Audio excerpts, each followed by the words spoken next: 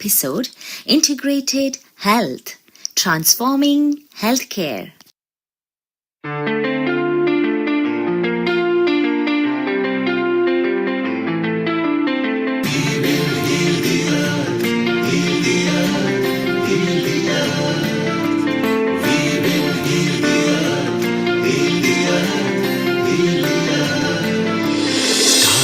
They can tell you stories which are brighter than yesterday. The streets have never been so quiet. The squirrels found a new hideaway. Tomorrow will never be the same. There is so much hope in our hearts. Brick by brick we shall overcome and walk right into a new start. Welcome to the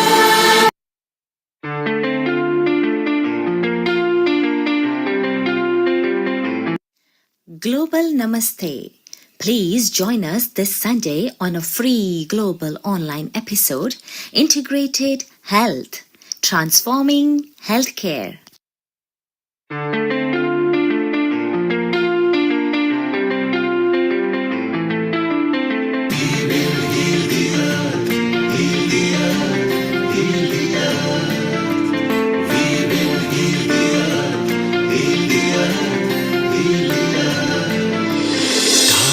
They can tell you stories which are brighter than yesterday.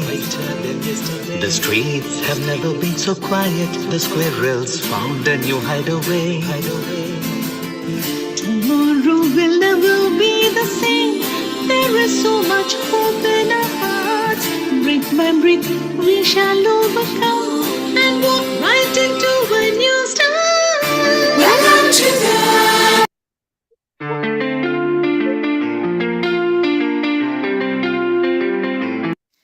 Global Namaste.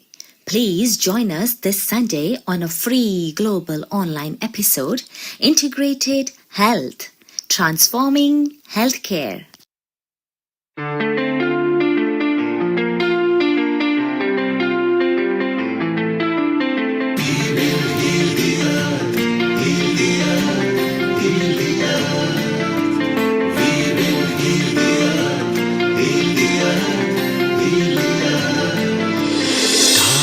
They can tell you stories which are brighter than yesterday.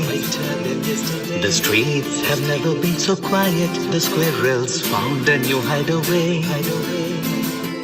Tomorrow will never be the same. There is so much hope in our hearts. Brick by brick we shall overcome and walk right into a new start. Welcome to the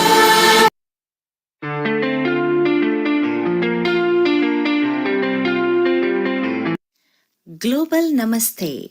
Please join us this Sunday on a free global online episode, Integrated Health, Transforming Healthcare.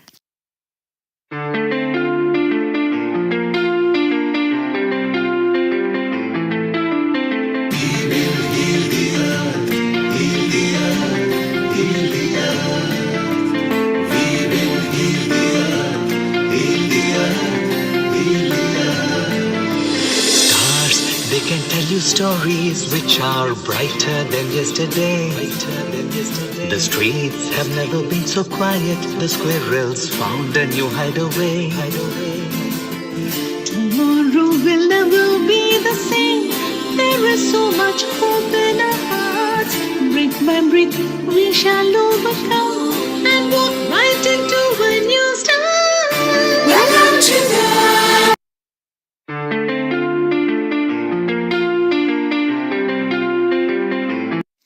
Global Namaste. Please join us this Sunday on a free global online episode, Integrated Health, Transforming Healthcare.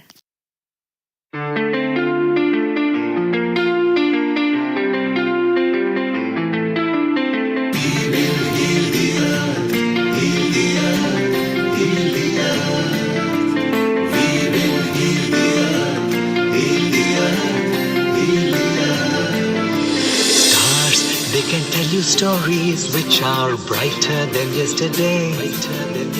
The streets have never been so quiet. The squirrels found a new hideaway. Tomorrow will never be the same. There is so much hope in our hearts.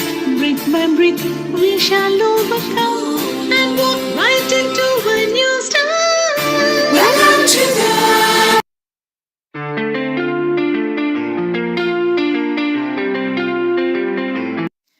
Global Namaste.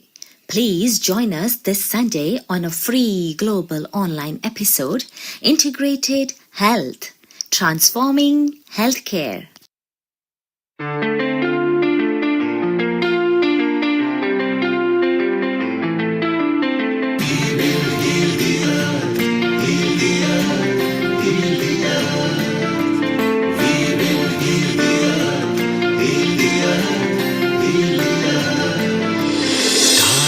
They can tell you stories which are brighter than yesterday.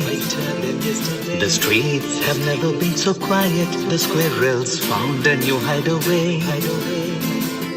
Tomorrow will never be the same. There is so much hope in our hearts. Brick by brick, we shall overcome and walk right into a new start. Welcome to the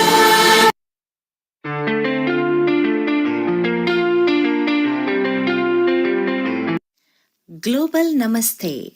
Please join us this Sunday on a free global online episode, Integrated Health, Transforming Healthcare.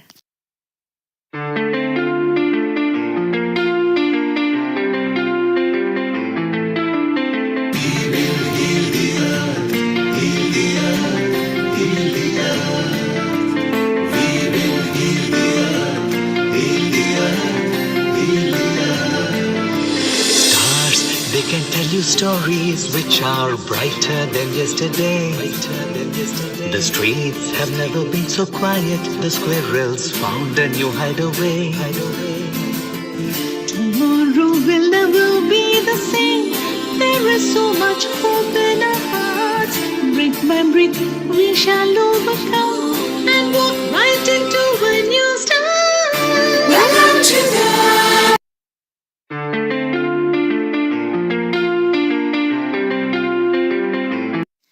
Global Namaste. Please join us this Sunday on a free global online episode, Integrated Health, Transforming Healthcare.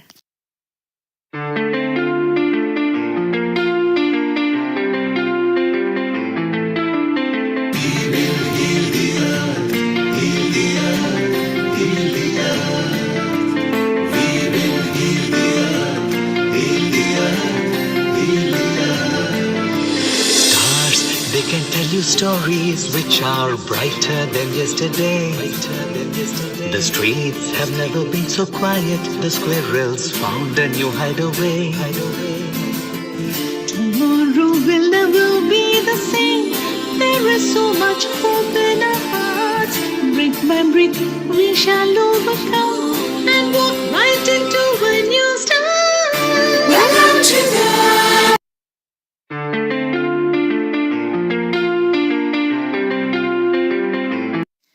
Global Namaste.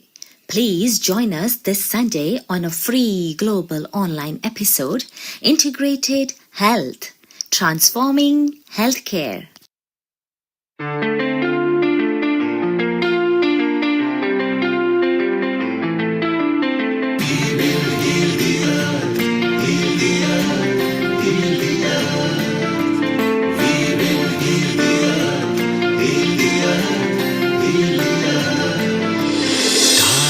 They can tell you stories which are brighter than yesterday. The streets have never been so quiet. The squirrels found a new hideaway. Tomorrow will never be the same. There is so much hope in our hearts. Brick by brick, we shall overcome and walk right into a new start. Welcome to the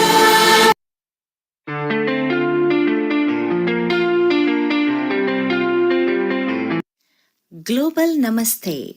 Please join us this Sunday on a free global online episode, Integrated Health, Transforming Healthcare.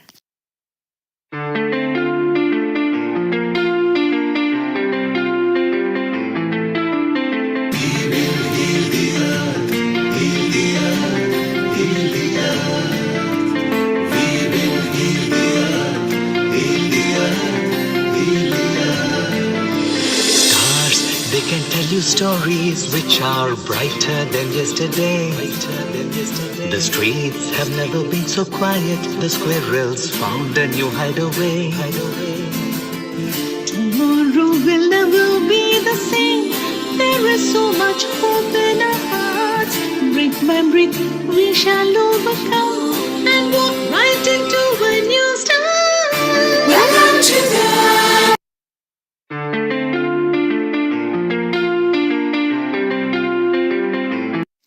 Global Namaste. Please join us this Sunday on a free global online episode, Integrated Health, Transforming Healthcare.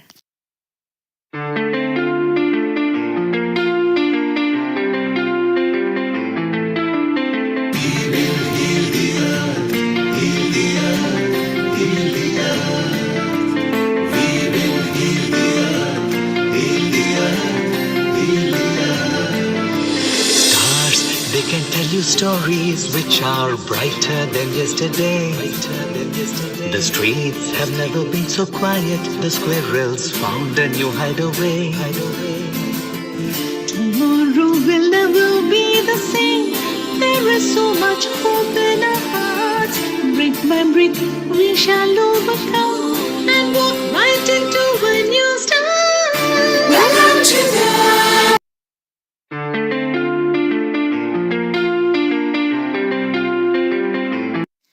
Global Namaste.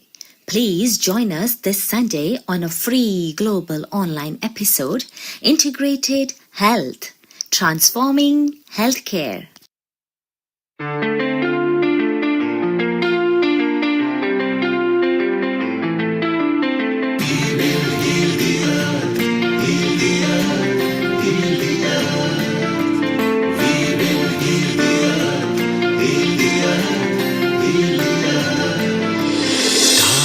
They can tell you stories which are brighter than yesterday.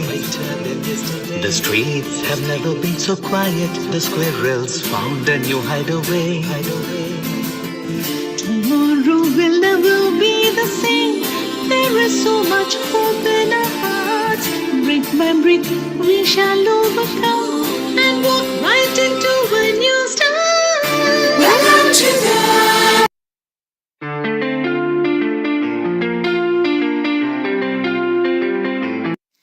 Global Namaste.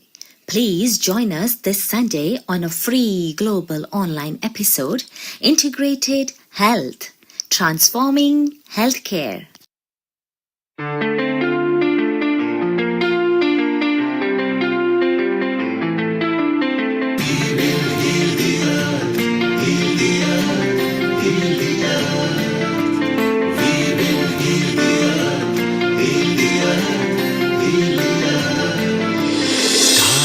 They can tell you stories which are brighter than yesterday. The streets have never been so quiet. The squirrels found a new hideaway. tomorrow will never be the same. There is so much hope in our hearts. Brick by brick, we shall overcome and walk right into a new start. Welcome to the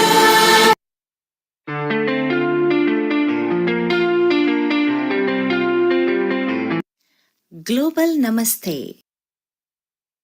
10, 9, 8, 7, 6, 5, 4, 3, 2, 1. Global Namaste. Good morning, good afternoon, and good evening to all the viewers of Healing Our Earth. This is Amrita Sharma. I welcome you to the new episode at Healing Our Earth. Today's episode is a special live stream episode on integrated health. Integrating health in your life with a blend of conventional system as well as alternative therapies. And to look into that, we'll be moving further. But before that, let's not miss and start with an aphorism for the Lord. You can hold any of the prayers that you like. I'll be starting from Gayatri Mantra. Om Om Bhur Swaha Tatsaviturvarenyam Bhargo Devasya Dhimahi Yo Yuna Prachodaya Om Bhur Swaha Tatsaviturvarenyam Bhargo Devasya Dhimahi Dhiyo Yuna Prachodaya Om Bhur Swaha Tatsaviturvarenyam Bhargo Devasya Dhimahi Dhiyo Yuna Prachodaya Om Shanti Shanti Shanti.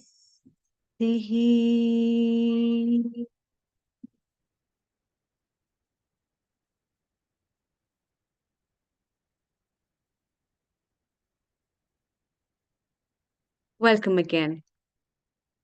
Integrative health is one of those pillars of society in today's time that holds a big leverage in terms of healthcare systems because apart from the conventional system of medicine, there are a lot of things that the integrative health systems, the holistic healings, as well as the traditional alternative therapies that have its roots worldwide can give to all of us.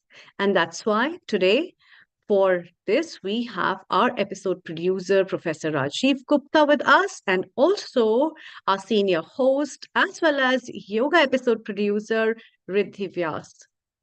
Good afternoon to both of you. Global Namaste. Global Namaste. And Amrita, I am so excited for this episode. This episode is going to be one that literally integrates all of the sciences together. And I think people are really going to be in for a treat today. Sure, why not?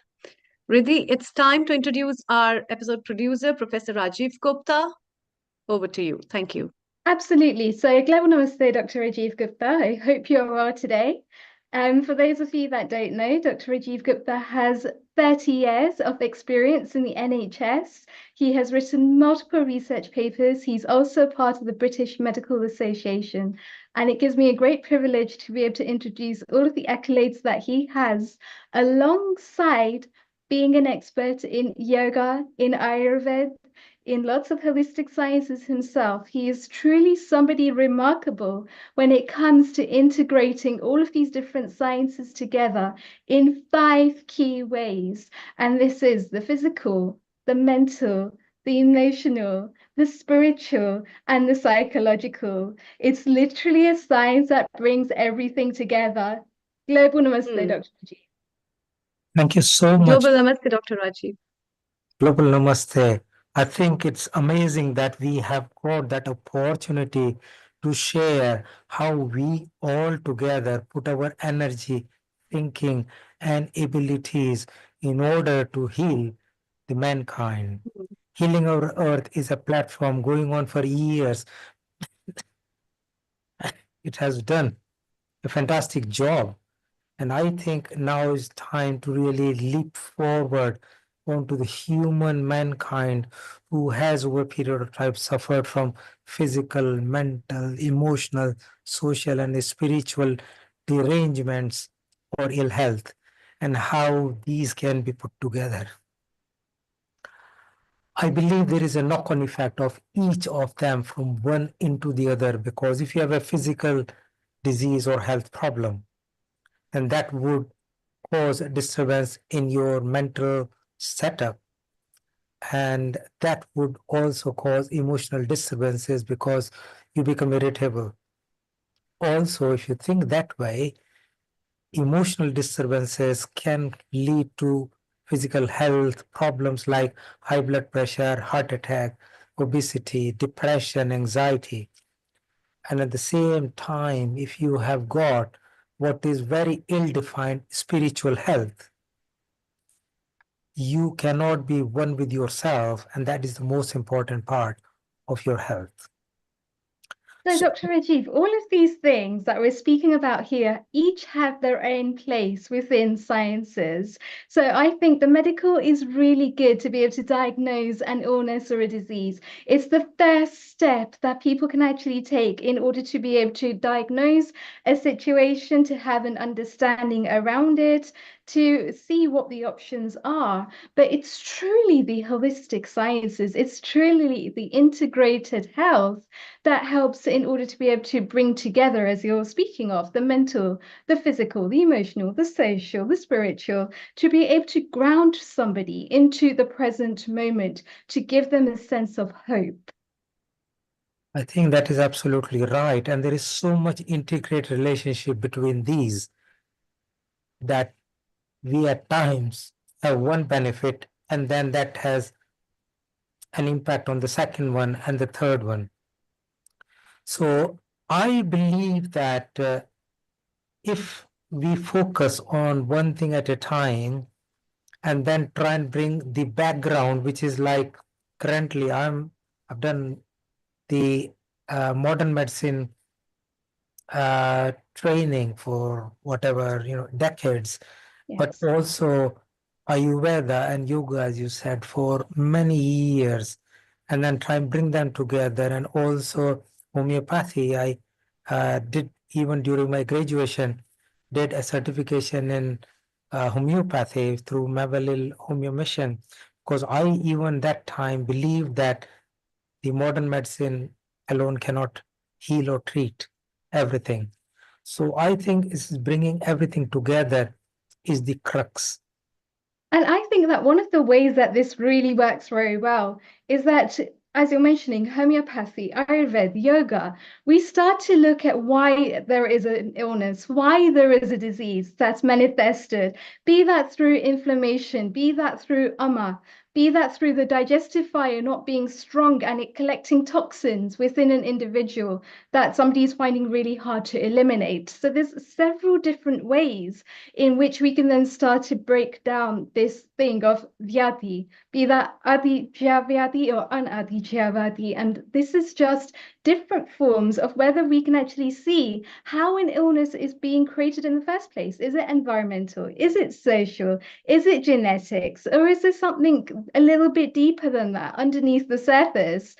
Please reflect. I think you are absolutely right that in modern medicine, unfortunately, there is only one way to approach, and body hasn't gotten like in Ayurveda or yoga or other Indian sciences.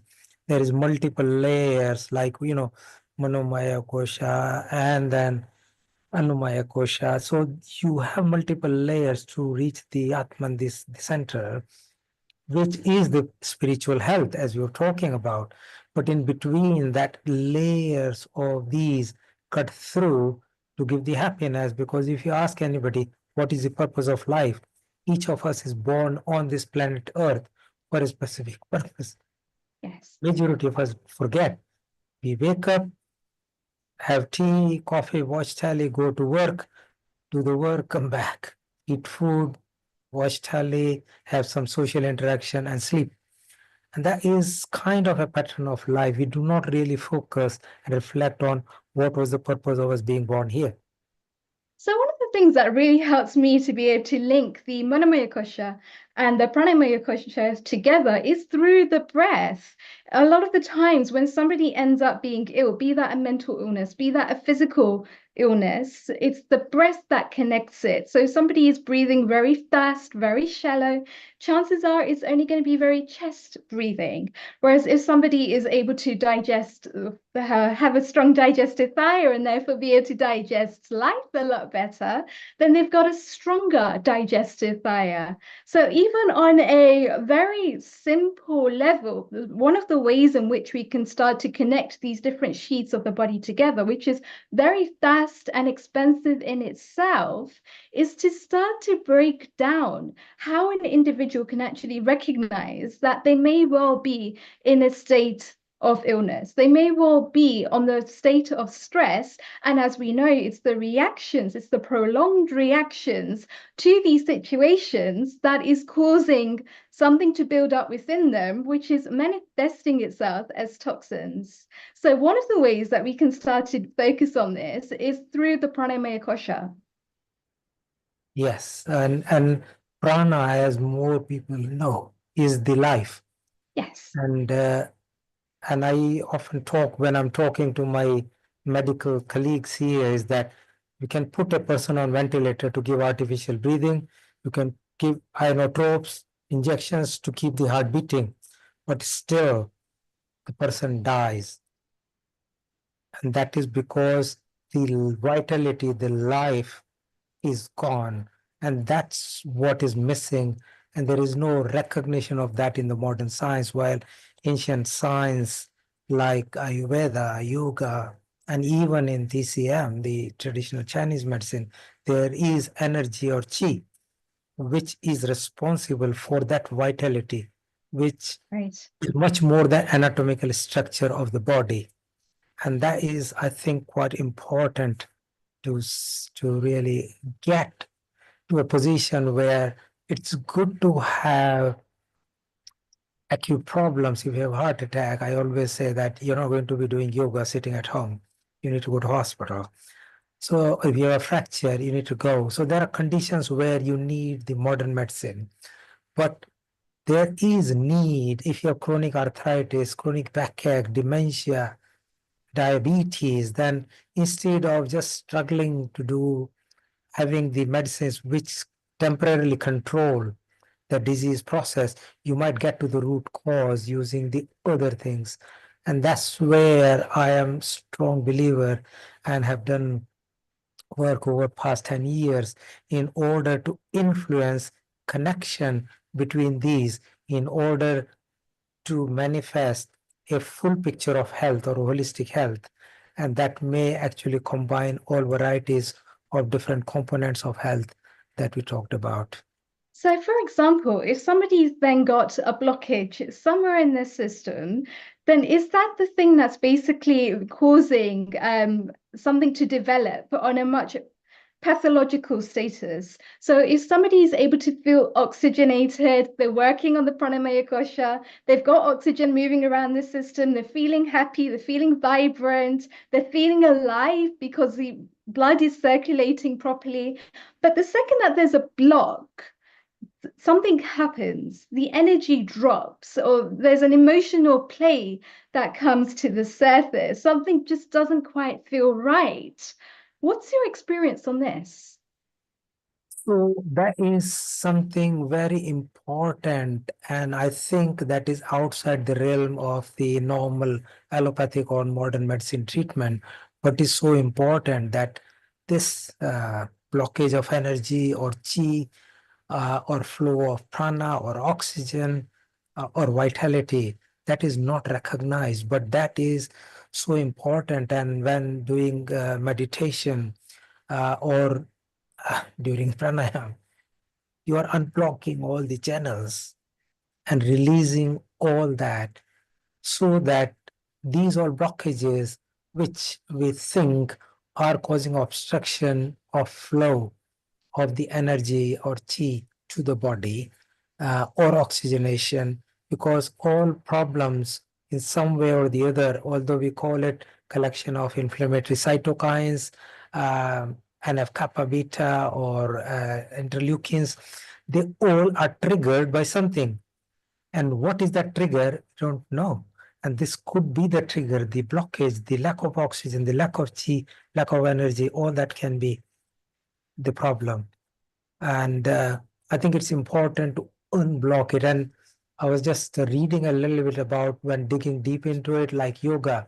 So yoga reduces the craving and withdrawal of symptoms by increasing the level of GABA, which is gamma aminobutyric acid, and that is a neurotransmitter associated with relaxation and reduce stress response.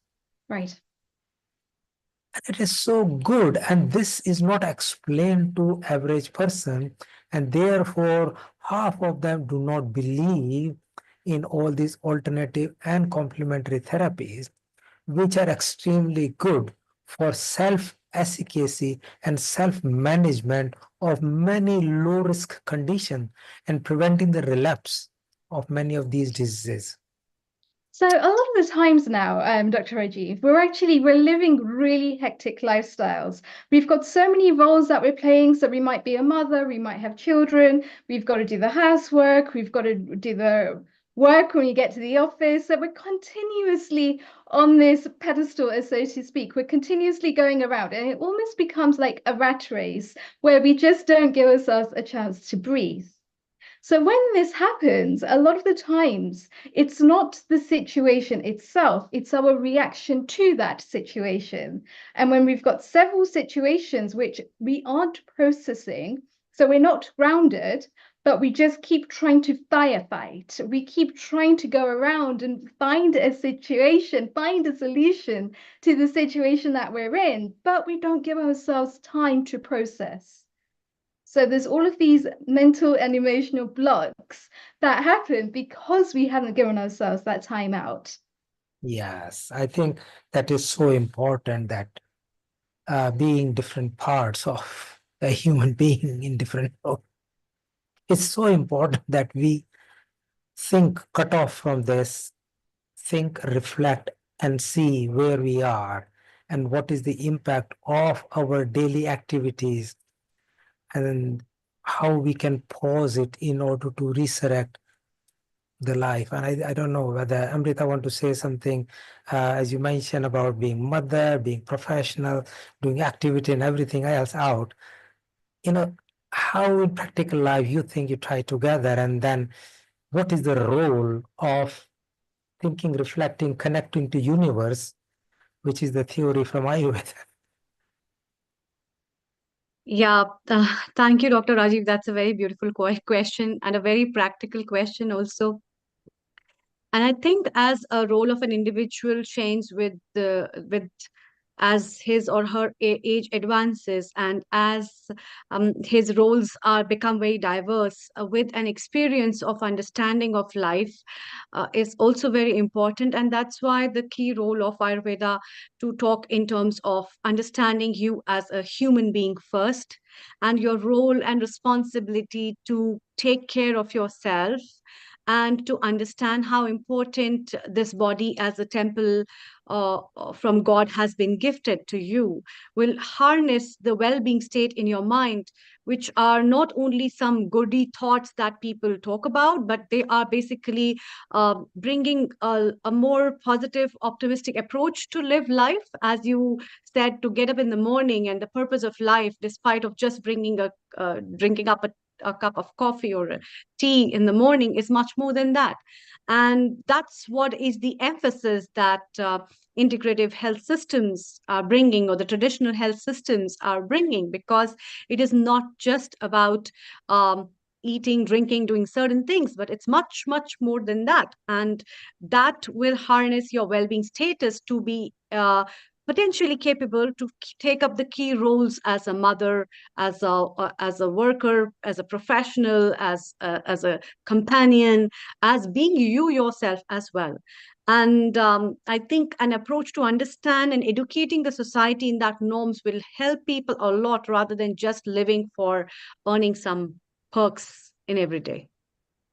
Yes, I think Amrita, you said it. A lot of it comes down to bio-individuality and looking at where somebody is actually struggling. So, for example, they might have a really strong mindset. Their emotions are maybe have absolutely under control, but there's something going on a physical perspective, or vice versa. So I think the key to today's program is really starting to look at all of these different 5 aspects and giving people the tools and the strategies to be able to solve the problem that they are currently facing on whichever level that is. It's like almost building the toolkit so that they can have different things that they need to go to at that moment. And isn't it just great to be able to have this platform to provide that psychoeducation, but also to give them actual people, actual experts in their fields that can deliver the message and help them with whatever it is that they're going through.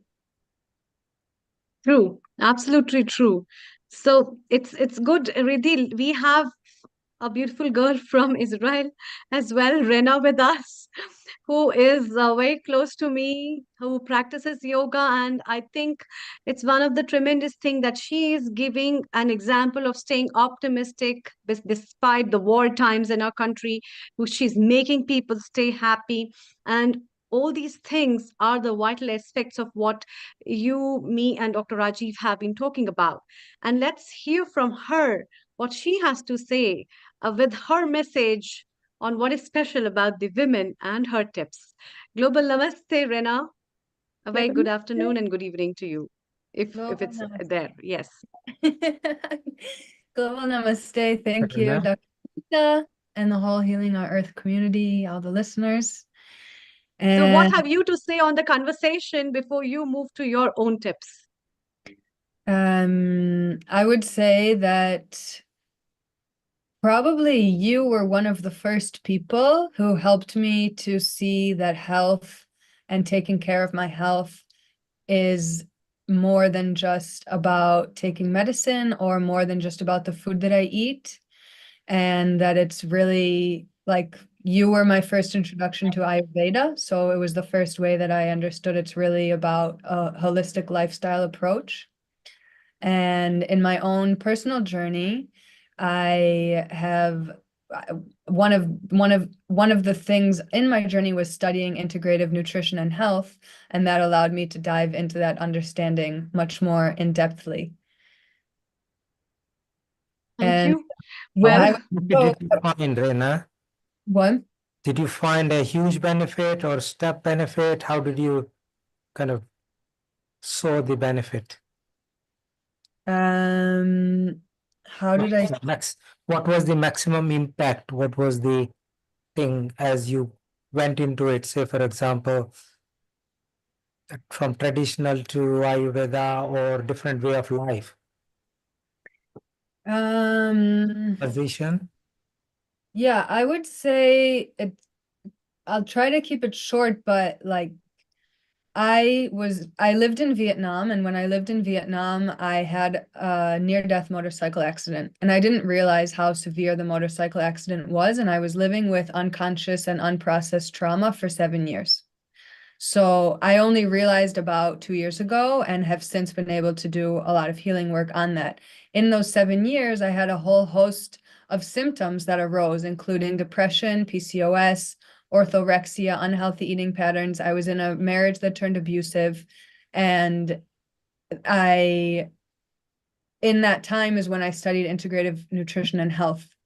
And I was already a yoga teacher in that period. So I was able to relatively have great success despite living with this unconscious trauma. And I give a lot of the, what's the word? A lot of the credit to that, to the yoga practice that I had and to what I understood, which I also give credit to Dr. Amrita for understanding that there needed to be a whole holistic way of addressing what was coming up for me when it was depression, when it was hormonal issues, when it was food issues that I understood thanks to my yoga practice and thanks to having an understanding of Ayurveda that my approach needed to take into account more than just what was coming up. And then when I actually studied integrative nutrition health myself, I was blown away by how simple it actually was, because I previously was so confused and overwhelmed about what does healthy living and healthy food actually mean for me. And there's so much conflicting information that exists out there that when I actually sat down and studied it, I was blown away with how simple it really is. It's really about eating healthy protein, eating healthy fat, eating healthy vegetables, eating enough food, and then looking at my whole lifestyle holistically, looking at how is my home nourishing me, how are my relationships nourishing me, my exercise, my spirituality, my creativity, my finances, understanding all of these things where I used to see them as separate, and to like have like not only see them as connected, but see them as foundational to my health. And as I understood that that's where my energy needed to go, into like those areas of my life, and just making simple, healthy meals, and then doing whatever I needed to do in order to make those things function. So like keeping up with my yoga practice is a way for me to maintain optimal health with my hormones. It's a way for me to balance healthy appetite, and what other things? Taking a walk, making sure to spend time in nature is a way for me to have optimal energy, so that then I do the dishes and my home environment stays like a safe place to be. Does that answer the question? So it does. So how do you see integration of the nutrition and the diet and yoga and the health all together? How do I see the integration of nutrition, health, diet all together? I see all of it as the recipe for setting myself up for optimal functioning. Okay. Good. Very nice. Yeah. Anything else? I would just say one other thing that I had wanted to share is that, like, men and women are very different. And for men, in a way, it can almost be more simple. And for women, we have a hormonal cycle that is very similar to the moon, or the seasons, or even the 24 hours of the sun. And so for women to be aware of that, that our lifestyle, I mean, men have it to some degree. It's not that they don't have it at all, but for women, it's just much more blatant, the need to have flexibility with what we're eating and how much we're eating, and also what our lifestyle looks like, what exercise looks like, what sleep looks like, even what the home looks like, what's happening in our relationships, if we're more in a state of being out and being more social, or if it's time to be more internal, if it's a time to be out in the world really making money, or if it's a time to be more nourishing ourselves. These are things that change really on a day-to-day basis for a woman. And to go back to the conversation that you were having before I popped in, that it really is about coming back to yourself time and time again, and understanding your own personal needs, and giving that space for it to change from moment to moment, from day to day. So I think that's really great. And one of the things that you've just mentioned there is this cycle that women are continuously in month after month. And there's different things and there's different practices that we can do at different times according to where we are in that cycle, whether we're actually in a summer month or whether we're in the winter season. So we've got these different seasons and we need to be able to adapt accordingly. What is some of the tips that you have from a nutritional perspective in order to help people through these seasons? Yeah, it's a good question. First of all, for anyone who's not familiar, when a woman is ovulating, it's considered like she's in her inner summer. And when a woman is menstruating, it's considered that she's in her inner winter. And then the transition from menstruation to ovulation can be thought of as springtime. And from ovulation to menstruation can be thought of as autumn. And that a woman's like inner world and experience parallels the seasons. And we can get into that in another conversation. To answer your question, Riddhi, I would say it's twofold. I'll start with the second, which is a little bit more advanced. There are explicit lists that people can find on the internet about food that is advisable for women to eat based on where they're at in their cycle to support optimal hormonal functioning. For example, eating fermented foods around menstruation is advisable. Eating raw foods around ovulation is more conducive at that time of the month. That being said, I personally have a history of orthorexia, which, if you're not familiar, is basically rooted, it's different from anorexia or bulimia, which are rooted in a need to feel control. And this is more a need to be perfect. It's rooted in perfectionism.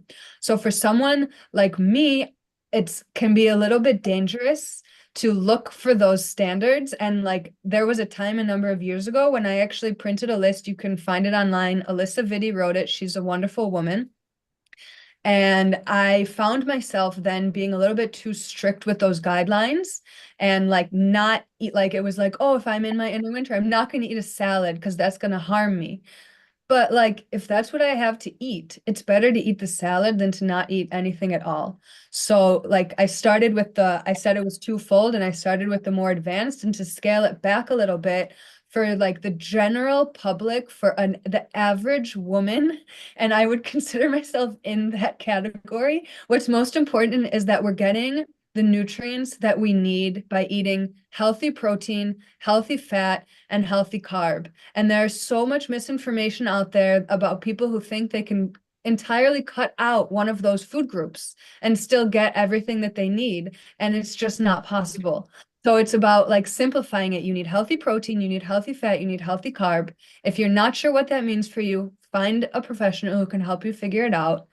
And then once you have that under control, and or if you do have a certain level of sensitivity, then you can pay a little bit more attention to the nitty-gritty. Right. That is amazing. So yeah, so being able to adjust your nutrition according to where you are. And of course, that is very much on a by individual level as well, because it will also depend on your gunas and your doshas. And there is so much science behind that. But yes, the internet isn't always going to provide the answers. There's so much information on the internet that we have to decipher, and we've got to test it for ourselves and see what works well with us. Absolutely. You're also a yoga teacher.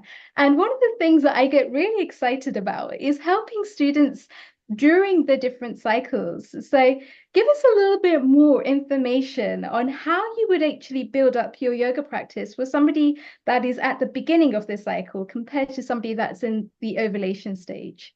Yeah, it's a great question. So the beginning of the cycle is traditionally thought of as being menstruation. And if we remember that menstruation parallels inner winter. Winter is a time when we generally want to hibernate. We want to move slowly. We want to feel cozy. So that's a time when a really restorative practice would be conducive to your health, your mental health, or for someone who like has particularly heavy cramping or heavy bleeding, even yoga nidra might be enough. And then leading up from there, and when we're in inner spring, moving towards ovulation, the energy starts to rise. That's a good time to do kind of like, it's not necessarily like we'll go to ovulation, then we'll come back to that one. Ovulation is inner summer. So we think like outward energy, lots of fun, really active. That's a time for like power yoga, power vinyasa, really fast paced, more advanced postures, more standing. So if we then backtrack and say, okay, when you're transitioning from inner winter to inner summer, you're in your inner spring, that's when like your average vinyasa practice, or maybe even Ashtanga could kind of go spring or summer. Something that's active, it's getting your energy going. We want to support the energy moving, but we also want to be careful not to go too quickly into the inner summer, because that can lead to burnout. And then once we've talked about ovulation, inner summer, and then as we start heading back to menstruation, that's inner autumn. So we think about like the leaves are starting to fall off the trees. We're starting to prepare for hibernation, but we still have energy in order to do that preparation. So personally, I find kind of a mix of like including some of that vinyasa and also a little bit more restorative, whether it's alternating days or even in one practice, maybe starting off the practice a little bit more fast-paced and then working towards more restorative at the end. How does that align with your knowledge and your practice? Great question. And I totally agree with the different practices and the way that you've structured it. I think that's a really comprehensive answer. Something that I actually find though is breaking it up a little bit. So when I actually work with somebody that's struggling with the menstrual cycles, for example, I would tend to base it practically throughout the session. So they would start off with breathing exercises, so like rabbit breathing or tiger breathing, for example, then go into loosening exercises and ensure that the bodies are really warmed up. I think now that we're actually heading into the winter season, it's so important that people don't try and do yoga just straight off the bat, because they will end up having injury, pulling a muscle. It's likely to happen because the body hasn't warmed up sufficiently. So having this breathing practice and this warming practice right at the beginning of the session is absolutely crucial. Definitely. Then from then, I'd actually take them into a whole body workout. So for me, that is Surya Namaskars or sun salutations, getting the blood moving, getting the oxygen pumping properly from the head to the toes, ensuring that the blood is circulating properly around the body. And then from there, go into some asanas. It might well be restorative asanas, or it might be more of like the energizing asanas, depending on what that individual needs. I always look at these yoga practices as being an individual practice for that person in front of me at that particular point of time. So in order to actually do this, I would actually work out, where is this individual? What are they facing? What are the challenges? What are the setbacks? What is going on in their head before they come into this yoga class? And what is it that we're actually trying to work through? Because everyone at some point has some kind of a trauma. So by working out the cycles that they are in themselves, by doing these yoga positions in certain ways, doing certain things, helps them to start to unblock some of that mental, emotional energy that they have stored up inside of them. Helps them to start to exercise their breathing and match their positions on the mat together. So the two work simultaneously. So already what we're doing is we're linking the mind to the body to the breathing, just by actually focusing their attention, concentrating, and then from there going into some more, it could be a Throtak exercise. Throtak exercises are really good in order to create a sense of concentration, create a sense of focus, but then also defocus. So it gets their mind stimulated in different ways. It turns on different parts of the brain. It turns on different hemispheres, which then they can start to create more. They can start to be a lot more creative. They might even find that they have more willpower in a certain area of their life that they didn't have before. So there's all these really subtle changes. Now, they may not equate all of this to the yoga practice itself, but when they're actually doing the meditation, the final relaxation or the shavasana, the cyclic breathing exercises, what it's basically doing on a really fundamental level is turning off this stress response. This thing that's continuously got them going on a cycle, and it's breaking them out of that, even if it's just for a moment, to just be. And I think that is the crucial part of any yoga practice, is to be able to create that moment of silence. It's to be able to create that moment of stillness and get them to just come in within themselves. And whatever it is that they're working through, when they then approach it with a different mindset, with a different guna, so to speak, because there's three gunas. There's tamas, there's rajas, and there's sattva. And really quickly, tamas is the inertia or the laziness, as you spoke of. It's that lethargy when people feel when they first wake up in the morning. Rajas is getting them moving into activity, whatever activity. Maybe it's going for a walk. Maybe it's having a particular meal. Maybe it's having a favorite meal. They're getting moving. They're starting to actually get grounded, starting to actually get that oxygen moving around the system. And then when they come into sattva, sattva is really that moment of inner stillness. It's that moment where they are just being. And I think the more moments that we can create to just be takes us into a parasympathetic system. So we're out of that constant stress and constant overthinking and constant overwhelm to a state of just stillness. And I think that is really the power within this whole nutrition perspective and this yoga perspective, which I think, Rena, you did a fantastic job of explaining through the menstrual cycles, because I think that can help so many women that are ovulating from month to month that don't quite understand how to balance their nutrition or how to balance their asanas, how to balance a yoga practice. And so, as Rajiv was mentioning earlier, it's so important to be able to integrate all of these different aspects together and start to look at women health a little bit more deeply. Ready Amazing. to move on? What are your final thoughts on that? Yeah, Reena, last one before we bring Vishal in, because he's going to talk something very pertinent and very connected, but in a very different way. So, Reena, up to you. Yeah, Last. I'll just wrap up by saying really everything you shared, absolutely, yes, aligned. And just to sum it up, if we remember, yoga is a practice of relieving ourselves from inner suffering, and all of the physical benefits are just bonuses along the way. So with no matter what anybody is struggling with, whether it's challenges with nutrition or with health or hormonally, whatever it is, that yoga is a tool that we can keep coming back to in order to rise above and, like you said, create inner peace. Very good. So thank you so much. In fact, Reena, and I'm so glad that being in Israel, you're still able to do as good practice or thinking as we do from Indian origin. And that's really amazing. Thank you so much. And again, Riddhi, as you mentioned that, I think I would probably say one more thing is that, yes, men and women are different, but there is also, man can have a feminine allergy and women can have a male energy. So it's like you're a mixture of yin and yang, all of us, and all of us suffer from that. And there's a new term called male menopause.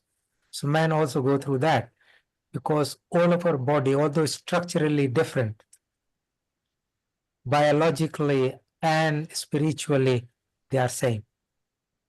And I think that is such a prominent point there that you're making, because whether we look at this as yin and yang, whether we look at this as hatha, sun and moon, it's looking at two aspects. It's looking at the feminine and the masculine. And a lot of the times, we're being human beings, we have a combination of masculine. We need to learn as a whole how to work with these different energies. Fantastic. So can I bring our another very prominent guest, Vishal? And he has done a lot of work on quantum healing, has done his PhD in mantra and meditation and the effect onto the health. And I think this is something which I was not aware till I think a year and a half ago when we had a long discussion.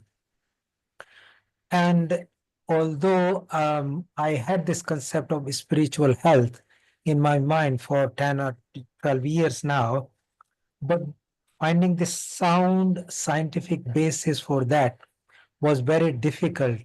And most of my medical doctors, colleagues, would not believe in it and say, oh, it is just a fluff. But talking through and reading through and through the research, I have found that there is a lot more to the physical health, and spiritual health is perhaps the underneath pillar on which all your physical, mental, social, emotional health lie, and connecting to universe through spontaneous visualization or in some way combining the practical science with intangible spirituality is the step forward for us.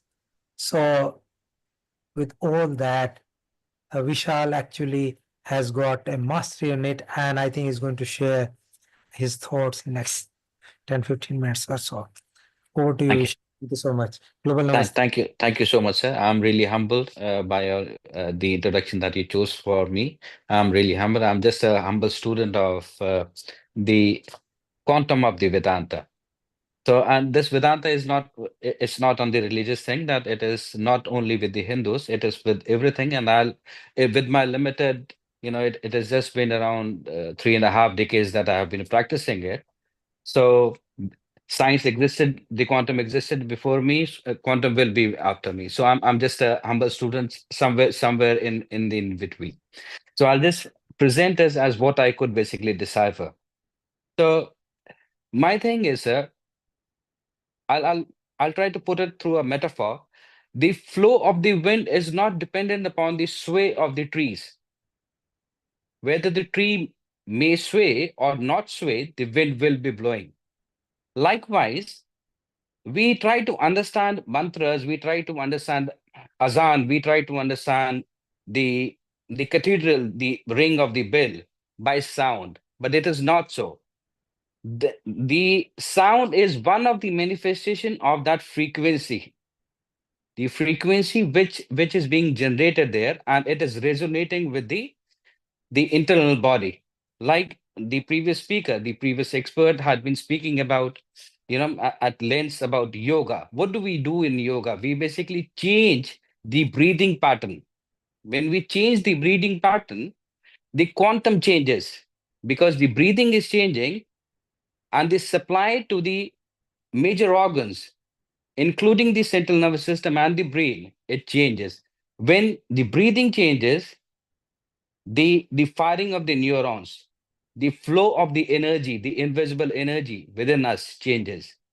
And these are not the things which are basically announced, because sound is a thing, or music is a thing which is announced. It has a start note and an end note.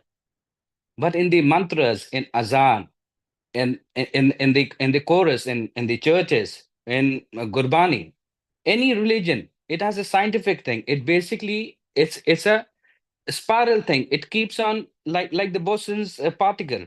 It resonates in various dimensions at one go. Like, I'll just quote in an example. Like, azan is not a wake up call. It's basically tuning your energy to a certain frequency, so that then you can offer namaz. And the time you offer namaz, the time you read the ayat, that is also read in a particular manner. There's a prescribed manner. Likewise, in mantras, they don't have a meaning. That is not something which you can understand by the limbic system. It is not something that you can draw from the language. It has a sense to it. Like, we basically announce Om, the pranav, Om, but it is not so. It's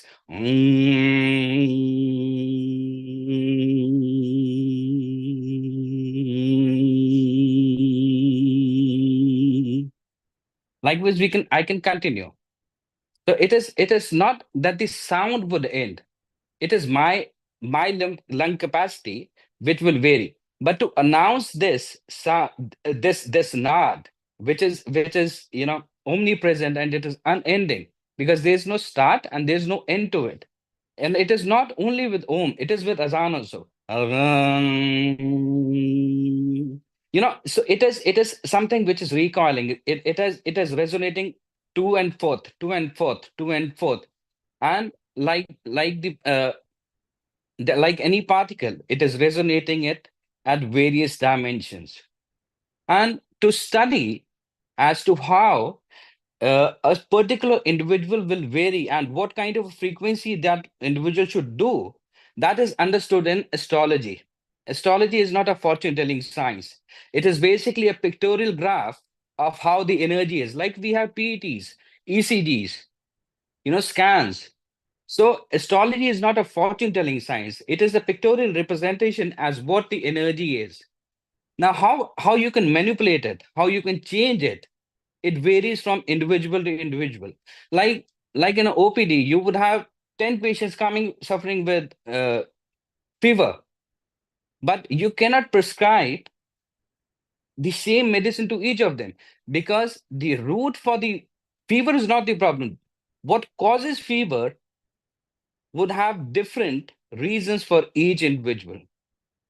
Likewise, in astrology, we try to understand it as what is what is that the person desires, and what all manipulations, the permutations and the combinations that we can do, what frequency would that person should basically chant and be in that thing, so that he or she can get the desired results.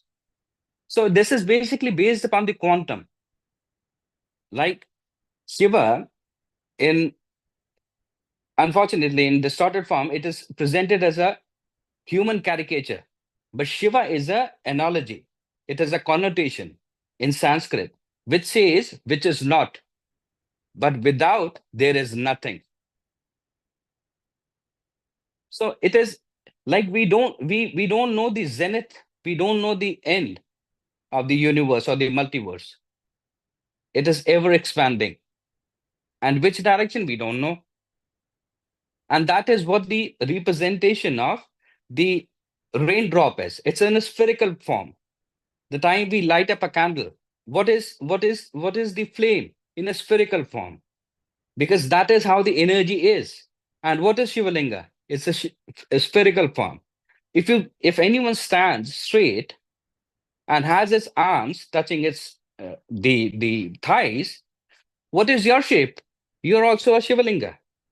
So everything is in a it is in a dimensionless state, and so is the state for the quantum which is moving within. Now we have different ways. Fortunately, we have developed different ways of how we can do this. Yoga, the physical yoga, is one of them. Dhyana is the other of it. Chanting of the mantra is another of it. Ingesting medicine is another one of it. Because when you ingest a medicine, your frequency changes. Likewise, if you're chanting a mantra, you're chanting a sound, you're chanting a naad, and there is no variation in your beats per minute, and there is no rise or fall of your body temperature, then it has been a waste. So instead of focusing on the sound, what the Vedas is, if you focus on your breath, how your epiglottis, the sound chamber is resonating to it. Till the time we basically don't focus on it, we cannot basically change the quantums within. And it is the quantums within which will manifest into the changes in the central nervous system, including the brain. Unfortunately, brain is one part of the organ that we have very limited understanding about. And it is the brain which controls the brain. What happens in dhyana? You have a thought of not to having a thought. Not to having a thought is also a thought. So who is thinking? The brain. Not to have a thought. And who is restricting whom? The brain is restricting the brain not to have a thought. So what is a thought? Basically, it is emotion. Emotion which are drawn by perception or experiences, which have meanings. There is an input and there will be a remainder. It's kind of a mathematical calculation. If you experience something, you will have a corresponding release of emotions, and those emotions will trigger in the release of certain hormones. Now, how we can change it? That is what the quantum of the energy is. What it is described in the Rig Vedas. But fortunately, in the Rig Vedas, we don't have a doctrine. It just tells us that these are the methods. These are the methods that you have to adopt. And then it is your own practice. Like Dr. Rajeev Gupta ji is here, other medical professionals are here. They learn the same thing by the same professor, but they have their own unique way of insertions. The time they hold the blade, they have their own understanding based upon their own experiences. This is what the Veda says, that there is no defined way, because my starting point can vary from your starting point. And if I say that, and we both aspire to reach point C, I am A, you are B, and we both aspire to reach point C. My map will not be correct for you because your starting point is different. And this, what we understand by the starting point is what is the existing energy levels, the existing spectrum that you have. For some people, we have connotations for it. We term it as planets, but planets are not celestial bodies. These are the energies, the wavelengths which are happening within the body.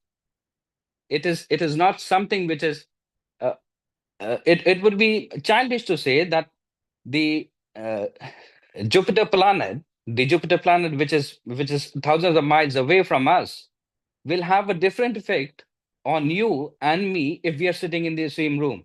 It is not so. The Jupiter planet is basically denoted by yellow color. Yellow color has its own wavelength and frequency. So we are working on the quantums, knowingly or unknowingly. But it has to, if you do it knowingly, it is like two people are driving car. One is driving rash, the other is driving fast. So what is the difference between them? One has the control, the other is uncontrolled. In deep meditation and karma, they are same. You don't experience anything. But in deep meditation, you can wake up as you want when you want to. But in karma, you need the medical assistance.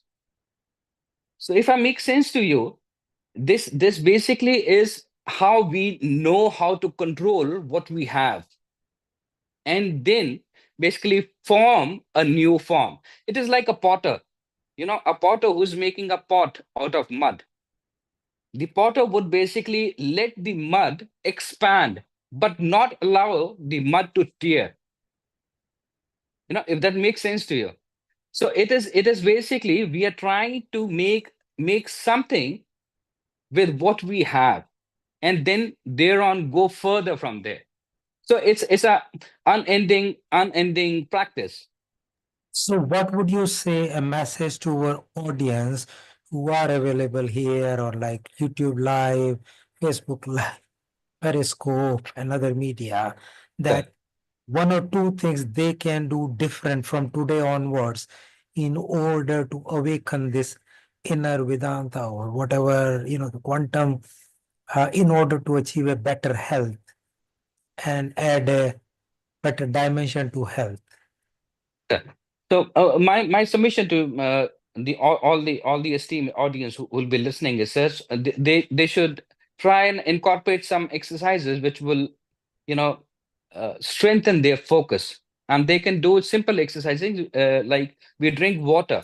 So we are unaware of the water going down our food pipe.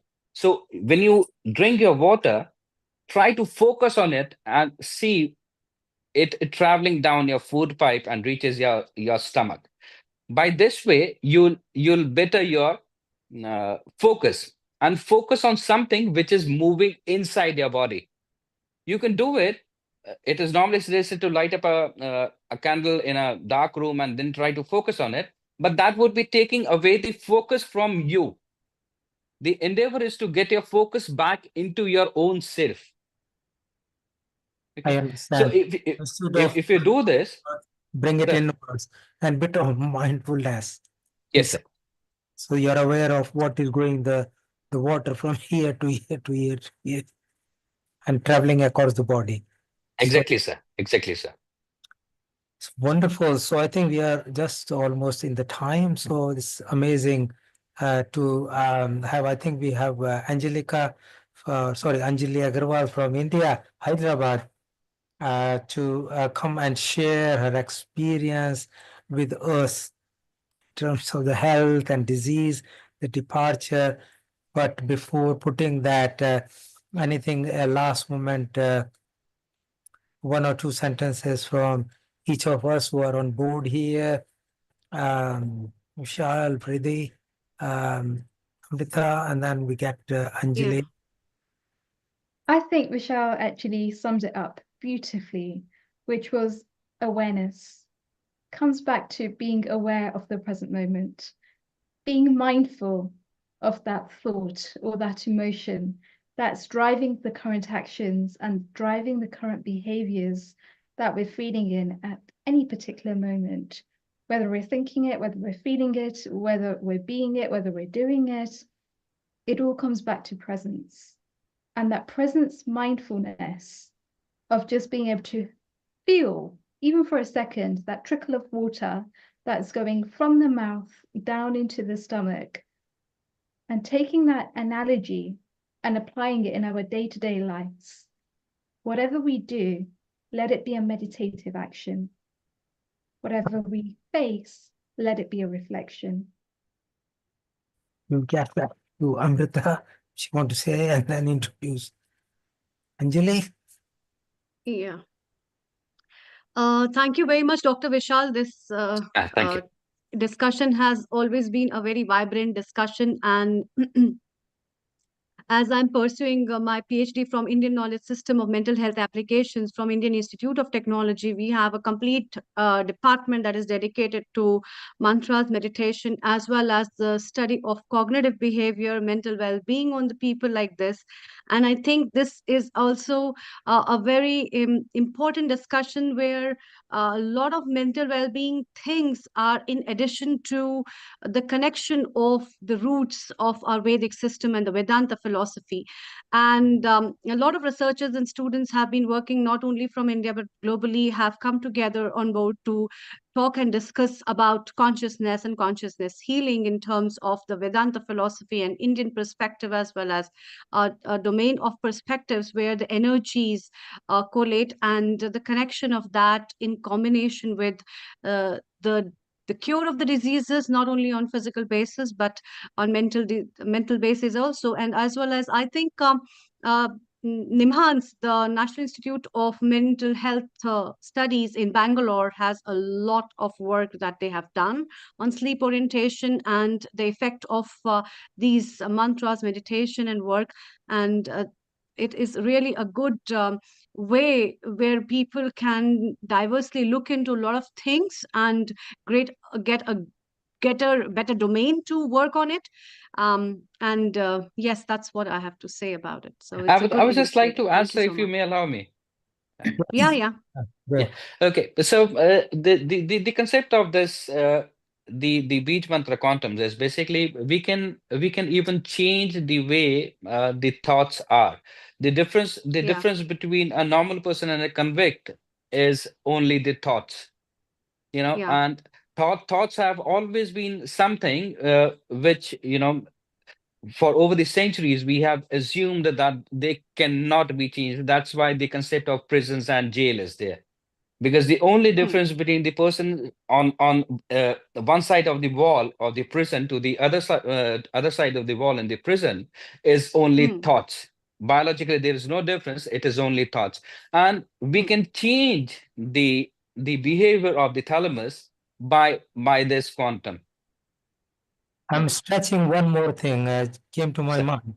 Can you do Lakshmi mantra so that all of us become rich and happy? yeah, definitely, sir.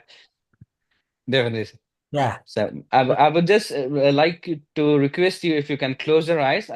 Closing of the eyes is basically taking away the prefrontal cortex back into the brain, so it is away from your visually sight. Please close your eyes.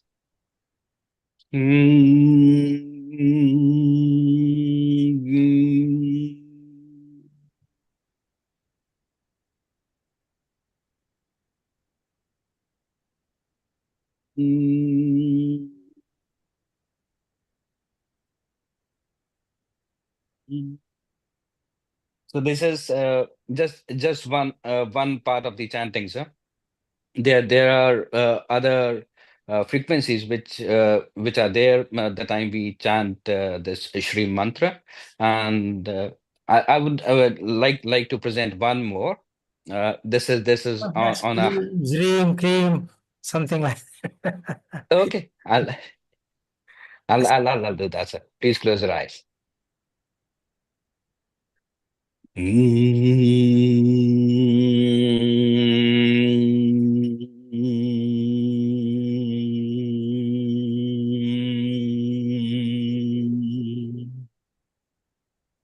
So what you just summarized in 3 seconds, sir, I had to take, sorry, I had to take around 30 seconds to complete that. Wonderful. Sorry. So good. So this is how basically we chant it. It's not to be announced, it is to be chanted. It's a We feeling, can't use the tongue for this. yeah, feeling and vibration rather than the words, which I Right, think sir. amazing. So should we get Anjali Agrawal? Thank you so much, Vishal, for your fantastic knowledge. And we have limited slot, so we'll probably come back with more expanded slot on individual mantra. What do they do, and how we can incorporate into our day-to-day. Thank you so much, sir, for giving me this podium and the occasion to speak. Thank you. Thank you so Thank much. you, Dr. Vishal. Global Namaste. Thank you. Bye. Anjali, Hi, Global Namaste to you. Global Namaste, Amrita, and And a everyone. very good evening. Good evening to all Yes, and of we you. have something special for you as well. Happy birthday Oh, to you. Happy birthday to you. thank you Happy so much, birthday, all of dear you. Anjali. Happy birthday to you. May you Thank you have so much. many more. May you have many more. Happy birthday, happy birthday, happy birthday to you. From Thank all the Healing you. on Earth family, we wish you a very, very special and a blessed birthday. Happy birthday. Thank Many you so much, Amrita, and everybody in Global Family. 100 years, Anjali.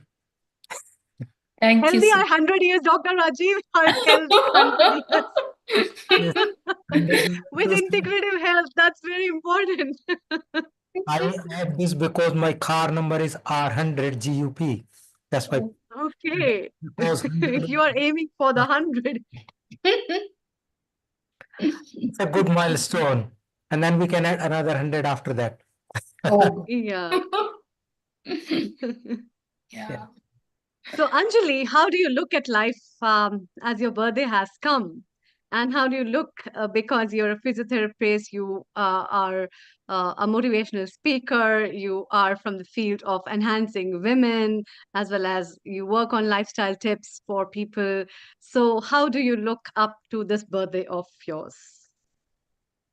I And then we think jump to your core message for integrative health. Well, okay. I Yeah. think Over to you. it's a precious gift of life. Every birthday is, the days gone by, and you learn a lot from the days you spent before your birthday, and now the coming days, you want to imbibe something new. You want to add in something new, which could be, I want to add this many, food to help me heal better, or this is my thoughts which I need to have, or this is a plan which I should have where I'm not, stressing over things which is not in my control, like we generally stress over work related issues or, a lot of other issues. So how do I, grow as an individual and, get into a mode where I can take less stress and get living with my life without thinking a lot about things which are happening, which are not in my control.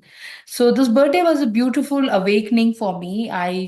It was almost like, uh, letting me understand that I need to let go of things which are not in my hand. And that is the biggest rule of karma also. We need to let go. And that's it, Amrita. Yeah. Thank you. Beautiful. How do you So, see yourself changing the life? What's your goal now? You are born one more year ahead today.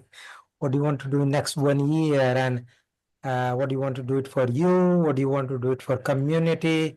What do you want to do for the world? And how do you want to see it different? We are in a phase of turmoil. People are kind of more stressed, more and panic, and also about the war going across, at a macro level. So how do you think you feel that can be adjusted, balanced, individual health, community health, country health?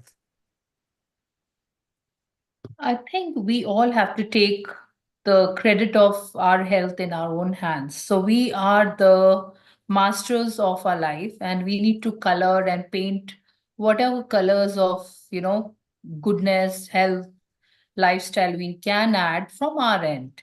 So whatever is happening is impacting our mental health, emotional health, our physical health, which is any kind of news which is bombarded onto us. Like if there's a war going on, if there is illness going on, how do we react to the news? It is very important. Do we get panicked? Do we press the panic button immediately? Or there are ways where we can stimulate our parasympathetic mode, as Riddhi had already mentioned, so that we can have a much calmer approach to issues, whether it's global health, whether it's global problems, because it's spur of a moment we take a action, and that is how the war went into.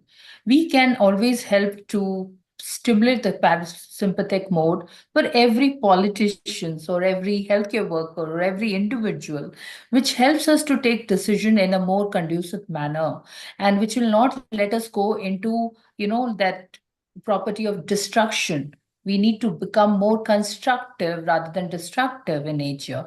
That is what our goal should be going forward, and how to build each other up, how to build each human being up, how to build as a community, how to build each individual as a patient, now how to build ourselves up, rather than breaking down people, creating barriers, and creating more issues where we can't connect together on a common point. We are always fighting over an issue. Okay, this food is not good, or this treatment is not good. How do we conducively come together, integrate together as, at global platform and help people? That's very important, I think. That can help to curb a lot of diseases which are coming because of the war, which has caused people to go into total stress and mental breakdown too. Yeah. And being physio in the background, how do you see? Because currently the system is that, okay, you have, for example, arthritis, your backache, take painkillers, still pain, more painkillers, anti-inflammatory agent, non-steroidal, and then pregabalin, gabapentin, all kind of that stuff. And this is a ladder that just builds on, but there is no end to it. On the other hand, having done a lot of work on bringing modern medicine with Ayurveda, yoga all together, which I might actually have a time to talk at some other point, I believe that we need to bring them all very close to each other and tie, so that there is no one or the other system responsible. It's all of the systems together responsible for improving the human health and improving the patient care.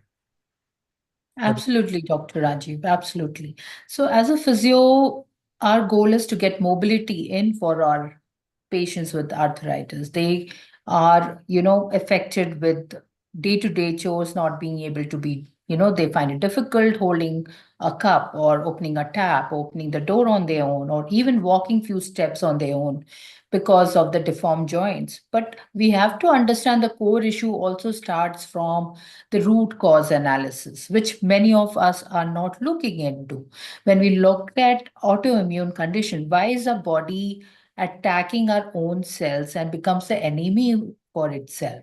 Let's understand it first. And it has to be done by the global regime of integrated health, where Ayurveda practitioners, holistic practitioners, integrative medicine practitioners, yoga therapists, homeopaths, everyone come together, mental health specialists, all of them can think together as to what is the reason.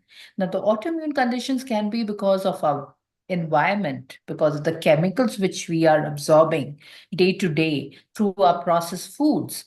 But we really need to understand that apart from just putting medicines into the system, which is the allopathic way of managing pain for arthritis, let's look at the gut. Let's look at mobility, which can increase day to day for a patient. And how do we work on their mental health? Because there's something called panosomia, which they suffer from pain all throughout, and they don't get sleep in the night. And sleep is the vital necessity for recovery.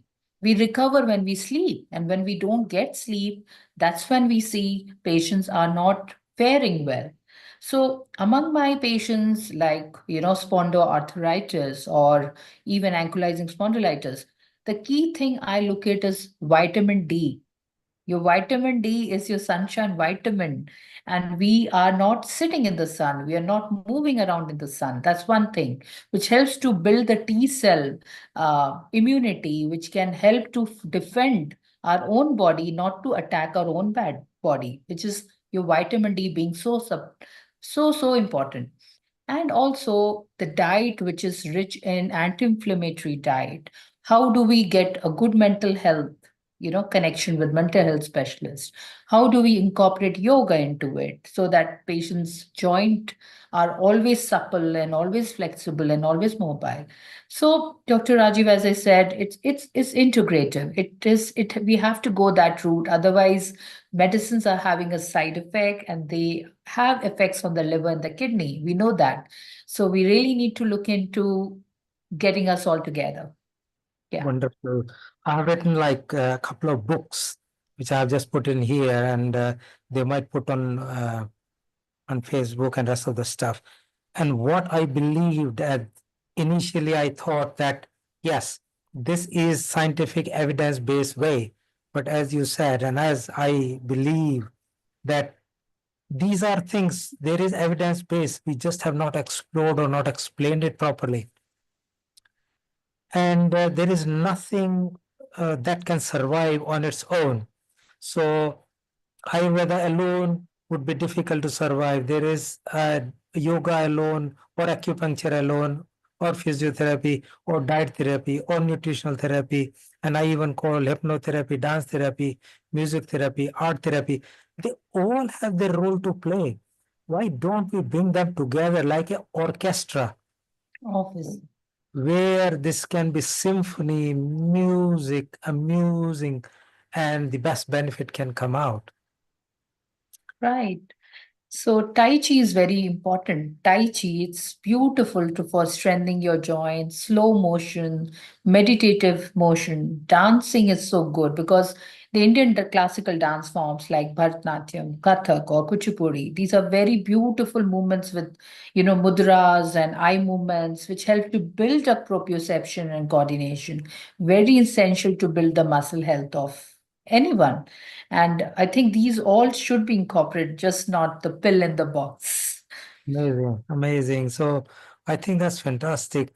What would you say, a couple of sentences for our audience, how they should change their lifestyle to change the way they should move, coming out of the bed, walking downstairs, lifting, the food bags, or, shoppings, how they should do differently in order to preserve their health and prevent departure to disease. It's important that have a 6-6-6 goal for yourself. A 6-minute warm up in the morning. Do a 60-minute walk. If you have painful joints, you could do 20-minute walking and a 6-minute cool down session, which helps to keep your joint health very good. And if you are lifting, you need to be lifting weights. There's nothing about there's always a fear conscious which we spread around is, oh, if you pick weight, it will cause pain in your back.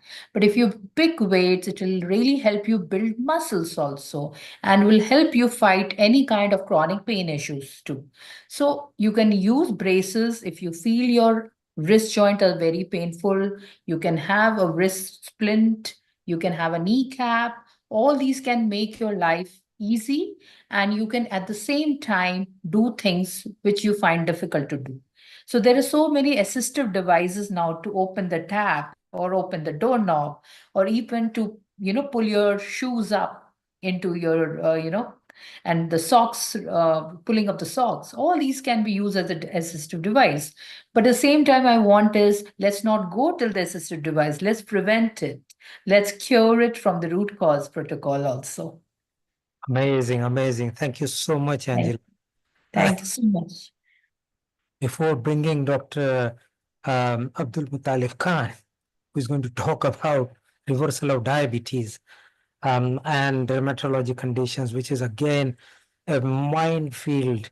Having been in allopathic medical practice, how we can depart into embracing yoga, Ayurveda into this to prevent departure to disease and reverting back from disease condition back to normality. So I think that will be fantastic. Riddhi, anything you want to say before we bring him in? Happy birthday, Dr. Anjali. So much, Riddhi. Thank you, Dr. Rajiv. Global Namaste.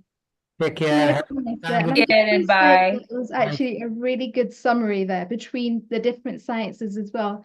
I think so many times people just look at it from a physical perspective, from treating the ailments, but going down to the root causes, as you say, it brings together all of the different sciences, all of the different emotions that someone's feeling and how they best integrate with that on a day-to-day basis. Maybe dance works for one person, but it doesn't work for another. Or maybe meditation works for one person, it doesn't work for another. So a lot of this, it's about giving people the skills, giving people the tools in the toolkit that can then help them to be able to work out for themselves what it is that works. I know for a fact one of my friends actually suffers from really bad arthritis. So she's got those hand splints and she finds it really difficult to be able to do anything with her hands. But she still has this thing of having a stress ball in her hand and just doing as much as she can. And I think that really is a critical moment there. It's just for her to even have those little wins that mean that she's actually moving those muscles, that she's actually moving those joints. And whatever way somebody finds that creativity, whichever way somebody finds is best to be able to express themselves, is the best avenue to go down. And I think what you've just done there is to be able to bring together all of these different fields. So is there actually any particular thing that you would recommend for somebody that is going through arthritis? Is there a particular creative avenue that you would recommend that can actually give somebody that sense of hope, to give people that sense of movement again into those joints, into those muscles? You know, the hydrotherapy, swimming is very good in a warm temperature controlled pool. You know, just getting into the water and walking in the water. It doesn't require any special, mobilities, equipments or nothing. You can just go down into a warm pool. And if at all, if you don't have those facilities also, even, I had a very interesting case I'll talk about. So when I was in my medical college in Kolkata, I had a patient with ankylosing spondylitis. So he was living in a village and he would travel to my, hospital to get sorted or treated. He would cycle about 20 kilometers and then swim in the lake for almost 10 kilometers. By the time he would come approach the appointment time, with long waiting queue because it's a government aided hospital, a lot of people there, his joints were moving. Okay, so whereas other patients, we were putting on a lot of anti-inflammatory drugs or anti-arthritic drugs, but this patient of ours was having a good mobility. Generally, with this kind of arthritis, we see there's a lot of restriction on the hip movements, in the shoulder movements, in the hip movements, and the knuckles and the arms. But he fared well. So my message from this story is keep moving, keep being active at your level of preference, because I cannot understand your pain until unless, pain is very subjective. You can, tolerate the pain, which I can see is okay for you to tolerate. But internally, you may be suffering in great forms and you may be not so expressive to your care provider. So within your control and your pace, control your movements, control your lifestyle, and make sure you're building muscles. Your muscles is the new mantra of the new future. So build muscles and remember stress will kill the muscles. So avoid stress at all costs. That's such a beautiful message. And I also think hydrotherapy, just working with water, enables one to be able to remove that resistance, which otherwise they're feeling. So naturally, that starts to increase movement and momentum. And I think that is such a key message, is just to do what we can in that given moment. And even that will be enough, because it's those little actions over time, which you keep doing consistently, which will build the habit. Absolutely, Ruthi. Let me, that's amazing. Thank you, Anjali. We'll keep in touch. We'll connect to each other. Thank you. More to do, and we'll bring you back for some more. I'm thinking is let's bring in Dr. Abdul Mutalik Khan, who is a medical doctor, just like myself, has studied in India, currently pursuing his career in dermatology from Royal College of Ireland. He's also received some award on integration, and main important thing he's doing now is bringing the practices together for meaningful relationship on how standards are driving into practice, which including reversing the diseases, and dermatology and diabetes is what he has done more. So I think diabetes is such an interesting thing. There are millions of people who are suffering from diabetes, and they are on insulin, metformin, and a variety of anti-diabetes treatment, and they stay on it for life. It will be good to hear how he is doing the reversal of diabetes and immune programs with a commitment to cure, whether we get it or not, but at least it's a good starting point. So welcome, Abdul Dr. Khan. And then I think let's start small and we'll expand to it. So what do you think is going on in diabetes, and how traditional medicine we don't get a reversal, but with your effort, so tell us, like in 5 bullet points, what have you done to try and reverse diabetes? So before I jump onto this, your question, sir, I just want to say why I started this platform called eMedicard, okay, where I'm trying to bring all the alternative sciences on a single platform and to achieve and to promote the same ethical practices to other doctors at the same time. So we are actually bringing homeopathy, Ayurveda, in functional medicine experts, then dietitians, integrated dietitians, right? Nutritionists, we call it integrated nutritionists. And we're trying to bring everybody on a single platform. I got this idea because in 2021, I myself got a severe heart attack, sir. I was in London. I mean, there was too much of extreme. I was helping some care home guys in turnarounds and all that time, during that time in social care. And there was too much of hectic was there. And one day I was just crossing the road and I was lucky enough. I got the heart attack on the road and I was lucky enough to be lifted by the nurses. They were just joined the hospital and I was lucky that time. And they took me to the hospital, and thank God, because of this conventional medicine, today I'm alive. Okay, we can't just blame everything against them, because I know there's some issues definitely when we discuss about the chronic issues.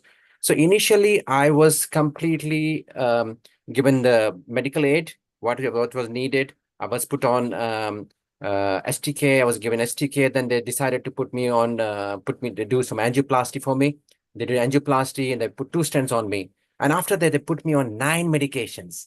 So that's the issue there. So initially, whatever happened, fine, it is a life-saving. We can't deny that, conventional medicines at all. The whole modern medicine, can't deny it all there. So, but once I started taking this medication, I was not feeling good at all. Though I was very active person, I like to go to gym and exercise and all that on daily basis. I do start my day with yoga, Surya Namaskar, right? So I do all these things, and at the same time I was thinking why I can't come out of this medication. So I started doing research on that. Then I started taking some wisdom from my mother and wisdom from my elders, right, and some doctors from different faculties, and they suggested me a few alternative things which are natural things. I just included those 3-4 things in my diet, and today I don't take not even a single medicine, sir. And I do Surya Namaskar. One set 50 at a set. I do push-ups every day, 40-50 sets in each set. So I'm better than before. I'm better than before. So then I realized when I can come out of this medication by integrating and bringing the natural remedies to my diet. So I made the food as my medicine, right? So I made the food as my medicine. So, and I was so lucky to get all the accurate information. I implemented those things in my diet. Trust me, I don't do nothing. My ejection fraction is almost 35-40 now, which is supposed to be very normal. So I'm doing pretty good. When I was taking medications, I was having cold palms, feet, and all that stuff, So now I don't have any issues at all. And I improve my sleep also, because these are very important things. That's what she was telling doctor, that sleep is very important.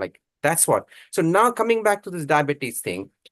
So we have, one of my relatives was suffering with diabetes. I thought, let me just start doing more research on that. When I can come out of this 8, 9 medications which I was prescribed for my heart, for cholesterol, and a lot of, because it's a part of metabolic syndrome. Because I think I developed it, hyperlipidemia, which is because of the metabolic syndrome. It's a part of metabolic syndrome. We all know that. So similarly, diabetes, if you see, sir, it is a metabolic, is a part of a metabolic syndrome, and the symptoms what we are seeing right now is the symptoms we are developing it after nearly 10 years. Something is happening in our body called insulin resistance and metabolic syndrome is getting developed in our body. And because of that, it takes almost 8 to 10 years for us to see the blood sugar levels in our blood, as a symptom. So unfortunately, we have been there are two things happening in this. One is I got the presentation. I thought I'll give you the whole thing, proper presentation for that. But I'm okay with this way also. You just started with questions. So let me just explain a little bit about the background of what diabetes is actually. Diabetes is not what doctors are focusing on, to be very frank. We are totally, unfortunately, most of the 99% doctors completely focusing on the symptoms, sir. You know, diabetes, the blood sugar is a symptom. It's not a problem. So if you go to a doctor with cough and fever, if just doctor is prescribing paracetamol, you keep on going to the doctor, right? That's what happening with this. And that cough will lead to some other complications, correct? Like pulmonary hypertension, COPD, and all that stuff, right? So if you're not focusing on the root cause, the symptoms are not gonna. So basically, what's happening? There are two toxicities happening here. One is glucotoxicity, one is insulin toxicity. So why we develop this? Why we develop this diabetes is because of first the insulin toxicity, right? What is happening, and because of insulin toxicity, we develop comorbidities like metabolic syndrome, other indicator metabolic syndrome like hypertension because of insulin, obesity, insulin, right? High triglycerides because of insulin. So people might they might present to a doctor with just a diabetes as a symptom or with a metabolic syndrome, like they might have some hypertension also. That is the problem actually. The problem is the insulin there. So every time you're eating on regular basis the carbs, insulin is getting released. And this insulin is getting released every time we eat. And every time we eat more insulin for that glucose to go inside the cell, right? So every time we eat more carbs, repeatedly we're eating carbs, and because of the diet now, and this all started from 1977, Dr. Rajeev.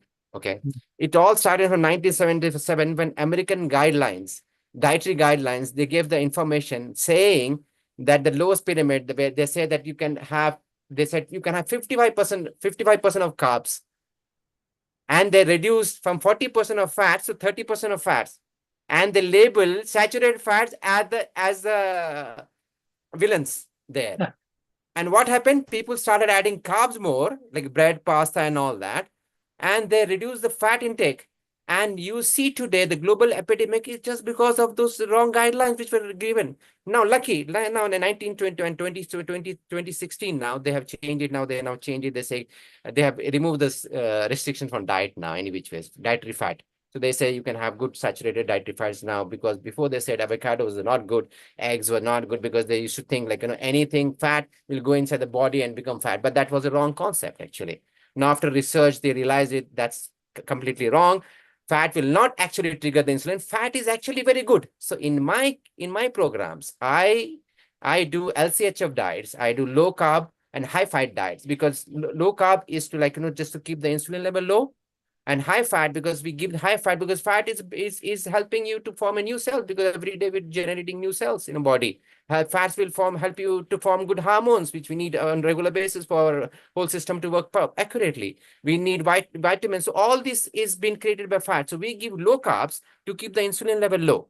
So main focus is the insulin, the target, the root cause. We're not focusing on, the thing is, people have already come to us, they already have the diabetes and they're on two medications. And then now doctor telling them to go on insulin. How can doctors, I'm just asking, when the insulin is the issue, when there is the insulin is the problem here, how come doctor in I'm talking about type 2 diabetes, not type 1, yeah? How come in type 2 diabetes, sir, the insulin is going to help them? And they're giving sulfonylureas. Sulfonylureas does what? It actually instigates insulin release, right? It giving you more insulin. It's like, you're giving, actually the problem is the insulin there, too much of insulin. And because of too much of insulin, you're developing fatty liver. And because of fatty liver, more insulin you need it. It's like a vicious cycle. Right? So here we focus on the root cause, that is the insulin resistance. not the symptoms, where the currently whole medical sector is completely obsessed with just controlling the blood sugar level. Just control. No, we said we need to focus. If you want to remove from the disease from the root, you need to focus there. So what we integrated long, very old philosophy of fasting. Like our forefathers, like if you see all religions talk about fasting, we had fasting just in Navratri, everybody did fasting. Then we in Ramadan, we all Muslims do fasting for 30 days. In Christians, they have fasting during Christmas Eve. So all like this, we just see it, we thought bringing that fasting, we did a lot of research on intermittent fasting and time restraining diet we feed. And we realized that just bringing the patients, we have some great examples to share where within just three weeks, 2 to 3 weeks, we had removed the people from both the medications. Wow. And both the medications there, because what we did is we just see it's a dietary problem. The dietary problem, you have to take the root only through dietary interventions. Even that's what Dr. Agar was saying. She was saying, talking about immune repair, immune issues at the same time, right? Autoimmune disorders. Autoimmune disorders is also definitely, because we have a lot of clients which we're helping in autoimmune in not completely reversing them, but we are helping them in subsiding their symptoms which they were suffering since years. Like, for example, we have cases like hypothyroidism patients, a couple of patients, we help them just by making their diet perfect. We said the triggering factor, the GMO, like, if you see genetic modified foods which are there, that is one of the culprits for this autoimmune disorder, sir. We have examples for that as well. Like we telling they have been put on immunosuppressants, which itself has a lot of side effects. You know that, right? You don't require that. You just need to see that the immunity, the root cause has to be targeted. That's what we are doing through our eMedicard. Trying to bring all these sciences together on a single platform, sir. Then at the same time, seeing that which can give us the cure, right? If suppose I get cure from without any side effects, right? Without any side effects, that's very important, right? You take in rheumatoid arthritis, you're giving them NSAIDs, you're giving them all those painkillers. That itself is creating a lot of issues in your body, to be very frank, right? And that's 30% of hospitalizations in UK is because of painkillers. So there's a burden which you're creating more burden on the system, right? So if you bring all this, that's our focus at eMedicard. The focus is like we're bringing all these things together on a single platform and try to focus on the root causes, right? For example, like in diabetes, as I said, we don't focus on glucotoxicity, we focus on insulin toxicity because that's the root problem, insulin toxicity. So we give insulin toxicity, we focus on insulin, where we keep the people on a our main aim is to keep the person insulin level at the minimust, so in the body. So what we do for that, just keep their mouth shut. We encourage them to do fasting. We encourage them to do time restraining eating, right? Like during dawn and dusk. So because all our system go as per the circadian rhythm, right? As per the circadian rhythm. So we are totally focusing on that, and we're getting fantastic results. And now with each patients, we adding something like yoga for health. I added now. So I have Ayurveda doctors with us on a medical platform, where they're offering on a daily basis to most of the diabetic patients. We are giving them yoga at the same time, and they're maintaining fantastic. I thought I'd show you some of the results which I have achieved on my PPT, Yeah. if I could share it. Yeah. So I think that'll be amazing. So if you want, you can just share and then we'll Yes, see. yes. Let me just take you to their WhatsApp groups, because we give them 24/7. We have something called health guides. So we give this support on 24/7 to these patients, and I can take you to one of the patients where she's from NHS, and she was on 2 medication, and she was considered to mild to moderate nephropathy. Okay, she was having albuminuria, and now she's perfect. She's active. Her husband is saying, my wife was never like this. Now he says, when I go to the house now, my fridge looks very healthy. Before it used to be full of carbs, because that's another issue with diabetic patients. They tend to add a lot of carbs because that's what their body get used to, like, spikes of sugar. So we encourage them to put a diet in proper perspective. We help them in complete diet planning. So we have dietitians in the group, we have doctors in the group, we have Ayurveda specialists and from alternative background in the group. So I'm going to just take you to one of the groups. 1 second.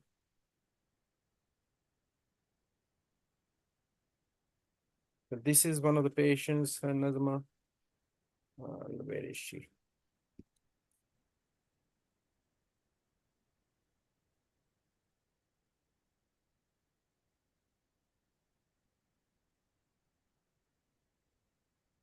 You can just talk it through. Think now? Okay, just chill, okay. You can just talk it through. You don't need to share because I think the time is kind of tight. Okay, sir. So that's it. That's what I just want to show you That's how fine. Yeah. that's her sugars are level. She's on a continuous monitoring glucose monitoring machine right now. So we keep a track of her blood sugar levels. So this is how her blood sugars are. So coming back, if the spikes also they're coming back within 2 hours back to normal. So that's what we have to achieve in diabetes, and we have achieved it for like she's putting on all that night. So these are meal plan. So these are our team here. Here you see all doctors here and dietitians here. Then we attach the meal plan to them here. So this is the meal plan for her. Quickly, I'm going to share with you. Meal plan, I think. Oh, so that's the meal plan we keep on. I think we can't share that meal plan. So this is what, and then they keep asking the questions like 25/7. Like we are giving them support. So this is again one of the graphs which she's doing this without medication. She was medication for 2 years before. For 10 years, sir. Not 2 years. Sorry. She was medication for 10 years, and just within 2 weeks, his graph is maintained like this now. And at the same time, we provide them 24/7 support, and they ask us repeated questions on us if they can eat. They keep on posting their things if they can eat some food or not. So they take the guidance from us on dietary guidance. They take the pictures. They go to the shopping mall. If they have any questions, they put in the group. So we give them the support like this in the group. So this is what we are offering currently. Amazing. So, any advice that you will give 2 or 3 sentences to our audience for reversing the diabetes? I'm not talking of kind of in same simple terms for audience, what 3 or 4 things they can do so that they can help reversing the path forwards. I know it's a whole sympathetic, parasympathetic imbalance, and also there is multiple things, homeopathy, Ayurveda together, which is what we have set up to do as integrated health. But if we have to break down in simple 2 or 3 steps, what would you say? Sir, because diabetes, as doctor was just saying, that it is stress, which is very, very important. Diabetes and stress is linked. Diabetes and food is linked. Diabetes and sleep is linked. Diabetes and sports is linked. So I suggest 3 S's there. Apart from the dietary, what you are ingesting, you have to control it. You need to see what you're putting. So the best is you need to be fully informed about what are carbs, from where you get the carbs, what are simple carbs, what are complex carbs. So you get the information, right information from the right sources, because there's so many gurus now on online now. They're trying to offer so many from their own philosophy. So I suggest, Doctor, ki people should definitely do mindful eating. That's very important. Where he was also saying, like when you're drinking the milk, water, you have to like have that mindful of. So mindful eating is very important. What you're ingesting the food is very important. Then sleep is very important. The activity, movement are important. And I feel you don't have to eat all 3 times. This is what I'm trying to say. You don't have to have 3 time food. You just 2 time enough. We humans are not born to. Yeah, sorry, sir. What do you say? Less is more. Yes, so just you have to eat just 2 times in a day. It's more than enough. I do regular intermittent fasting. I don't have my breakfast till 11, 12 o'clock in the morning. I feel so active, I feel energetic. And then after that, I go for something like low carb diet after that. So that's very important. Diet, what eating is very, very important with type 2 diabetes. Sleep, which is very important stress factor. Then keep on doing intermittent fasting. We provide the guided. If somebody is on a medication, I suggest you have to be in touch with your doctor if you're starting something like intermittent fasting or anything this sort of a program, because you might line up into some complication like hypoglycemic attacks, right? So we guide that through that, and usually require only for 2 weeks, 3 weeks initially. And once that phase is done, you understand most of those things, and because after that, what happens, sir? Once you go start doing intermittent fasting, you start generating good hormones in your body, like growth hormone. Otherwise, you get growth hormone only during the deep sleep, right?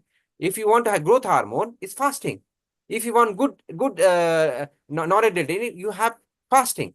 So fasting really is good hormones in the body, which helps you in maintaining the metabolism of the body. So I suggest sleep is very important. Then you have to have sports, good sports like activities on regular basis. Then don't eat 3 times a day. That's what I'm trying to say. Amazing. So we have got Dr. Anil Sharma, who is going to be really talking about neurotherapy. But Amrita has got perhaps a question or comment. So let's do that and we'll get that. So it was a fantastic talk. I think it's so good to really have that scientific basis built into it. And you have actually brought all the things together, the intermittent fasting, which I'm very, very big believer of, because I do a weight management clinic and that does miracles there. Reversing diabetes is part because it's metabolic syndrome, diabetes and hypertension and obesity. Sorry, Yes, was obesity, sir. Obesity, if you just people put the people on low carb diets, the chances of counter they're gonna have this what you call counter effect of that. They might eat more, yeah, so that's there. But in intermittent fasting, you don't have that issue there. Your habits will improve because you start feeling good with intermittent fasting when you restrict your diet. So that's what I'm going to say. Sorry. amazing. Amrita, and then we'll bring Yeah. Anil. Thank you, Dr. Rajiv. Thank you, Dr. Abdul. This is really very nice and a good initiative. So, Dr. Abdul, I wanted to ask you, how do you manage up with habit building of people? Because habit of diet and lifestyle that you are talking about to change is not that easy thing, Yes. and people take a lot of time for adjusting. And how do you manage that? And why will person change because you recommended? Yeah. Thank I'm you. going to talk about that because here, most of the patients who come to us is when they see the gun in the temple here, that is insulin.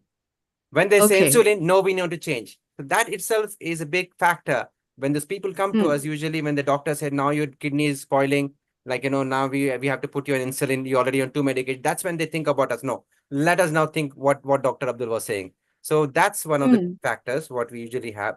The other thing is definitely we have some counselors with us. As I said, it's an integrated platform. So if we feel like, especially another factor which I've noticed now during after seeing this lot of patients now, we have noticed people who are especially addicted to drinking alcohol. That's a big issue there because they don't want to leave that because alcohol is one of the big factors for fatty liver, isn't it? Yep. Now, today's generation, the biggest fact is carbs. The non-alcoholic fatty liver is because of the carbs you're ingesting, because of so much of processed food there all around us. You go out, like 30, 40 years back, it was not like this. You go there, everywhere you have tempting, you have smell everywhere, you have so much of good color presentation of food. So you got tempted so much. So the thing is, we put counselors there. So our counselors are there who encourage them, who motivate them. We ask them basically it's all about counseling.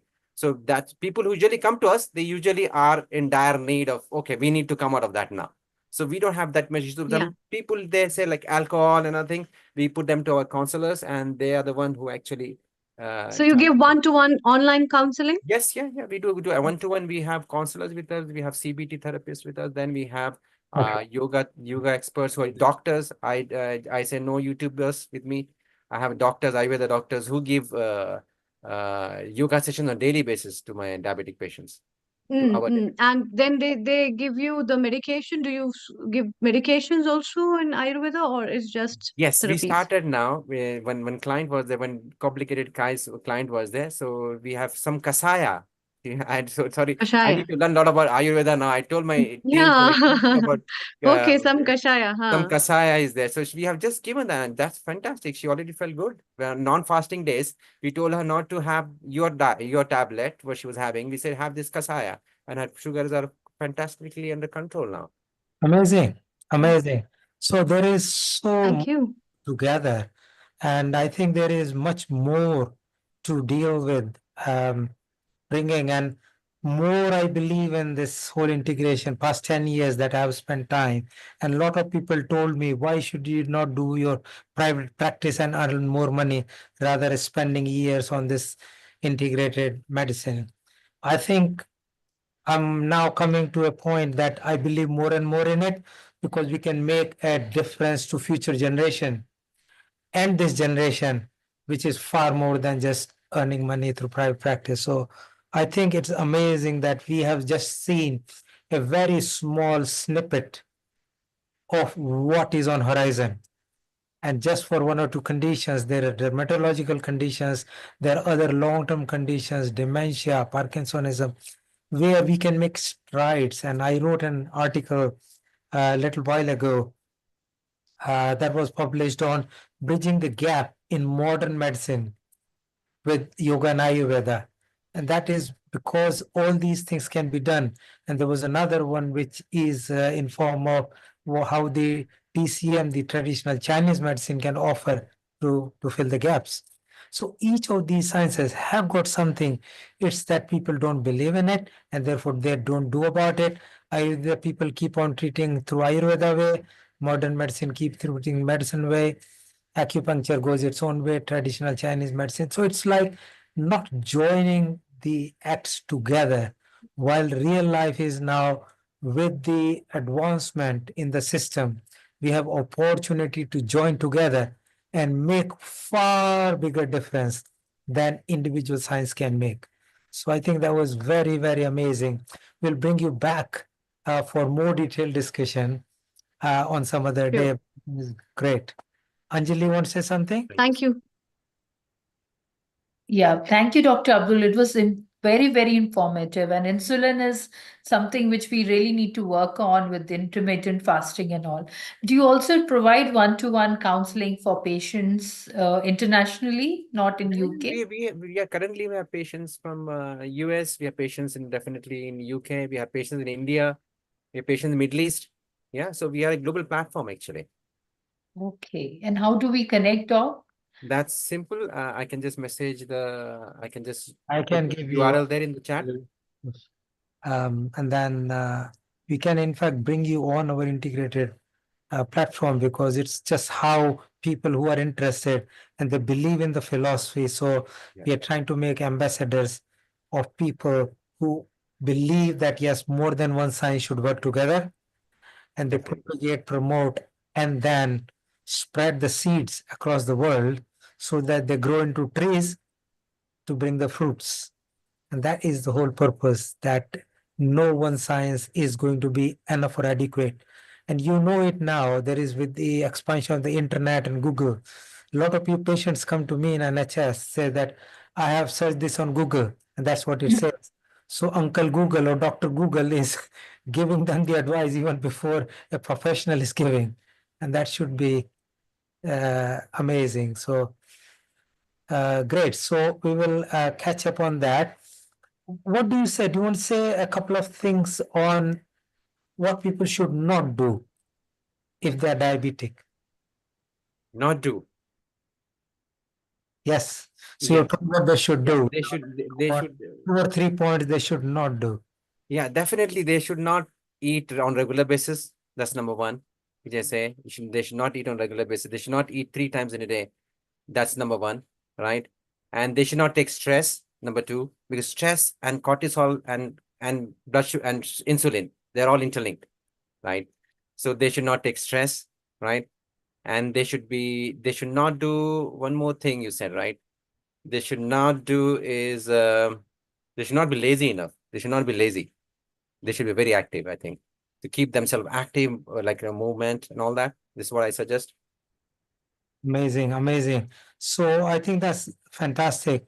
I'm just thinking, I don't know, Anil was supposed to be here. He has some technical problem. So we'll see if Mukesh Batra is ready, then we can take him, or we've got few more minutes.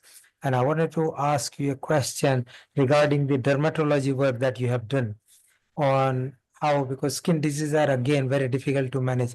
Oh, Dr. Mukesh Batra is here. So if you are ready, I think we would want to bring you the elite professional. Well, namaste, Dr. Batra. It's so good to see you after such a long time. It's lovely, lovely to see you always. Thank you so much for having A me. very warm welcome to you. Thank you. Global namaste to everybody. Global namaste. And I know you have been very busy and have been traveling.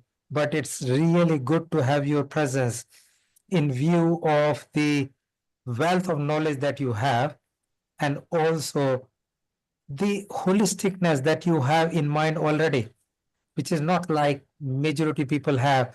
People who are, again, we were talking, people who are Ayurveda keep on going Ayurveda, people who are homeopathy giving that way, but openness is missing. So can I ask you a question? How you got into homeopathy and how it originated and where the homeopathy is most successful? Okay, so now that's three questions, Dr. Rajiv. So let me answer them one by one. First First, one, how you first got of into first of all, before I answer that, I think I'm actually a great believer of integrated medicine, and I always believe that there's not one system of medicine which is complete, and ultimately, whatever helps people is something that everybody should try.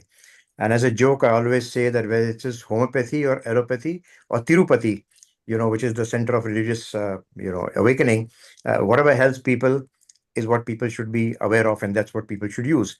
So I'm all for integrated medicine, and I'm happy to be on this platform answering your questions. And thank you for the effort that you're making to make this happen. Uh, Answering your question, the first thing is I took to homeopathy because my father was a homeopath, and I thought it would be the easiest thing in the world. It didn't turn out to be like that because I had to really work very hard to get where I am today. But that's really the reason why I took it, because during my time, the trustees would come and actually come to your house and say that you're from a good family. Please send your son for homeopathy practice, because there were not many students qualifying. Today, of course, you need more than 95, 96, 80% marks to 98% marks to actually get into admission into a good homeopathy college. So yes, things have changed now, but that's how I started. And then, of course, I worked my way up from earning 100 rupees, 150 rupees, $2 a day to where I am today. So, yes, it's been a long journey, not a very easy one as well. But against odds, I'm happy that I'm here to talk to you. Coming to how homeopathy was your second question about how homeopathy was founded. It was founded by a German doctor called Dr. Samuel Hahnemann. He was actually the son of a porcelain painter in Meissen in Germany, and he passed out from the Leipzig University. So he was actually an MD doctor, absolutely, and he was practicing medicine. But during that time, the systems, it was a pre-antibiotic era, and the systems of medicine were anarchic. So there was bloodletting. It was believed that everything is because of impure blood. So if you allow the person to bloodlet, or leeches were applied to the stomach if there was a pain, or for arthritis and so on and so forth. He said this is not quite right, so he actually gave up his practice. He gave up a very flourishing practice to try to do something else. And he was a linguist, so he started translating books. And during one of the books that he was translating, called Cullen's Materia Medica, he came to a footnote which said that, cinchona, the bark of cinchona, treats malaria.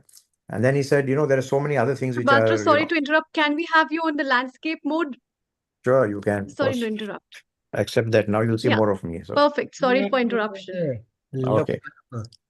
So he said that, so are you happy now? Is it fine? yes, good, good, good. For All even right. people who don't So, know, Dr. Bhakta is a multimillionaire. He has got hundreds of clinics. He has got a no.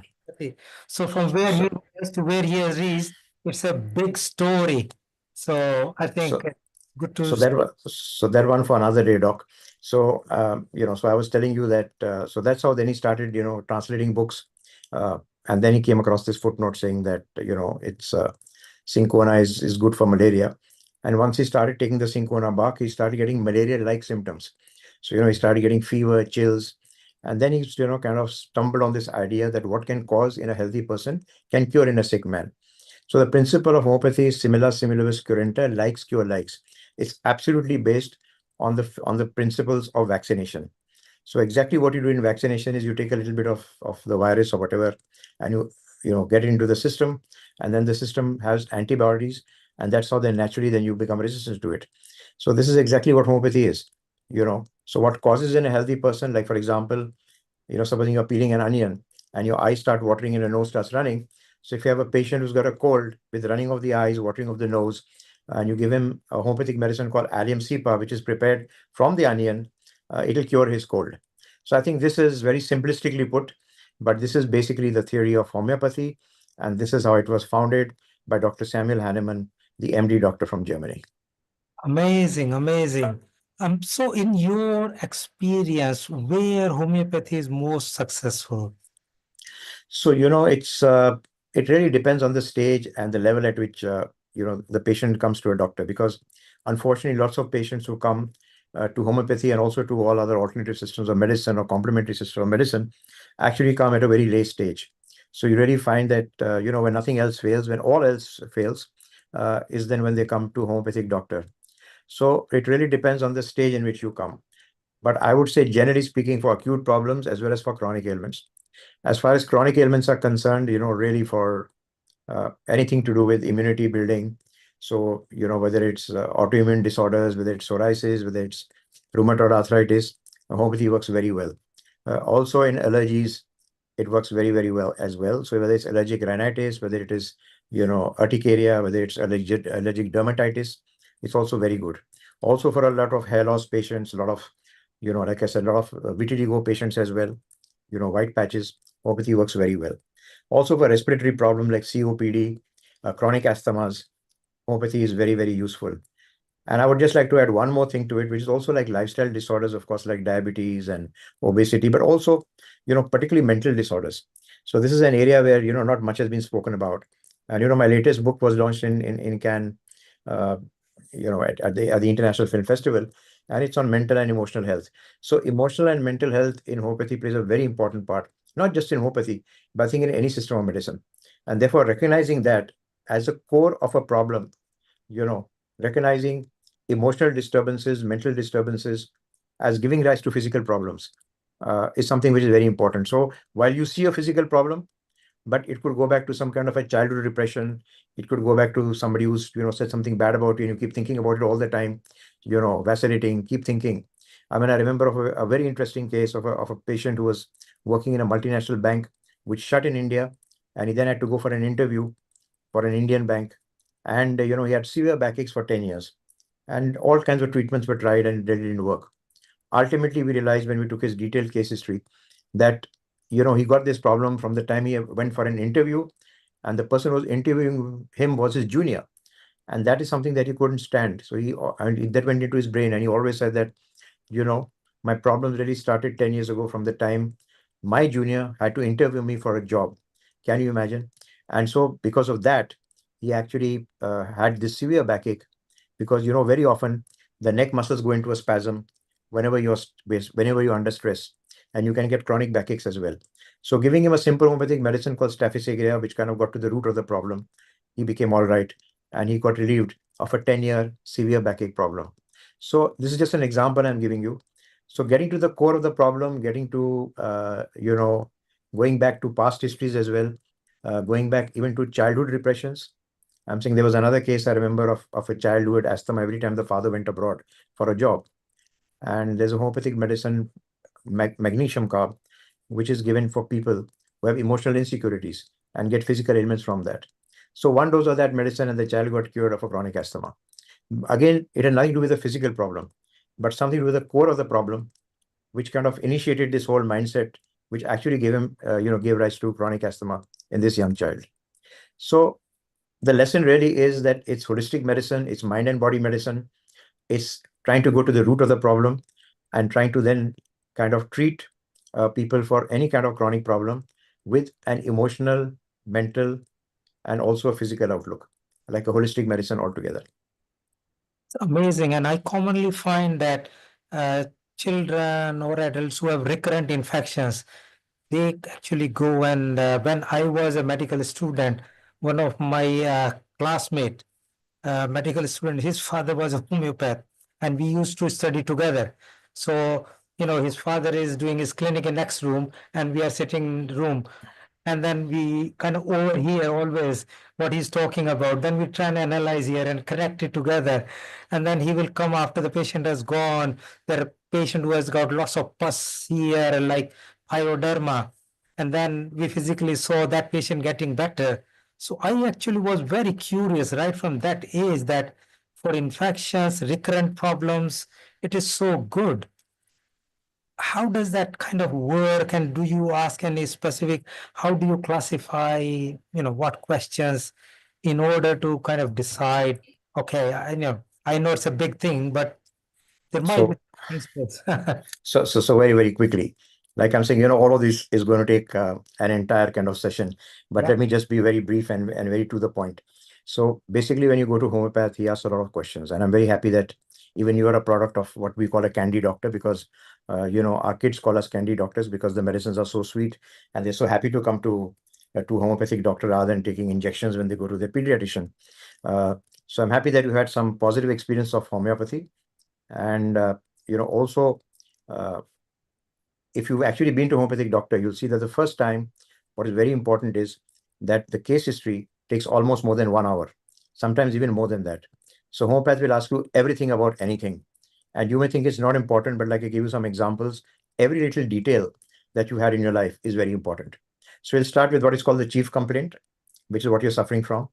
And in the chief complaint, there's something called ODP, which is origin, duration, and progress. How did it start? How long it's been there? And how is it growing? So with that, you give an idea. Then there's something called concomitant.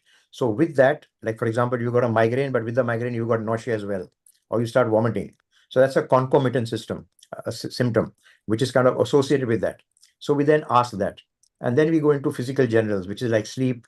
What is the pattern of sleep? I mean, even the dreams, we believe that, dreams are a subconscious behavior. And there's something that's hidden in your subconscious, which you cannot see in real life. But your dream will tell you then what is wrong. And homeopaths can actually analyze dreams, and they've got very, very good medicines for that. So Wow. always share your dreams with, I mean, it's nothing to do with Freud, but because, like I said, this is more than 250 years old. But analyzing your dreams and talking about your dreams is also very, very important when you're consulting homeopathic doctor. Similarly, it's your social, thing, because very often we've seen, for example, that the biggest stress for a person who's working is the immediate boss. So what is your relationship with the immediate boss? Is it good? Is it bad? And how do you react to it? So it's the reaction that is important. And while homeopathy cannot change the situation, but it can change the way you react to the same problem. So it could be a problem at home as well. I mean, today there are so many couples who are living together, but they're not really happy, but they're just adjusting. So there's a day-to-day stress that's happening everywhere. And so for all these kind of things are the question that a homeopath will ask you to get to the right remedy. So similarly, also past ailments and past diseases, and also then the medicine that you're taking, because very often there are so many side effects of modern medication that they come as mass symptoms for a homeopath to prescribe. I'll give you a very simple case. I had a patient who had a very severe cough for a long time. I tried to treat him, very, very for a long time, was not getting better. And then, of course, as I told you, I've been practicing integrated medicine for a long time. So I have a cardiologist who used to come to my clinic. And then I asked the cardiologist, what do you think would be the problem? Can you just look at his medication? And of course, it turned out that he was on medication for high blood pressure. And that was the reason for his cough. And the moment he changed the medication to some alternative medication, which he ultimately got off, his chronic cough just disappeared. It was just the result of what he was taking. Similarly, there was another child who had epilepsy, and he was taking some medicine for epilepsy, and he had severe skin rashes all over. And then the moment the medicine got changed, it disappeared. So a homeopath has to know what are the kind of medicine that you're taking, what are the effects that you have of those medicines, and so on and so forth. So really, it's asking you maybe too many questions which you think are irrelevant, but actually they are very, very relevant to help to treat you better. And therefore, the more you share honestly, correctly with your homeopathic doctor, the better chances that you will get cured. Amazing, amazing. And just to say that when I was with this my classmate, I was so inspired by his father that I did a whole course in from Meville Homeo Mission somewhere on homeopathy myself. So that big fan of it. It does work, and this is because all these things are there, and as you mentioned that these things can work together, and the whole idea is that now the name of the game is integrated. If we work together, we can get a lot more out of it, and people are looking for it. They are not bothered about what science, they're bothered what can be done so that I feel better. True. So LBK, there is some controversial thing said by a few people, and I know you don't believe in it, is that can allopathy and homeopathy work together? Because there have been some of the practitioners who feel they can't. So I just wanted your view, and then we'll. So I would answer that in three ways, because so the first thing is that most people who come to us when they are drug dependent, because they're coming to us with a chronic problem. Now, you know, as a medical doctor, that if you're drug dependent and if you suddenly stop the medication that you're taking, you're going to get a kickback totally. So you can suddenly collapse. You can have lots of, very serious ailments at all.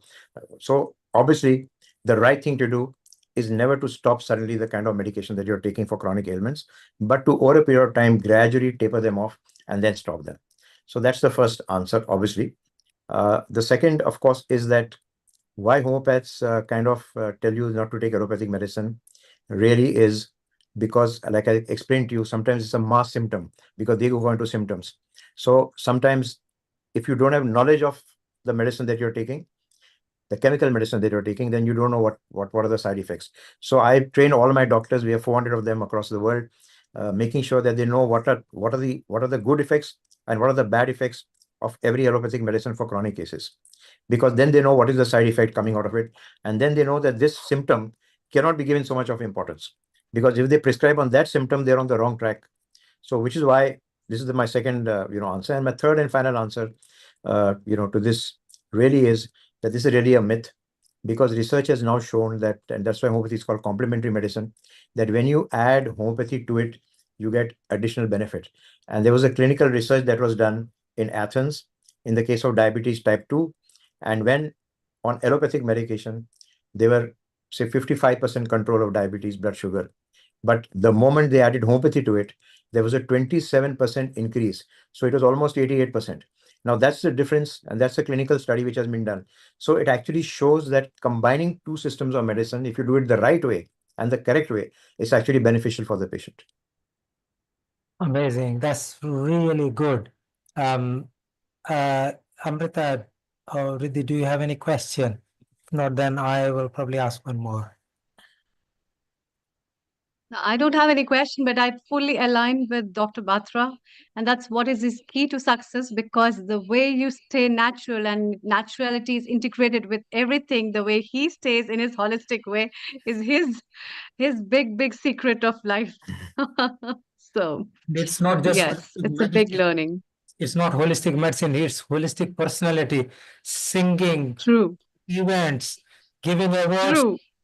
all these things, they are the whole integration of the person, just than the medicine. So I think it's And amazing. that's how he's done so well. And And that's the it's best therapy. emanated through society again as well. And Dr. Batra, Global Namaste, I just wanted to recognize the thing that you said again, which is treating the physical and the mental problems together, the psychosomatic. And that is an element that is often so overlooked in society when it comes to treating, because most of the time it's just on one level. But to actually get down to the root cause of why something is happening, especially if it is a repetitive cycle that happens over and over again, is indicative that there is something else under the surface which people may not have had a look at. So by actually implementing the medicine the way that you do it, we start to get the whole holistic view. And I think that in itself is so good. And so I want to come back to what kind of psychosomatic problems have you seen in your clients, and how have you treated them? Well, they vary. First of all, thank you for that comment, and thank you, Riddhi. You just spoke about holistic thoughts, but I'm also saying it's just not holistic, but it's also holistic living.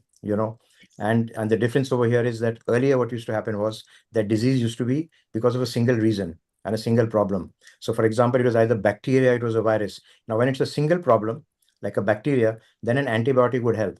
But today, chronic problems are multifactorial. They're not because of one issue, they're because of many, many issues. So it could be because of lack of sleep, it can be because we're not eating the right food. Somebody mentioned earlier that, food is medicine, and therefore we're not eating the right food. But if you're mentally stressed, you could get a physical problem, So all in all, I think the recognition of living life holistically for everybody, and recognizing that disease is holistic and not singular in nature, is really the core and the essence of this. Now, coming to back to your question, and to answer that question of yours, so there are two kinds of ailments that I would like to say. So one of them is actually medical ailments. So these are like anxiety, depression. Again, depression is of two types. You have endogenous depression and you have exogenous depression. So endogenous means without any reason, and exogenous is because of some reason. That means there's been a bereavement in the family, your pet dog has passed away, you've had something which is unpleasant, you've lost your job, like what a lot of people had during COVID. So it could be anything. So this is like, classical, mental kind of issues which are classified in medical school as well. Schizophrenia, for example, classical medical issues. The other one which is not recognized and which I like to talk about are other things: anger, loneliness. I mean, today, how many people are living alone and they're living singularly? So these are not actually classical mental issues, but these are emotional issues. And I believe that these can be addressed through homeopathy very, very well.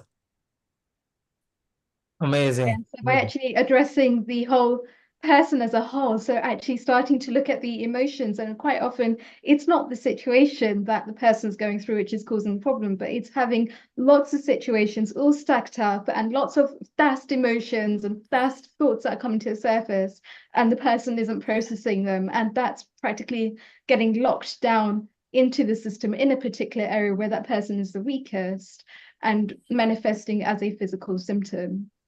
Dr. Rajeev, your views.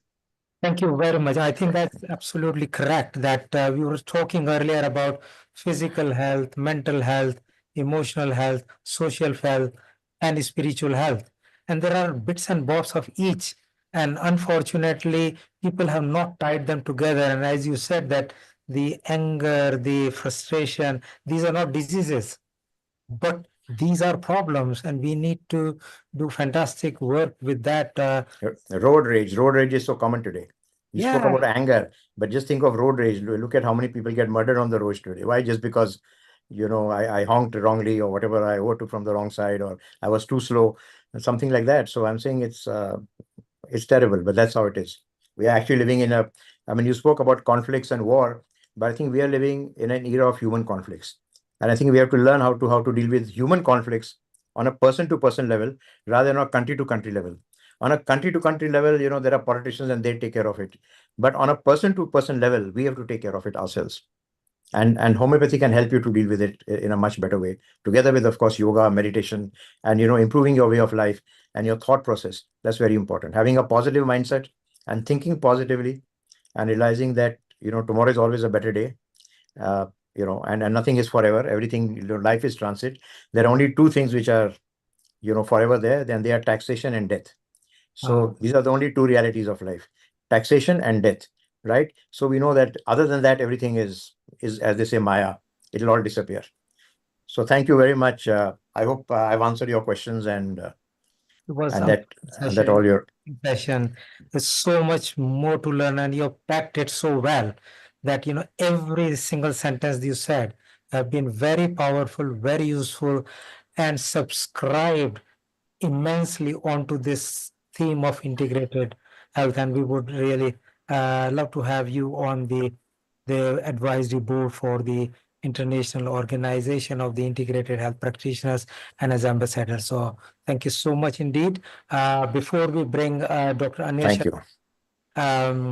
Lata might have a question. Global Namaste, everyone. So, Namaste, special Namaste to Dr. Batra, because I've got a keen background and also I've got a keen interest due to the background of my family in homeopathy. So I was just going to also add the fact that there's a lot of external factors relating to emotional stress in the way of fear, which is brought on by, the external affairs of the nation we're living in the world. And how does one try to circumvent that? Because that obviously is something, is not, it's drummed up, isn't it? I mean, it's not brought on upon by themselves, is it always? Yeah, Lata, so I absolutely agree with you. So you can't change the circumstances around you. They're always going to remain the same. Of course, sometimes they get better as well. Now people are hoping that Trump comes in as a president, which he is, and hopefully the war will stop. But we don't know till we actually get there. But having said that, what you can change is you can change your reactions to external circumstances. And that's where homeopathy helps as well. So that's where meditation helps. That's where yoga helps. That's where homeopathy helps. Because in living in the same, corrupt, not so happy world, you can still be happy if you have inner happiness and if you know how to deal with it. So ultimately, what upsets you is your reaction to the external circumstances, not the circumstances itself. I mean, there are different people in the same circumstances, but they're living very happily. But people who react excessively to an unhappy circumstances are the people who are really unhappy, and those are the ones who then get depressed. I hope that answered your question. Yeah, I think Thank you. that would go a long way for helping the youngsters and the teenagers because, they really, really need more counseling and CBT and all that. That would Yes. be so nice if that was incorporated as a subject within the Curriculum. curriculums. Yeah. Thank you so much. Okay, thank you very much. And thank you, Neil, for this Thank opportunity. you. And thank you, Rajiv. And thank you, Amrita. Lovely, lovely to see you. Take care. All the best. Thank you, Dr. Batra. Thank you. Bye. Thank you, Dr. Mukesh Batra. Just before you go, just to let you know that on the 8th of this next month, we are having the Universal Day for the Health. So it'll be good that if you come on there as well. So that'll be nice. Rajiv, maybe what we can do, we can tell people about our future episodes, and Dr. Batra can also join there. And Amrita, maybe Amrita, if you can let people know about the future episodes, and then we'll move to Dr. Anil Sharma. So here we go, some of the future Thank you. episodes that will be coming on Healing Our Earth. We can share that. So it's again time to thank Neil Kumar for running these episodes for such a long time, helping the mankind globally through So, so many episodes. yes. So on the 24th of November 2024, we are having post COP29 in solidarity for a green world from 2 p.m. Greenwich Mean Time onwards. The coming next 1st December 2024, we are having Glow Women episode, Enhancing Better Womanhood from 2 p.m. Greenwich Mean Time. And then we have a Universal Health Coverage Day under Health for All on 8th of December 2024, 2 p.m. Greenwich Mean Time onwards.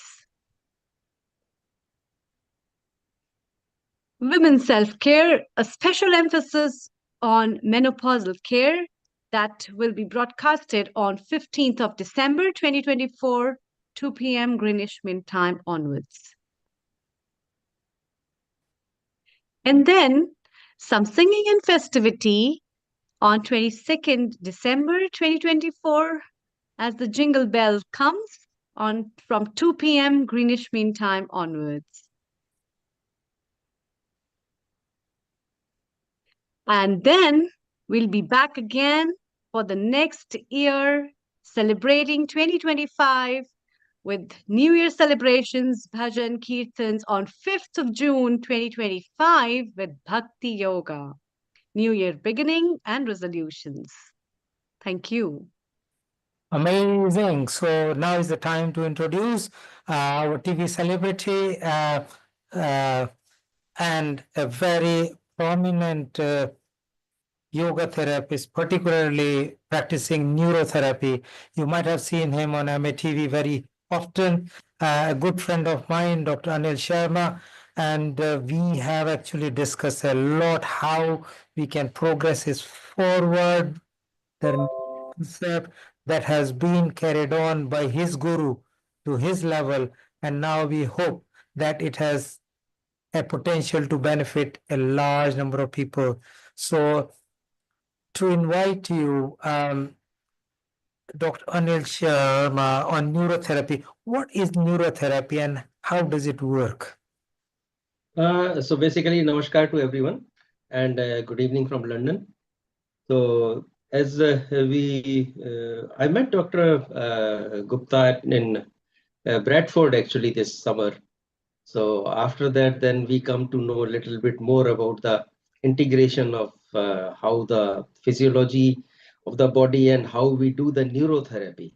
So basically the neurotherapy is based on the yogic pressures. So like we do the uh, Shirshasana in head down position, so blood increase in our brain area. If we do the Vajrasana, so the blood increases in our stomach area. And if we do the Padmasana, the blood circulation improves in our pancreas area. So that's how the yoga works. The circulation diversion through the different postures.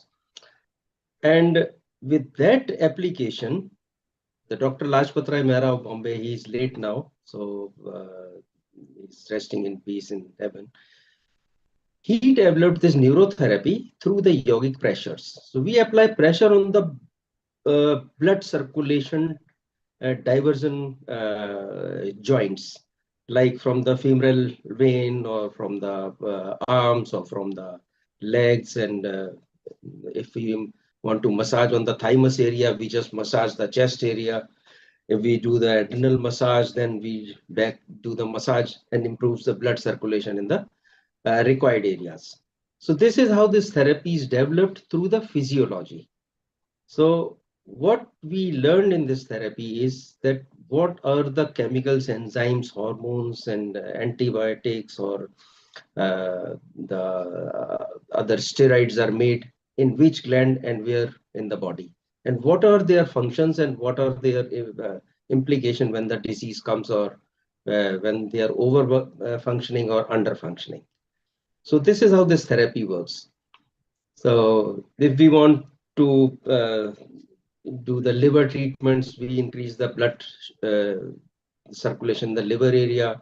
If we want to improve the pancreas working, we improve the circulation in the pancreas area. So this is how we do the strategic pressure points on the hands and legs on different points through the pressure with the legs, with the hands, or with the blood pressure cuffs. So these are the three techniques we do the therapy. This is amazing. The benefit to people come by just implementing some degree of pressure. And this is an ancient science which is now converted. And you have, when I have seen the big pile of case reports, which are case cards, in fact, compiled. How do you think that people act and behave and take it? And are there any challenges to it? See, normally the very quick conditions healed with this therapy is the inflammations. So many, now the weather is changing. So many people are coming with the lower back spasms, severe sudden spasm, sciatica nerve pains, and then the knee pains and inflammatory conditions, sudden spasms. So in this therapy, within 2 or 3 treatments, the severe spasms just gets controlled, and without any medication. We only do some diet changes, like not to allow them to eat 2-3 weeks the acidic things, like too much of savory things. That we just ask them to not to eat, and rest we give the 10-15 minutes treatments. So suppose in the spasm, what we believe is the lactic acid builds up in the muscles get little more stiffer, and when they are more stiffer, you can't move them, so you have pain. So how we do deal with this with the physiology? Sodium bicarbonate from the pancreas, bile is our also alkaline production area from the liver. Then we stimulate the left kidney to eliminate the extra acid, and then we give the anti-inflammatory ACTH and adrenocorticotropic hormone from the pituitary, and steroid from the adrenal gland, and within hours it works in the body. So this is how we deal with the small, like the most of the people when they come for these kind of conditions. But some severe conditions, like I shown on the TV, the hemophilia patients, the kidney patients, and the the autoimmune disorders, basically. the multiple sclerosis, rheumatoid arthritis, these kind of conditions are more challenging because in these we have to control the anti-inflammatory system of the body as well and the overactive immune system because immune system is attacking on the body parts, so body parts are getting inflamed. This is what is the inflammatory conditions and the rheumatic conditions in the autoimmune disorders. So those are the fixing the balance, fixing and balancing the immune system and anti-inflammatory system. And if I can explain the two balance, the two, the balance, once if you put the weight on one, the other one go up, and this it goes like this. So immune system and anti-inflammatory system also works like this. If your immune system is hyper, your anti-inflammatory system will go down. Your steroids will be less in the body. Yeah. And if steroids are gone up, then immune system will go down. So they should work in a balance. If anybody is going up and down, you have the problem. How would you know that they are in balance? Because commonly it happens that even for we're talking of rheumatoid arthritis, you go to a medical professional, they will give you steroid treatment Yes. or biologic agents, and that is a standard therapy. Yeah. On the other hand, this is kind of suppressing the immune system. So suppressing inflammation, suppress the immune system. So how do you find the right balance? And so yes. So with the steroid, the anti-inflammatory system also go down because your body will not produce steroid if you are getting it from the outside. So what we do, we increase the acid controlling, the alkaline production more in the body, and which neutralize the acid. So inflammation, the local inflammation goes down with that. And when we stimulate the ACTH from pituitary and adrenal gland together, the anti-inflammatory system works. So overactive immune system goes down a little bit.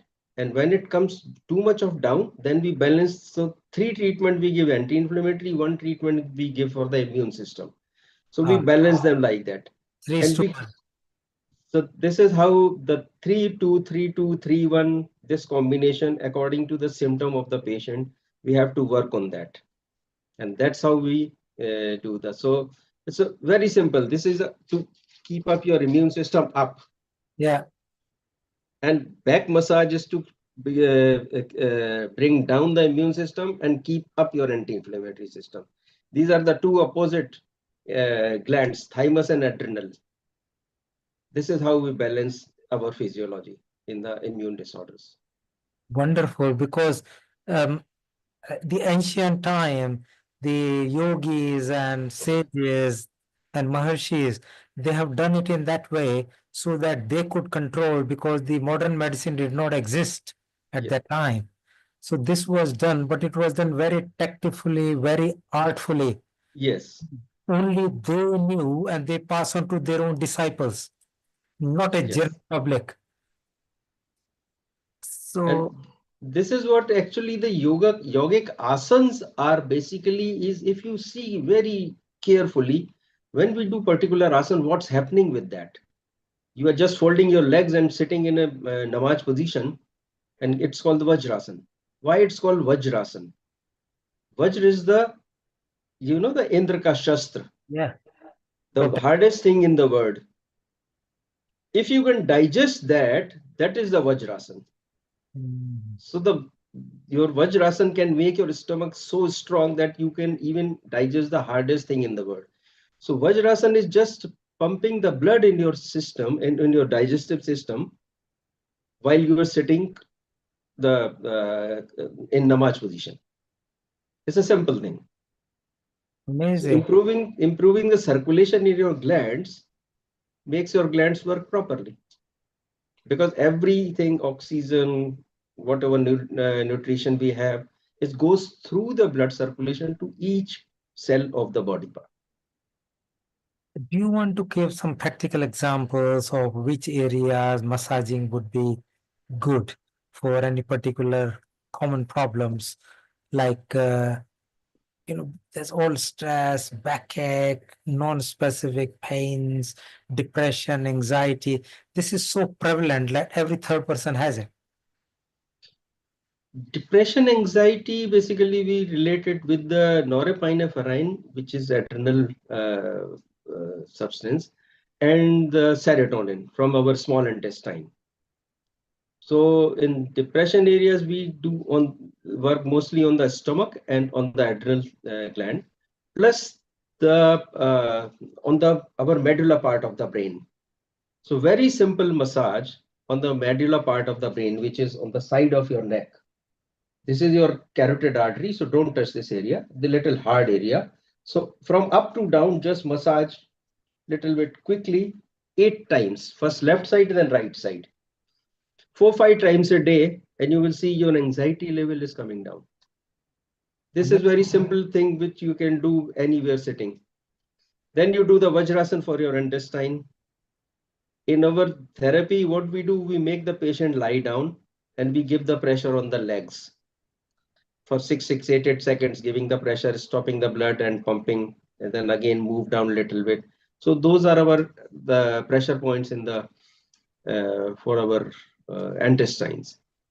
So when the patient comes, we tell if they can't come, we send them the videos so they can get it done with their family members.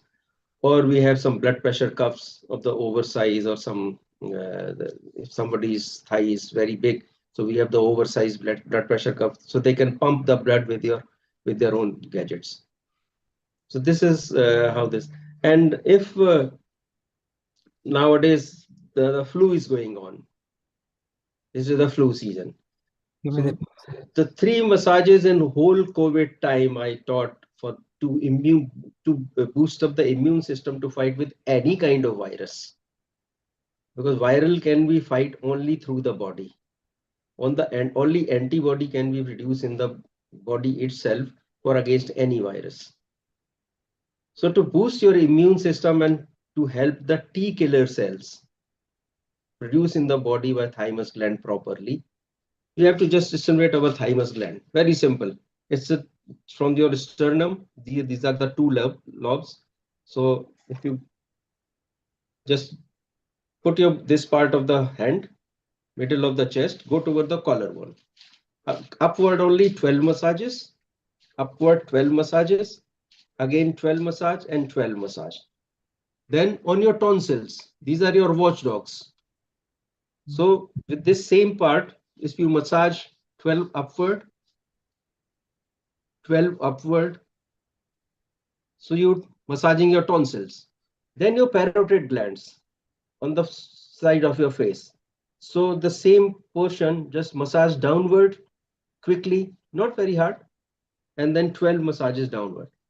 So this is one set of the 3 lymphatic glands: thymus, tonsils, and parotid, which any viruses goes through your nose or through your mouth. And they immediately, the macrophages production is improved in your tonsils and parotid glands that can be arrested there. Thymus gland can make the immunity or the vaccination, whatever you had, or you had the live virus, they can make the antidote immediately. So this is to improve the flu situations. If you have flu, do this 3-4 times a day, 3 days, 4 days, you will see within 3-4 days your flu symptoms will disappear and you will get the immunity. Amazing, amazing. So I think we'll bring Keith in a minute, but really any question, I think it's so useful, the practical things. In fact, I had a little bit of cough and cold, so I'm going to do this today. Yes, do this through 2-3 times a day for 2-3 days, and you will see within. It was gone. Namaste. I think one of the things that you mentioned there was about the digestive system and sitting in Vajrasan after food, after having a meal, in order to be able to get the blood circulating properly in the stomach. Are there any massages that you would also recommend for abdominal discomforts? Abdominal discomfort is if the gas is getting collected, then definitely inflammation is there. Mostly the people in general talking, they say, I have gas. Gas is everywhere in the world. Wherever the space, gas is there.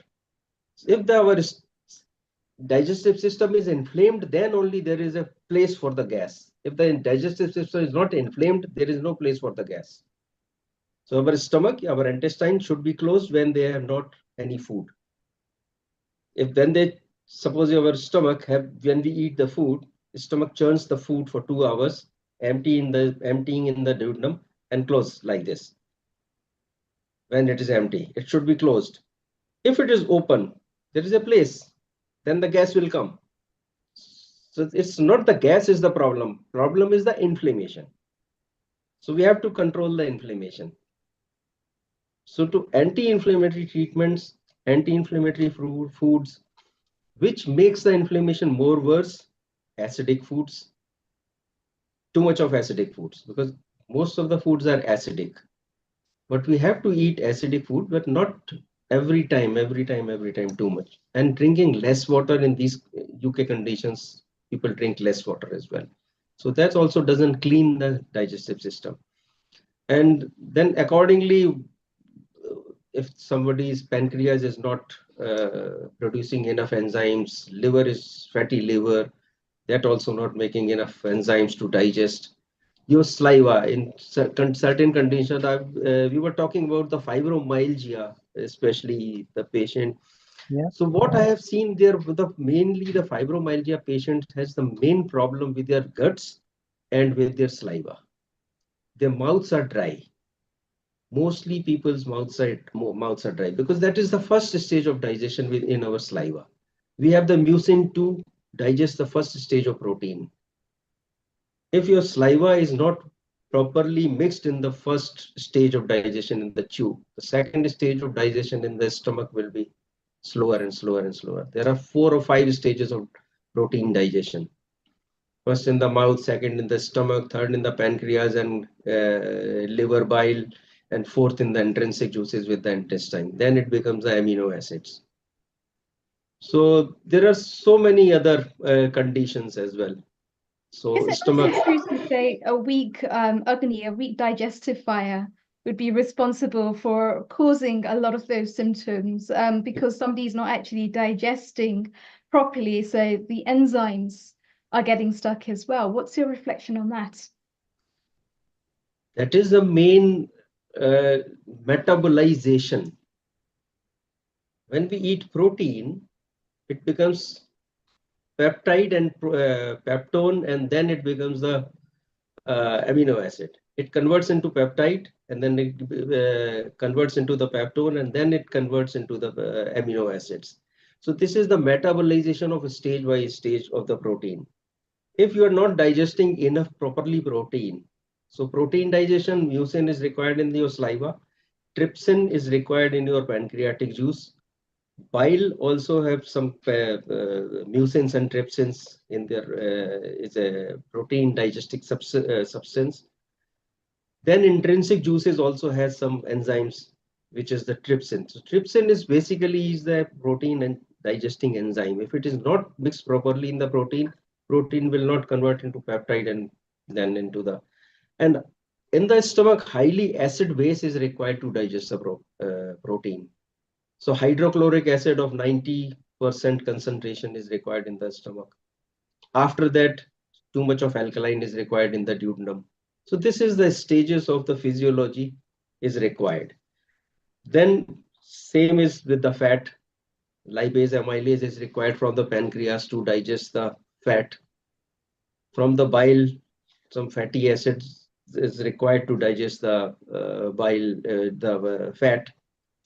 So this is how our body system works, like a conveyor belt. This is our saliva is slightly acidic, stomach is highly acidic, duodenum is highly alkaline, where they mix and neutralizes.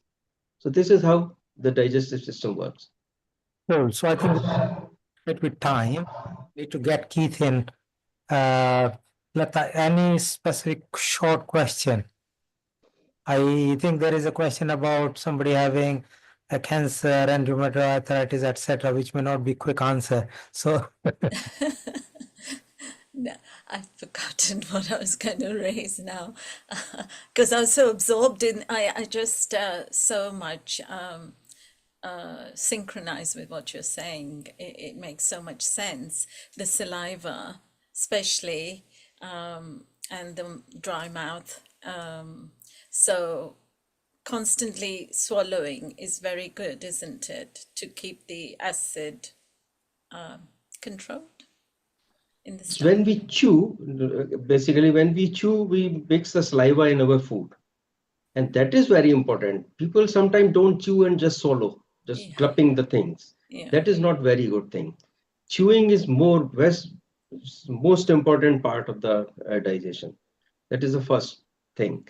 And if somehow with some kind of condition, saliva is not producing enough in the body, I have seen the salivary stones people are getting in their mouths.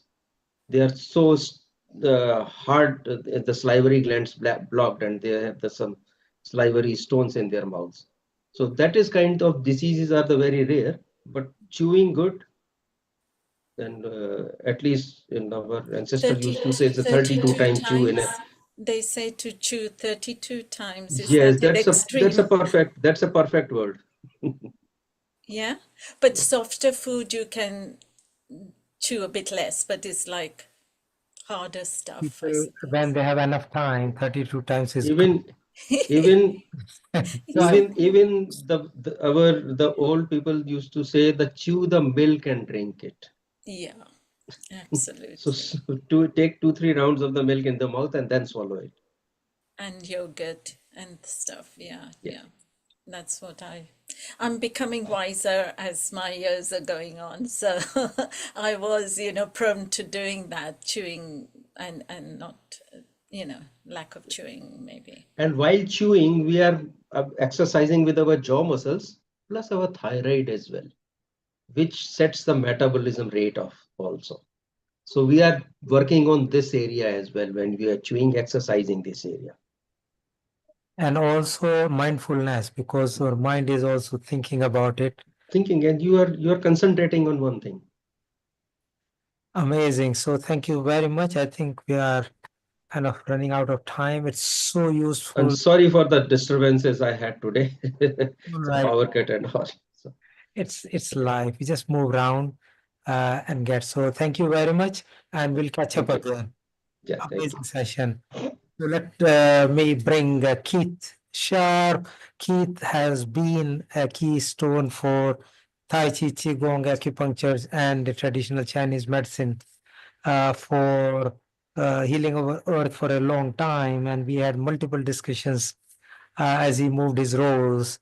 But I think it's good to see that in the integrated session, as we talked earlier, Ayurveda, yoga, and homeopathy are integral part for doing it.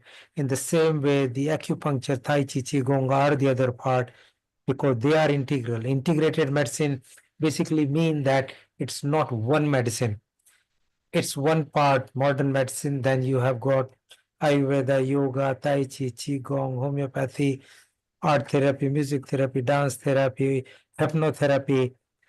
And all of these have got their own role. And why can't we plug them together in order to give a better patient care? So I would like Keith to talk a little bit more about how things are done. And then we had long discussion about how we launch it. People who are very keen and believe in the philosophy that, yes, integration is the way forward. Give them the promoter status, ambassador status, so that they can spread the seeds across the world to grow, so that not only our later part of generation, perhaps our future generation are grateful to us for bringing us together in a very coherent, evidence-based and scientific way. Over to you, Keith. Good afternoon and global namaste, and thank you for the opportunity to have a few words. It will be very short, but what I'd like to do is take the clock back a few centuries, if I may.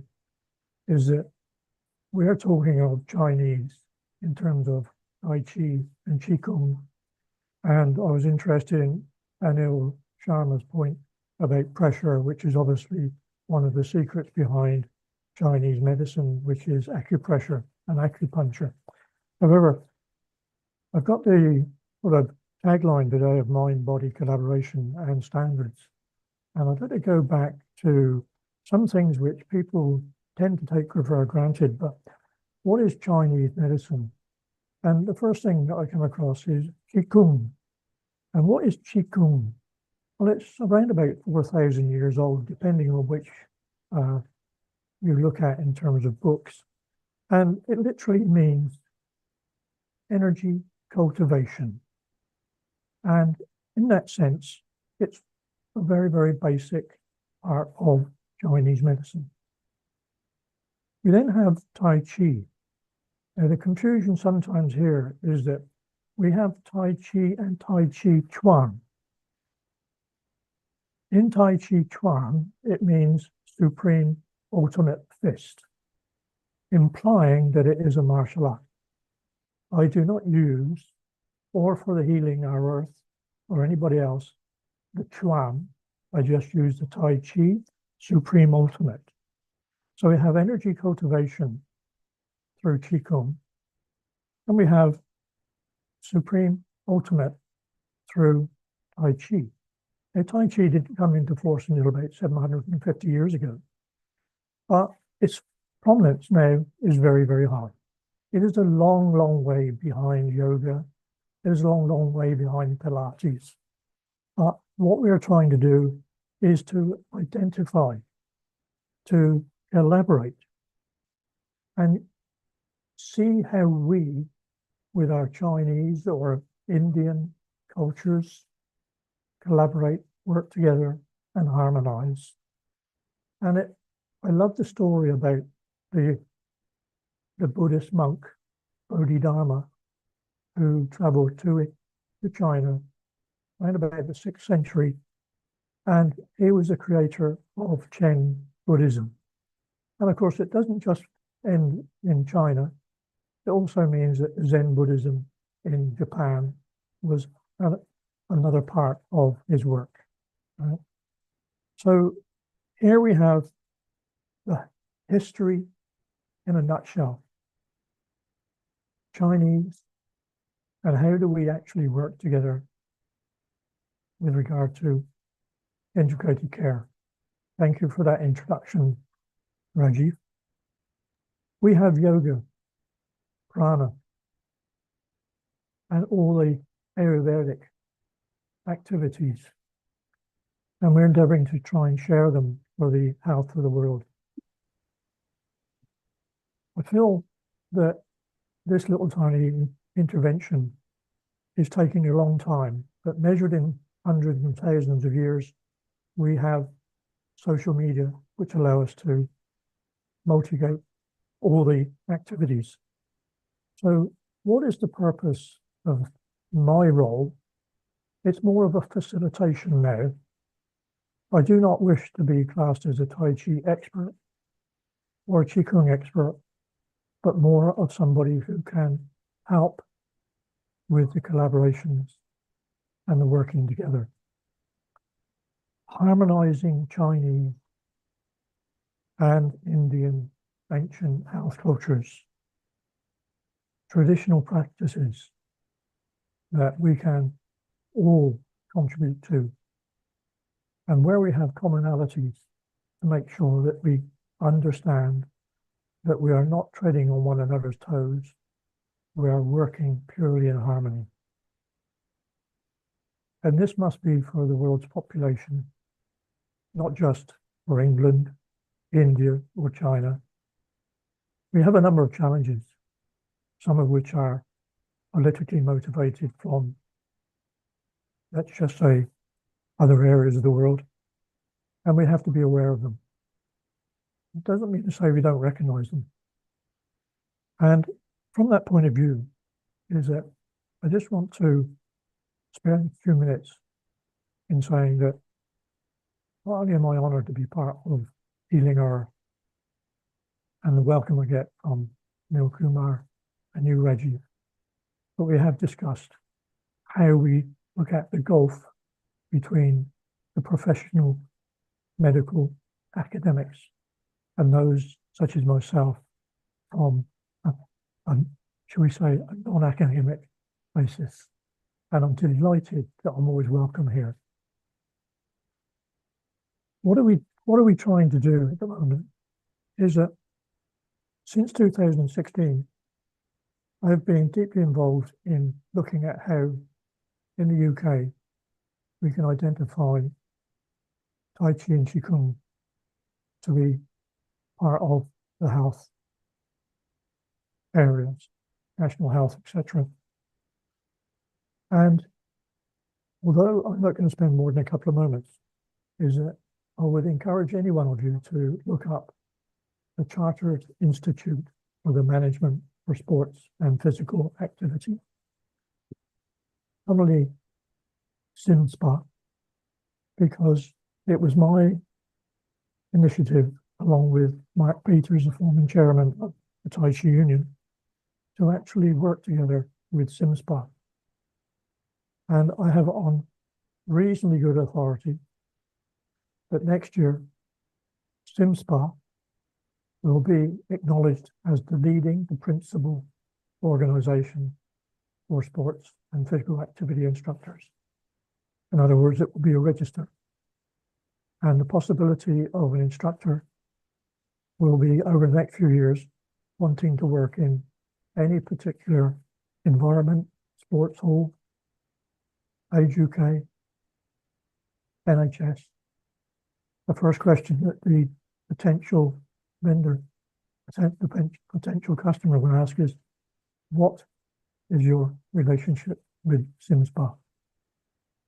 Now, because these are traditional activities, it does take a long time because people think you're trying to control, you're trying to regulate, and that's not the purpose. So next year, I'm hoping that we will be able to integrate much more closely from a professional point of view. It says health and well-being Tai Chi and Qigong instructors will be part of the band of SIMSPA and approved by the government. It means adapting. It means also being flexible. So I'm going to finish this short interlude, if I may call it that, because I need to actually just keep it really short, is that in the last 24 hours, Neil and I, thank you, Neil, have agreed that the session on the 23rd of February 2025 will be devoted to Tai Chi and Qigong. And I will be arranging some international speakers, hopefully. And one of them will be my long-term colleague, Bill Douglas, who was the mastermind behind World Tai Chi and Qigong Day. And more relevantly now, is the instigator, initiator, force behind Global Transformation Project. And we need to recognize the work that some of these people have done. So thank you for the opportunity just to spend a few minutes. If there are any questions, I will endeavor to answer them. But may I leave it there, Rajeev, for the time being, and say that I think that covers For what I those wanted who to. don't know, Keith is very energetic person. He had like knee replacement recently and has come back to really give his time. So that shows his commitment, and it shows that he is so dedicated to it. So hats off to you. Thank you so much. You also, how about Dr. Rajan Patankar? And I and him had some discussion on integration and integrated health and bringing all together. Particularly Ayurveda and yoga and modern medicine together. So I think it will be a good idea now, to good opportunity to really have your views on what do you think of it, Dr. Rajan Patankar. Integration. Hello, global namaste. Can you hear me? Yeah, we can hear you. Oh yes, global namaste. In my opinion, integration should be, we must know the strength and weakness of each science. That is most important, in my opinion. And nowadays, what happens? People or our fraternity also thinks like that. Integration means to overpower or to superpower other science. That is not the proper answer to that, because when we think about Ayurveda, the integration should be like that. The strength of the allopathic or the modern science and the reports or the gadgets which we can use to specify or to exactify our diagnosis is need of the hour. So why not to integrate like that? Give your medicines or think about from point of view as Ayurveda, but the integration should be like this to take the opportunity or to take the strengths which are having in other science. As I am not blaming any science, but also Tai Chi. I listened doctor just now for a few moments. Means there are strengths in each science, so that should be integration. That's my opinion. Rajivji, thank you. My pleasure. So absolutely, there is no science less. All are there, all have contribution, and each of them is existing despite hundreds and hundreds and hundreds of years, because they've got something positive to contribute. If not, they would have died. So my view is that let's bring everything together and get their respect and contribution together, so that there is mutual respect and a better patient care, because patient doesn't mind whatever. Patient wants relief. So I think that's great. Thank you so much. Can I just, may I? Yeah, please, keep. Rajan, I see that you are in the USA. Yes, correct. Which part are you in? Yes. San Diego. San Diego. Mm-hmm. And you are in a very active area for mindfulness. Do you know a Yes. guy? Do you know a guy called Roger Yanker? Okay. Where is situated? He's Santa Barbara. Okay. Please look it up, because Roger and I have been friends for nearly 20 years. And he is a well-known, respected Oriental medical doctor. And I think that the ideas that we have also need to be related to the Global Transformation Project that Bill Douglas of World Tai Chi runs. So, yeah, I think it's lovely. And you have a man down there in San Diego called Jesse Chow, who is also a world-renowned Tai Chi and Qigong healer. Okay. If possible, can you share their numbers? I will try, but after Rajeev mentioning about my knee, I am so far behind. Okay, no problem at all. We'll catch up. It's fine. Thank you so much. So I'm thinking is that it's time to get Sharon in. I don't know if she's in or not, but it'll be good to see Amrita, your views on how the integration can happen, the way forward, and I don't know, Vinita was here. She does some work on ADHD, and she's very keen on bringing the holistic sciences together with the medicine, modern medicine. So I don't know if she would want to share her view. Otherwise, Amrita, your views.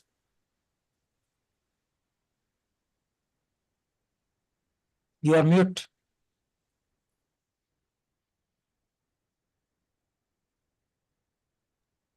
Sorry. Yeah, I think I can see Vinita G over here, so we can have her views. But as usual, Rajan sir, I keep meeting with all these stuff to talk about the integration, and we already have a good work with Keith that we are putting forward for the Global Transformation Project, in which integrated health is one of the platforms that we try to integrate on that verge. And yes, let's hear from Vinita what she has to say. Global namaste to you, and a very warm welcome as well, Vinita. Kindly unmute yourself and please make your camera landscape. And kindly turn on your camera landscape and unmute yourself. Yes, okay. perfect. Hi, I'll get a stand. Yeah. Yeah, so I don't have much to say. I thought I'll keep it for the next meeting. This was my first time here. It doesn't make any difference. Please go ahead. Most welcome. So, because I don't know how much is there interest in ADHD. I'm a GP in. Oh, everybody is interested. ADHD is one of the very primary problems of today, along with mental health. Kindly go Okay, ahead. so everybody's aware of that. Okay. Just a minute. Go ahead, Vinitha. ADHD. Yeah. ADHD. I'm moving around and I'm ADHD as well. Yeah, I did sense that though, because when the doctor was talking about diabetes, you were getting restless about trying to put the PowerPoint on. Okay, so I'm one of the GPs, just to introduce myself, and started doing some ADHD assessments about a year ago, and it was quite an eye-opening. I have come from the generation where I didn't believe in ADHD, and I'm quite intrigued, and it's a thing. It's actually a thing, and people get benefits. So I think the integrated medicine will be very useful here, because what we are doing here is we are just giving them stimulants to help them cope on the day, and when they are not on medication, they're back to their normal self. So that's what I have to say about integrated medicine, because herbal medicines are useful. Some of the patients have come back and told me, and then meditation is very useful. And the another holistic approach to ADHD can be, I hope everybody knows about ADHD a little bit. Yeah. Yeah. So the other approach will be to teach children how to concentrate. There was a lady here talking about children as well. What do we do with? So that made me think, is there anybody thinking about ADHD as well? It's very common. Yeah, definitely. ADHD has been one of the very big problems ever since the new Yes. generation with the Gen Zs have come with Yes. mobile gadgets, and they're born with that actually, and they live with that actually, and they see the virtual realities as the real realities in the paradigm of life. So that Yeah. has created a big issues, and a lot of work has been doing. In fact, last week when I was addressing one of the conferences, international conference from on nurses, they specifically many of the professors and associate professors were talking about the ADHD among their students and how difficult it was. So one of the papers was from reading from books, basically, was her paper presentation. And that was particularly based on the kind of concentration issues and attention deficit students have. And because of this, they don't remember, they don't want to remember. There are a lot of other priorities, and all these Yeah. things have come up as a mental health issue.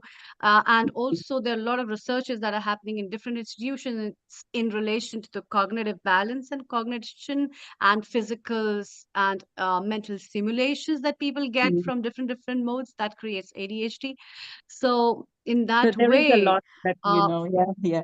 So what the other reason I wanted to chip in is somebody also mentioned road rage here. So that made me yes, think Dr. again, Batra, no, should I raise my hand? So that road rage is probably the ADHD effect of ADHD. Again, lots of true. people don't believe in it, but the more you see, the more you come closer to the person, you realize how life-changing it is when you treat them. A lot of people, True. when I diagnose them as an adult, they are in tears that they could have done much better in their life. Very intelligent people and have just achieved nothing. So I'm echoing here. I don't know why. Yes, that's very true. In fact, it reminded me of one of my sessions when I was just talking.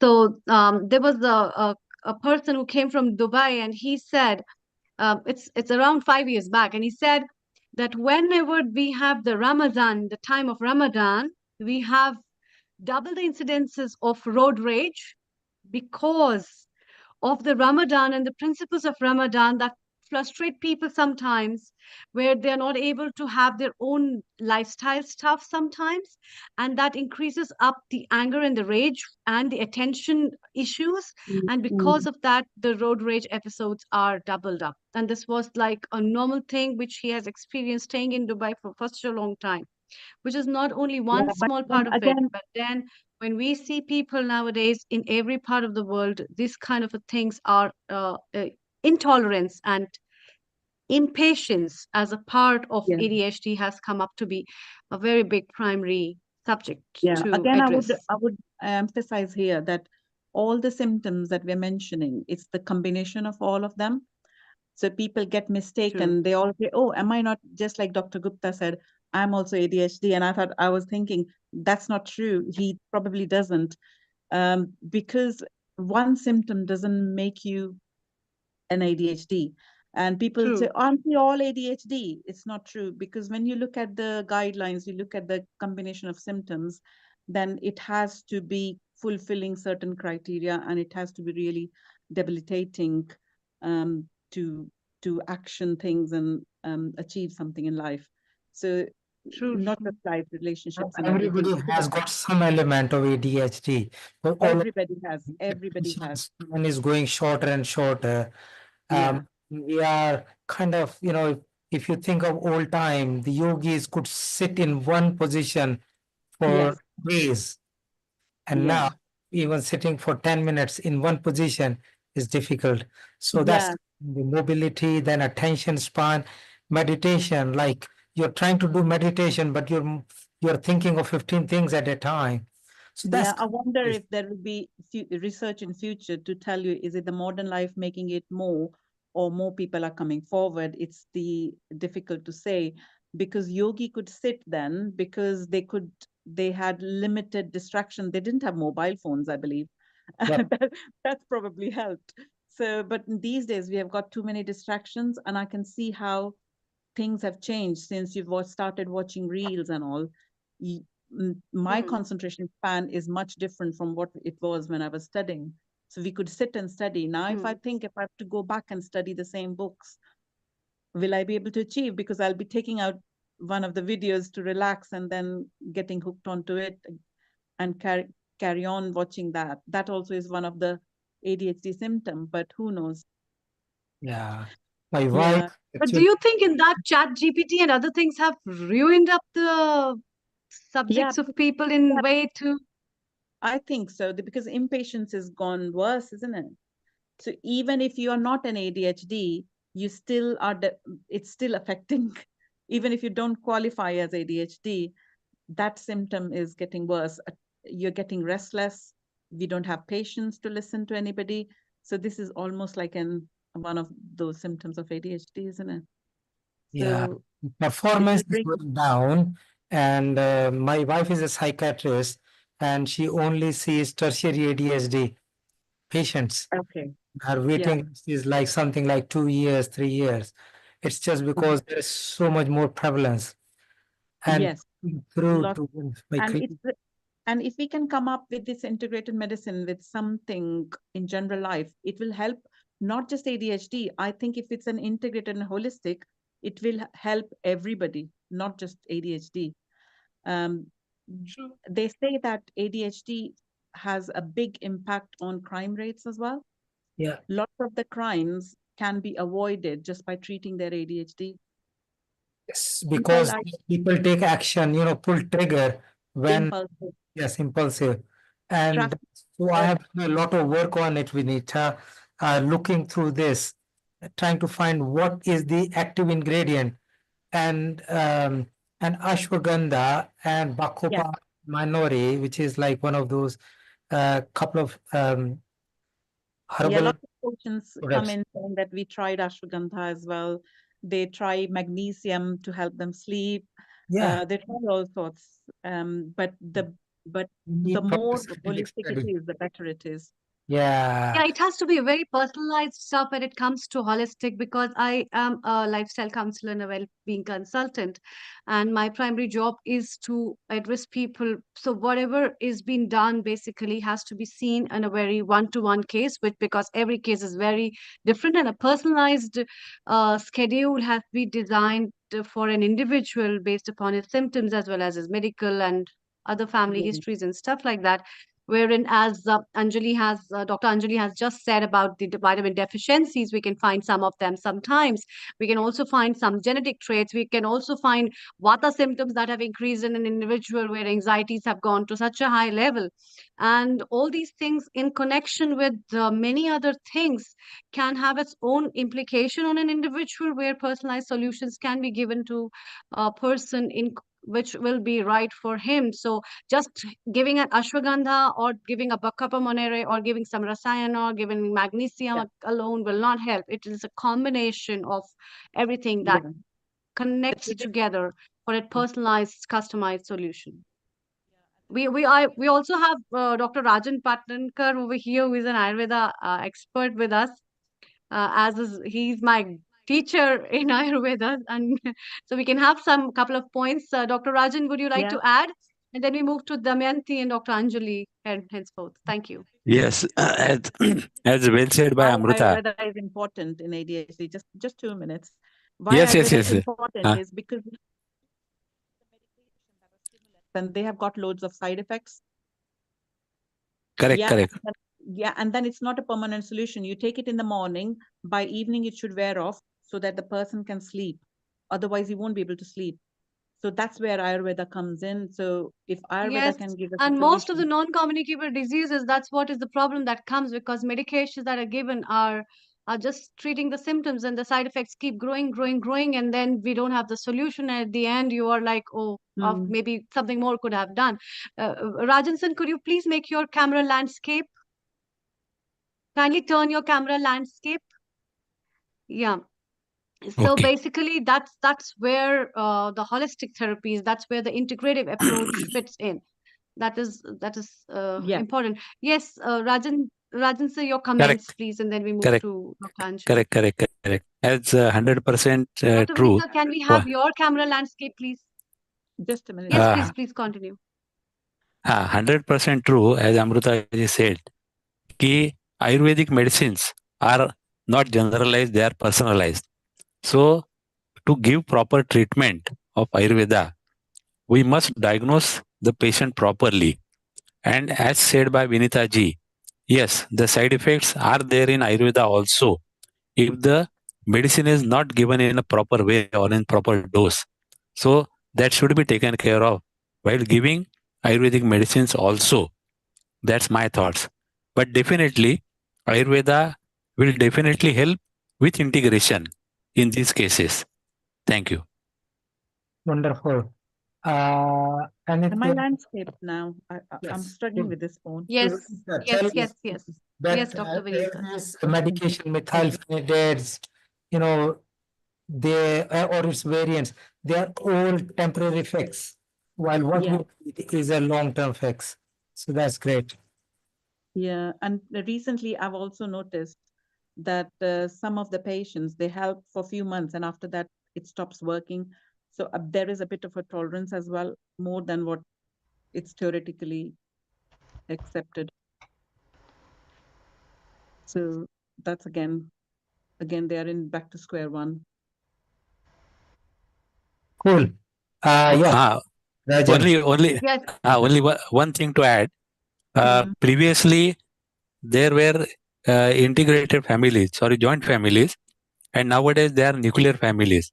So that can be one of the issue for ADHD, because in those days when grandfather or grandmother used to take care of a small child, they used to tell them so many stories about Yeah. about the freedom fighters or about the one who has achieved. Like in Maharashtra, we used to say Shivaji Maharaj or Tukaram Maharaj.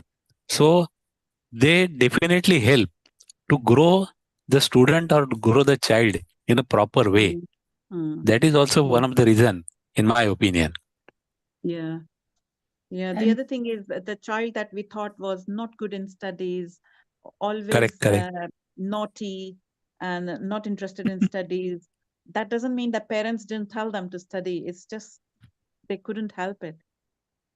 correct, correct. And nowadays the things are going so bad because Yeah. right from KG or mini KG, there is Mm. a competition in each and every children.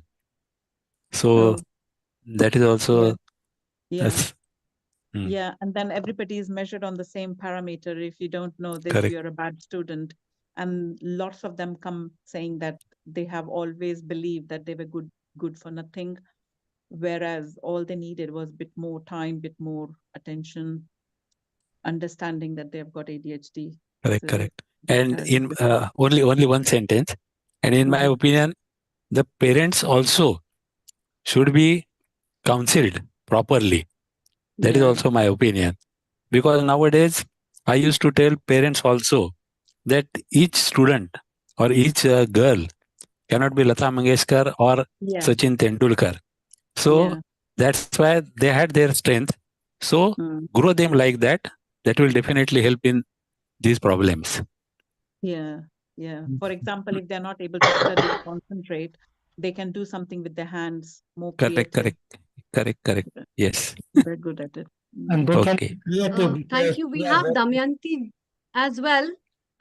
Dr. Rajiv, can we take Damayanti's comments and then we move Yeah, I over? think she want to ask Global question which namaste will to be you, Damayanti. appropriate for Dr. Patankar to answer. But I was thinking to just wind up this ADHD part that they are Yeah. very creative Yeah. and They're very creative people. In fact, use they say the that, faculty um, that way. yeah, they're very creative. In fact, they say that Albert Einstein probably was ADHD, Yeah. and they're intelligent as well. And what's this guy? I keep forgetting his name. The Tesla guy. Elon Um, Musk. Elon Musk. Elon Musk. Elon Musk is Alan Musk. ADHD. Yeah. Hmm. So because they've got hyper focus as well, if they focus on something, they will forget their appetite and everything. They'll be focused on one thing if they are very passionate about it. So all in all, it's a good thing if it is Yeah. channeled well and they're taken care of. The reason for including it in this conversation today, it is that by holistically managing, improving their concentration by other means is a way forward, because lots of people would like to avoid taking medication and they're treated like this. I watched a Yes. YouTube video on, it's called Dandapani. This is a guy who had ADHD. He couldn't cope. He was in a university, quite a good university, and then he had to leave. And 8 years he went to become a monk. So he's come back. Dandapani has come back to teach others how to concentrate and how to focus, how to be disciplined. So one step at a time. So he's got very motivational speeches. I would recommend watching that, not more than one, because he repeats himself quite a lot if you watch another one, but one is enough. Let's have a comment from let's have a comment from Damayanti. Damayanti ji as well. Yes. Yeah. Thank you, Dr. Vanita. Thank you. Yes. Global namaste to you. Namaste. No problem. It's so good to hear what has been said so far. Sorry I could not join early, but there is quite a lot that I'm learning while I'm listening. And hopefully, once I learn whatever I learn, I will be passing on to other people, because I work in the community and promote, educate, especially women, empowering them and getting them, giving them confidence and things like that. So, which has been my work life, being a nurse and health promoter, health education, and Macmillan Cancer Charity that I worked there for 13 years and things like that. So I'm learning a lot. So to learn and pass on my knowledge and information that I have, it's really helping me. Thank you so much. Thank you. It's amazing. Really good. Thank you. Thank you. Dr. Thank you. Anjali, your comments before we move further. Yeah, Dr. Vinta, I wanted to mention about folic acid fortification in foods. And that is one of the prime reason for ADHD being seen so much common now. So all the preggy moms are given folic acid, but what they need is folate. So that's again a confusion which is going on with the ADHD and autism spectra. So basically, B12 can actually show up as good levels. Well, via fortification is being done with folic acid, but it should be folate, which is important. Folate and B12 can help with ADHD, and most of the ADHD folks will show with B12 deficiency. But when we do a regular testing, it'll come as normal levels. It'll never show as new deficiency because of folic acid being the culprit here. So probably their parents would also have it, and majority of my patients which I'm seeing, they'll be very, very hypermobile, hyperlax tissues. So something which we talk about, hypermobile brain tissue leading into ADHD, which is again environmental and toxic load in the brain, toxic load in the body because of environmental exposures. So we have to look at holistic integrated health where we are letting the toxins go out of the body and let the mothers not just supplement with folic acid, which is being, given most of the times with folate. Look at folate basically. Folate and folic acid are no different. Yeah. Okay. So folate is, methylfolate, which should be given not because folic acid can be synthetic forms, basically. That is what is causing major issues. With MTHFR mutations, many of them may have this MTHFR mutation, which causes homocysteine to go up. And that's what we are seeing in our patients, which are like genetically compromised, like hypermobile, EDS, rare connective tissue disorders, which all come under the umbrella term of ADHD. Kamlesh Patel also had some comment.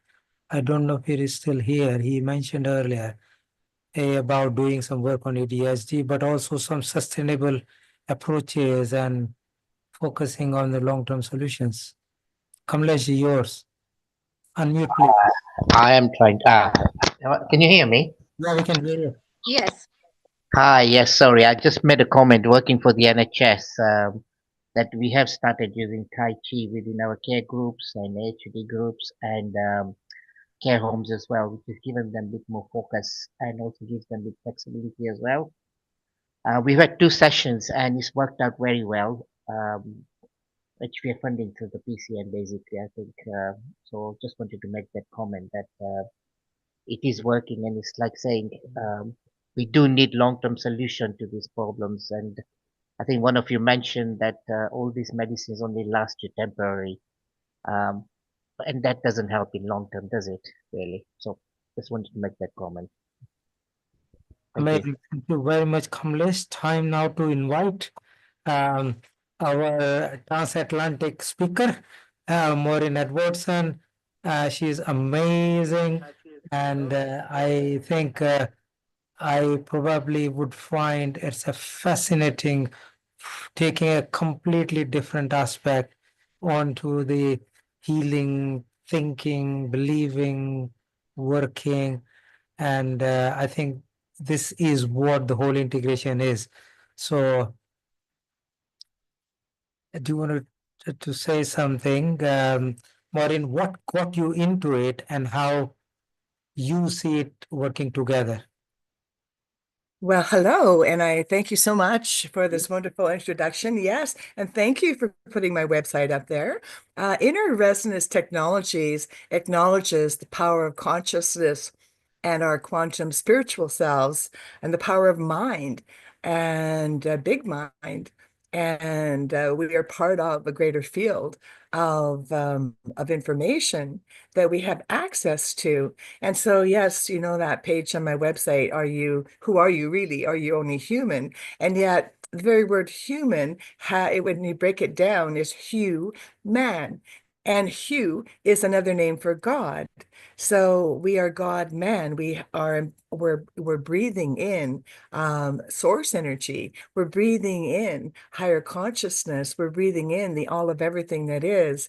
And so to work along with all other medical modalities, whether it's traditional medicine of the well, you can, define traditional medicine. The Russians define traditional medicine as all of their folk medicine, all their history of their shamanic history, and their herbalists, and all of the wise ones that have all the grandmothers and the ancestral ability for understanding how the body works and who we truly are. But Hugh is a word for God, and I kind of love I love the aspect that we're breathing in consciousness, and so we have a role to play in our own health. And I'd like to just briefly share that um, I have been a healthy person all my life, and yet in May of this year, I had a heart attack when I was traveling to Spain. I live in Vancouver, Canada. So I ended up in the medical system that I wasn't familiar with, and yet I got the most beautiful treatment, the most beautiful support and help, and the power of love and healing prayers from my networks from all over the world, especially with the Hola Movement group, the group of humanitarians that I was in a conference with, all came together when they heard this incident had happened on the Saturday night late. Sunday, I had emergency surgery, and I had 100% blocked artery. And the second artery was 70% blocked. But with my own inner work of my, inner resonance technologies, and particularly with a tsunami of love and healing prayers from that other level of consciousness, I was instantly healed. And when the doctors went in with a sonogram looking for that 70% second blocked artery, they couldn't find it. So instead of the 2 weeks that they would normally say, but have within two procedures, they went in 5 days later because they just couldn't stand not knowing, and they were so puzzled. And so when they actually went into the second catheterization, it was confirmed twice while they were in there, because they slowed my heart right down with a special drug. And it's just incredible. The medical system is incredible and saved my life. And I'm so grateful. And yet, when we depend only on one way, we don't get the best of all worlds. So I was written up as a medical miracle and came home here to Canada. 4 days later, I traveled on my own, 18 hours flight on the following Tuesday, just so really basically a week and a couple of days, and I was home doing well. And yet it's a wake up, because I was ignoring my own physical health, because I just had a thought that I was healthy, but I wasn't doing all the healthy things in my life. And so it was a wake-up call for me to exercise more instead of sitting in front of my computer. I was working 7:30 till 10 o'clock at night, doing what I love, and yet I was not balanced and was sloppy with my diet, and so it's so important to address all quadrants of who we are. We have that ability to respond both to our thoughts and our emotions. And IRT inner resonance technologies specializes in guiding people, in supporting people in a formula of questions that wakes up and catalyzes their inner healing programs. And all approaches to healthcare always acknowledge, no matter what the model is, that all the approaches are supporting the body to heal itself. So with modern medicine, if it's pharmaceuticals or if it's surgery, it's all to the end of supporting the body, to also heal itself. But I think we've become very one-sided one way or the other, in the way that I became one-sided just with working in my field. And I wasn't taking the responsibility that was also mine in a body to do what I know how to do to be healthy. And so it was, as I said, a wake up to be more inclusive of all aspects of who I am. And the point being that the brain produces chemistry into the body to keep us balanced, and the body always has programs that are always wanting to return to homeostasis and balance and wholeness. And so it's time for us to work together in healthcare and be fully inclusive and fully supportive and fully promoting all the different ways that we can come together and be healthy because everybody's different. Everything works differently, for each of us. So to really know and have the person really lead the way, and recently having been, I would have called it caught up in the medical system that I wasn't familiar with, and now very appreciative for. I had a wonderful medical doctor, a GP, general practitioner, family doctor, and he was so open and so inclusive. And then recently, I had a bit of an event, a heart event. So I spent the afternoon in the hospital and I was just fine, but also recognizing the sensitivities that I have, to the energetic world around me. So it's so interesting getting to know yourself from all these different perspectives and having the measurement that the medical system can give to us. And yet, I had a Holter 24-hour EKG put on a couple of weeks ago, and everything was normal. Everything was good and healthy. But it was my perceptual environment to a particular exercise program I was going to at the hospital twice a week, just because I needed to have more structure of really taking care of myself and a whole new pattern and program. So I appreciate all the different opportunities that I have. And yet, when I went into that building, it was filled with unresolved energies because we all have an imprint into the energy field around us. And all the fear, all the heart attack, all the diabetes, and all the people that would go there for help were all imprinted, in attached energies in the building, imprinted in the walls and the field. And so when I was able to then take my ability to respond with the knowledge that I've been trained in and clear all of those energies that had built up. It was a very old building. So there were a lot of people that came in there with a lot of fear. And so that's another aspect that we want to include, to be able to feel the sensitivity that we have and to really be able to take our ability to respond and use energy also to use the power of the mind to clear the field that we are participating in. And I know some people have a hard time going to shopping malls and areas where there are lots of people with a lot of desperation and depression and sickness these days. And there are some people that are more sensitive to those energies than others. So we're able to then take that, into our own ability to heal and clear, because just by breathing, another thing I teach is that we're all recycled. We're breathing in the same atmosphere from the beginning of time. And so from that point of view, we're physically part of each other just by breathing. Scientists like David Suzuki, that is based here in British Columbia, an environmental scientist, he teaches that we're all breathing in holographic particles of memory from the whole history of creation. So physically, we are one just by breathing. So we're part of each other.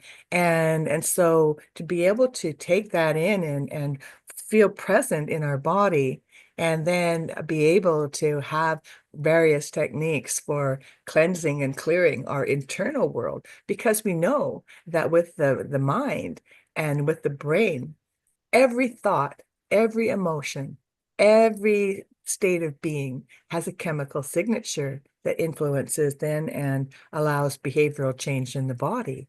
So we know the power of positive, the power of boosting our immune systems, from positive expectations, placebo effect. In effect, the power of the mind is really integral in our integrative ability to bring all different ways of being together and to really be inclusive. So everybody's different. Everybody has a different belief system.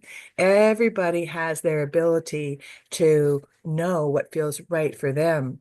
And so it's very important to acknowledge that and to be learning about ourselves all the time. This whole incident through the whole medical system that I wasn't used to with my heart has given me this wonderful opportunity to be even more inclusive and more accepting and more grateful for all of the possibilities that we have in our modern world, and yet not to forget the ancient wisdom that we all carry within. So this is what I advocate and always have, but now from a different perspective, having had an experience in the hospitals and the medical system and was treated so beautifully. You know, I had a really good time in the ICU in Spain, in Ibiza. You know, what a beautiful medical system and the beautiful people and so heart connected. So remembering that whatever we do, whatever modality, as we bring healthcare into an integrative system that's appropriate for each person, because, you know, I had this beautiful Irish doctor that called me to give me the results of my Holter test a couple of weeks ago for the 24-hour EKG.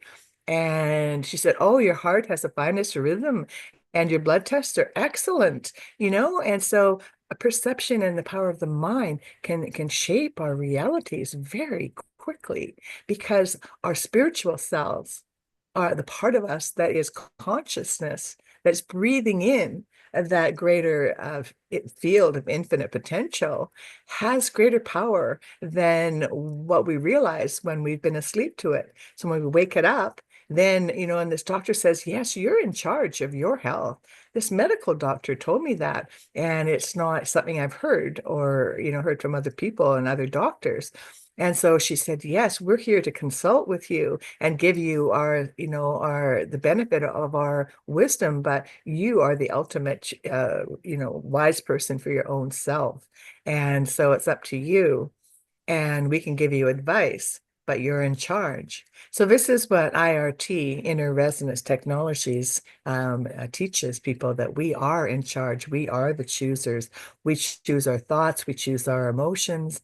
We choose our state of being. We choose what foods we eat. We choose how we interact with people we love, new people we meet. You know, what would love do? What is respect? What is seeing that namaste? You know, the God in me sees the God in you. So coming from that perspective is a very healthy, loving one that gives the best results, when then you can have that as your filter and your guide.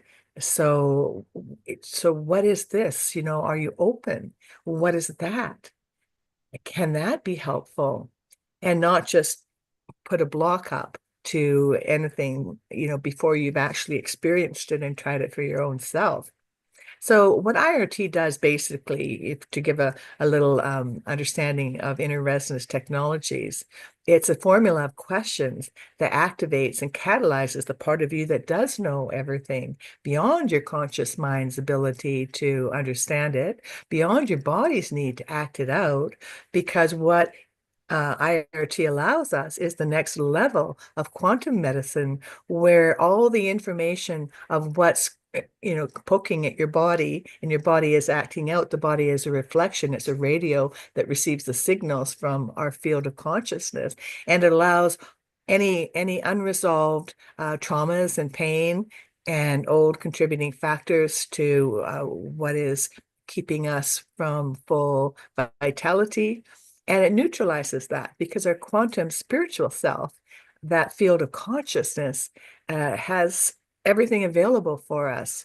And quantum scientists tell us everything exists in that field. So it's about alignment, and it's about neutralizing all the static and the resistance that we have, both to ourselves and our health and others, and old experiences of pain and trauma.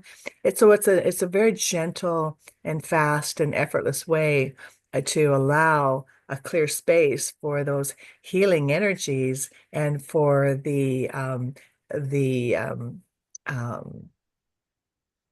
the healing energies of source, because we're all part of source. We're breathing in source energy. It grows our hair usually and our fingernails and regenerates our body. So our main job is to get out of our own way and clear anything that interferes and that is limiting us unnecessarily. And at the conscious level, we have less access to that than as the subconscious and the superconscious levels. So IRT addresses all levels of consciousness simultaneously. It's based on science. And Dr. Bruce Lipton endorses my work. My book is Your Magical Evolutionary Code, Unleashed the Science of Inner Resonance. So it's all science-based, and it's very exciting these days. So we can come and bring all our diverse perspectives into one umbrella and work together. And that's where I'm so excited that there are so many open doors these days for integrative healthcare. And that's the way forward, inclusive and allowing each person their own ways and supporting that. And in the meantime, I love the work I do because it allows people to heal and clear whatever is the underlying causes of their lack of vitality. And then when all of that's done, like Michelangelo, the David was already in the block of marble, and all Michelangelo did was chip away and clear everything that was limiting and restricting and contracting that beautiful David that already existed in the block of marble. So that, I believe, is our task, to clear, like Rumi would say, do not seek love. I seek instead to remove all the barriers to love. And there is love. We are love. We are um, uh, spirit.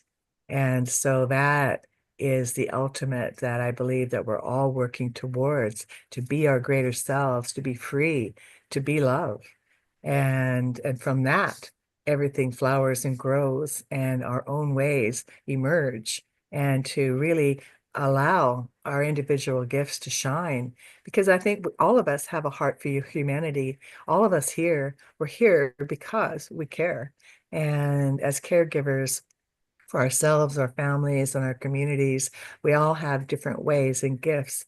So the more we let go of the old and all of our old grievances and all of the old traumas, and there's so many different ways of doing that. And isn't that a wonderful, delightful thing to know, that there's nothing bad, there's nothing wrong, there's no bad ways to do anything. It's all just experience until we find and refine our own way. So I've worked and taught my work in tribal schools for the Bureau of Indian Affairs, and worked with Indigenous people all over the world to clear all of the intergenerational trauma so they can then emerge and remember their own cultural ways, their own traditional ways, and that works best for them. In the same way that when we eat foods from 100-mile radius, that's the healthiest for us.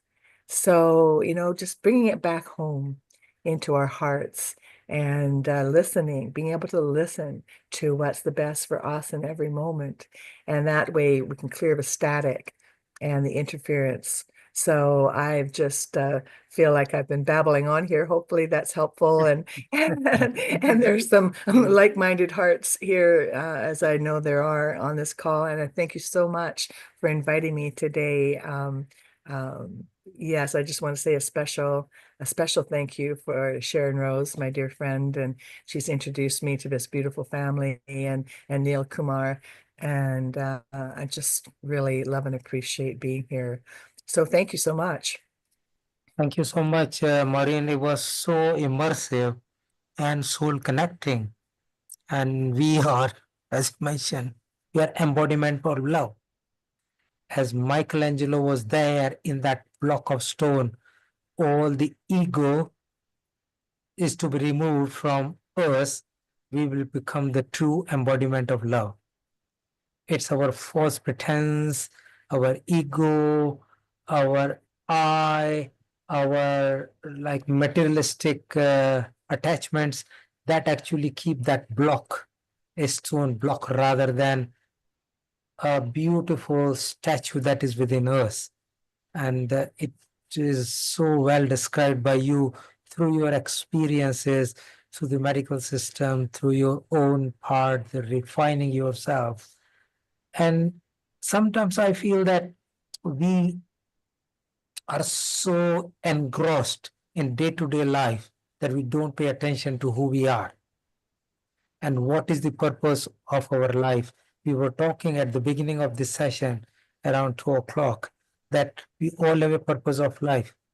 We are all born and sent to this planet Earth with a mission and a purpose. We forget it.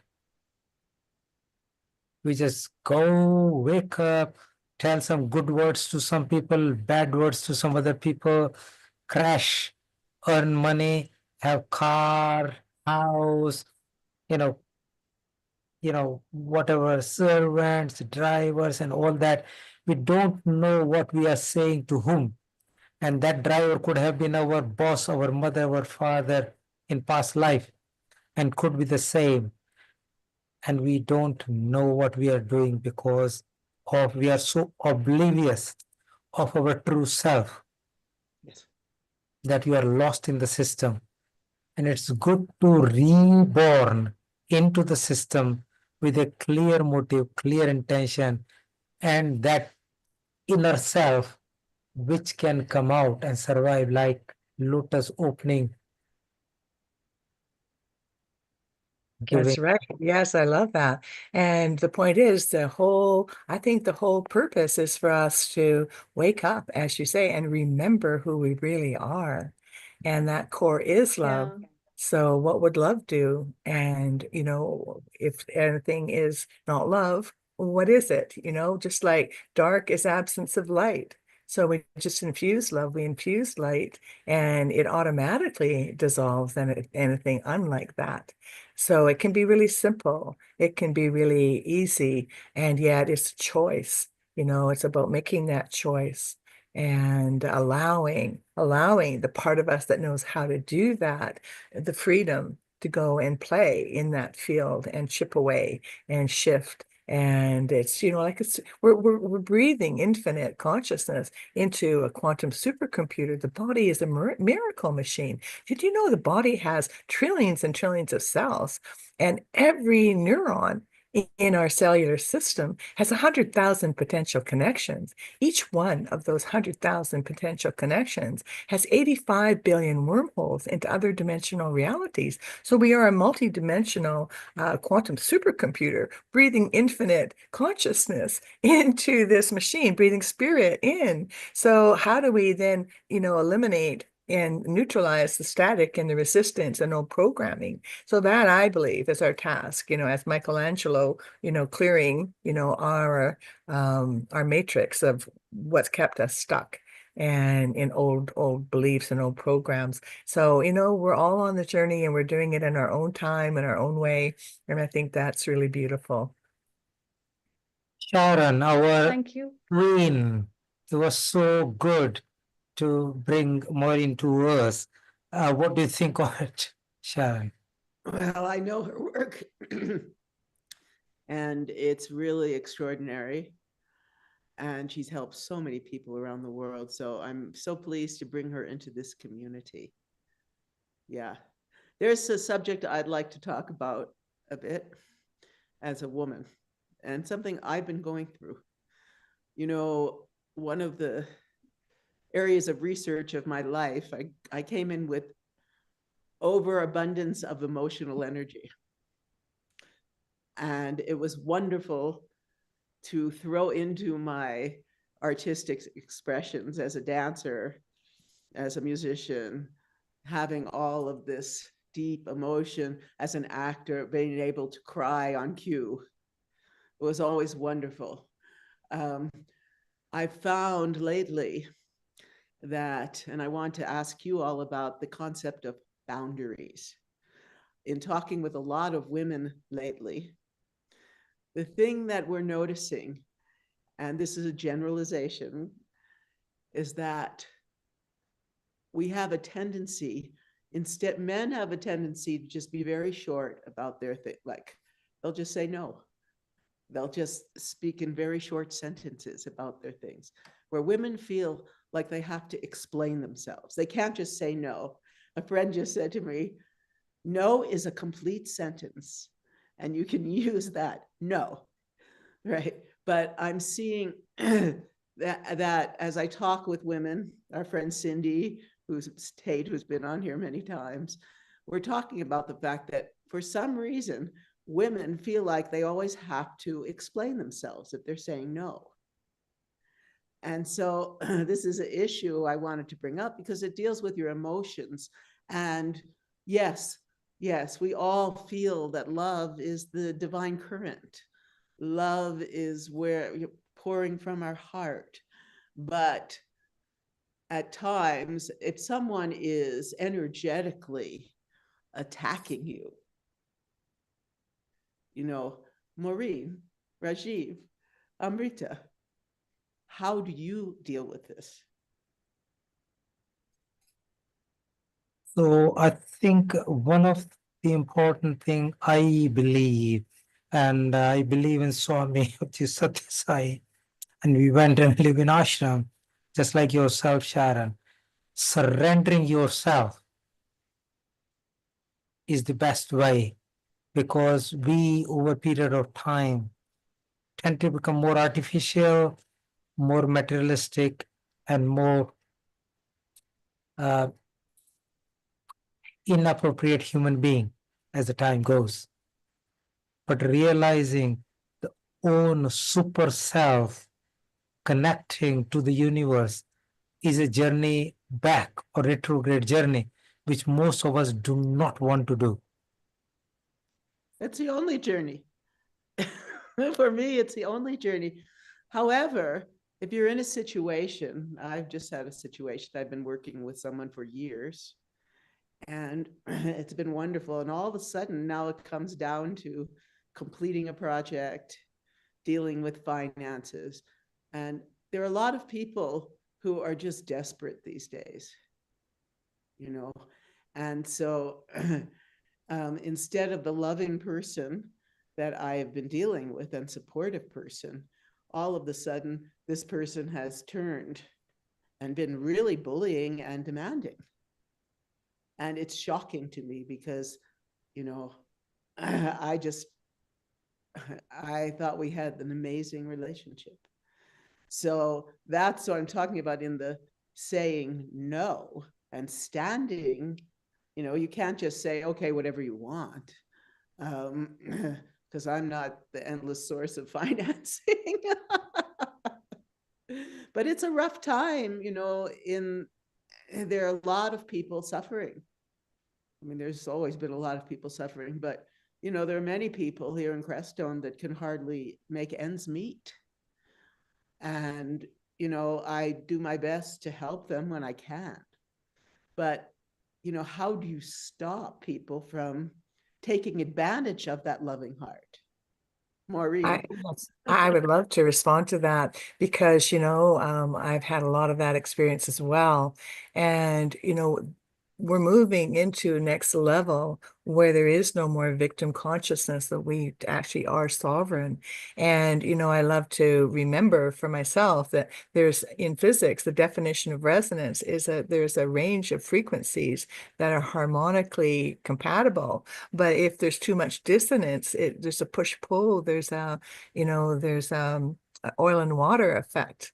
And whether it's with a job or relationship or whatever it might be. And I also understand that as there's so much more increasing awareness and so much light happening and the solar flares are really hugely impactful in our electromagnetic systems on the planet, and we are electromagnetic. And so there's a lot of pressure being put on all of our old unresolved issues. And so everything's getting squeezed to the surface. It's like we're going through a purification from my perspective. And so we always have to bring it back to ourselves. Who are we in response to that? And our response is always ours. So I love to say, it's not about you, but it's all about you, because our reactions. And so then yes, boundaries are really important. And I remembered that I wasn't a victim of all those energies that I was going in, but I hadn't been aware of them. So having awareness, then yes, you create a boundary. And what do you do? Clearing your own self of your reactions, and then just being clear, and standing in your truth. This doesn't work for me, and and whatever, and what's happening for you, and being curious about that. And because everybody's old issues are getting triggered to the surface right now on the planet, everywhere there's this huge upheaval of all of what a person might call evil, all the stuff that's not of the light. And there's all this conflict. So how can we be love? How can we still keep our own truth and stand in those boundaries, like you say? And number one to me is always bring it back to myself and clearing whatever is in me. Just like Dr. Hugh Len of the Ho'oponopono Forgiveness Project. It's a Hawaiian forgiveness, and it goes on the basis that we're not separate from anything. And he was director of health in the unit for the criminally insane in the hospital of Oahu, criminal inmates or lifers. No hope of rehabilitation. So what he did every day for 3 years was just, say the Ho'oponopono prayer. I'm sorry, please forgive me, thank you, I love you, for whatever part of him that was part of that potential, because we're all, there, but for the grace of God go we. So he did that, his own inner clearing and his own, what he called cleaning his own self, whatever he saw outside of himself that was like just not what he wanted or what he would want for the world. And within 3 years, honest to God, it's not an urban myth. It's a fact that all of those inmates were rehabilitated and streamed back into society as contributing members of society. That is the power of that. And so in the Ho'oponopono, it's I'm sorry, please forgive me, thank you, and I love you. And that is to your own higher self that knows the greater truth really of who we really are, who we are, who the other is. It's the namaste. And so, the more we can see the other in their light of who they really are, same with my children. I've had lots of karmic, episodes over, their 39 and 41 years with me in relationship. And so, it is just always seeing their essence, seeing the truth of who they really are. And then that behavior that changes the relationship, it's not the truth of who this person is. So the more you can keep the memory and the vision and the presence of the heart of that other person, the God in them, the more they will respond to that. And yet at the same time, putting up boundaries. Yeah, like with my daughter, no, drugs are not welcome in my house. I help people recover from drugs. No, this is not an option. And so you have really clear boundaries of what you need, what's good for you. And then, you allow. And, what are your options in that, right? So amazing magic can happen when we can go into our own selves with the disappointment and There's a sense of, I think that some of us experience a sense because women, and I'd love to hear Lata's take on all this, because I know that she talks a lot about women's issues, but sometimes we give and give and give as women. That's our nature. And then if something comes up where we have a sense of betrayal, yeah, and that hard one. And of course, many of the people here are on a deep spiritual path. And so whenever anything comes up in us, we are first self-reflecting to see what it's calling, what needs to be healed. And so that's a way to look at it. But it still can be painful. So I'd love to hear Lata's take on all of this. Thank you so much. It's so amazing. I know we are kind of coming to the end of it. It's a long session. But I think it was so good that we had so many different aspects. We had modern medicine, reversal of diabetes, Ayurveda aspect, yoga aspect, Tai Chi, Qigong. We had neurotherapy. We had even how the internal mechanism work, the internal therapy, self-replication, and the spiritual health. So I think it was very amazing session. I know I have learned a lot, and I'm so grateful to all people who have contributed on the platform in form of running the back office, including the unsung heroes like Nishit and Nilkumar, and people who are speaking and giving their time. So I think let's have a quick catch up and bring it to close. Any last minute comments? Thank you. Thank you, Rajeev. You've been there from right from the beginning and you love producing integrated health. The next task you've got is the 8th of December, which is the Universal Health Coverage Day. Just before we do that, let Sharon tell people what are the future episodes so that people can know what's going on and we can have good fun. So, Sharon, Yes. next week. Next week, an important event, post COP29 in solidarity for a green world. Sunday, the 24th November, 2 p.m. GMT onwards. It's always a very important and powerful experience to come on. Then the 1st of December, again, 2 p.m., Glow Women. And Lata, hopefully we can continue to speak about these deep emotional issues that affect women, enhancing better womanhood. It's these days, we really need to focus and align ourselves with the highest of who we are as women. And for me, the teachings that I learned in India under my Guruji Sitara Devi about adornment, about beauty, about the power of Durga and Saraswati, and Lakshmi, and all of the Devis. I would love to bring this in. You know, the Indian aesthetic is so exquisite. And I believe it should be really poured out to the whole world. I'm so happy to see that our vice president has Usha, his wife, who to me is like the quintessential Indian woman. So then next, Universal Health Coverage Day, Health for All. Yes, we really need this. It'll be a very fascinating show. So join us on the 8th of December for this free global online session. Oh, now here we go. This is what we really need, all of us women. Women's self-care, menopausal care. That's a really, really powerful topic that so many of us will be there to contribute to.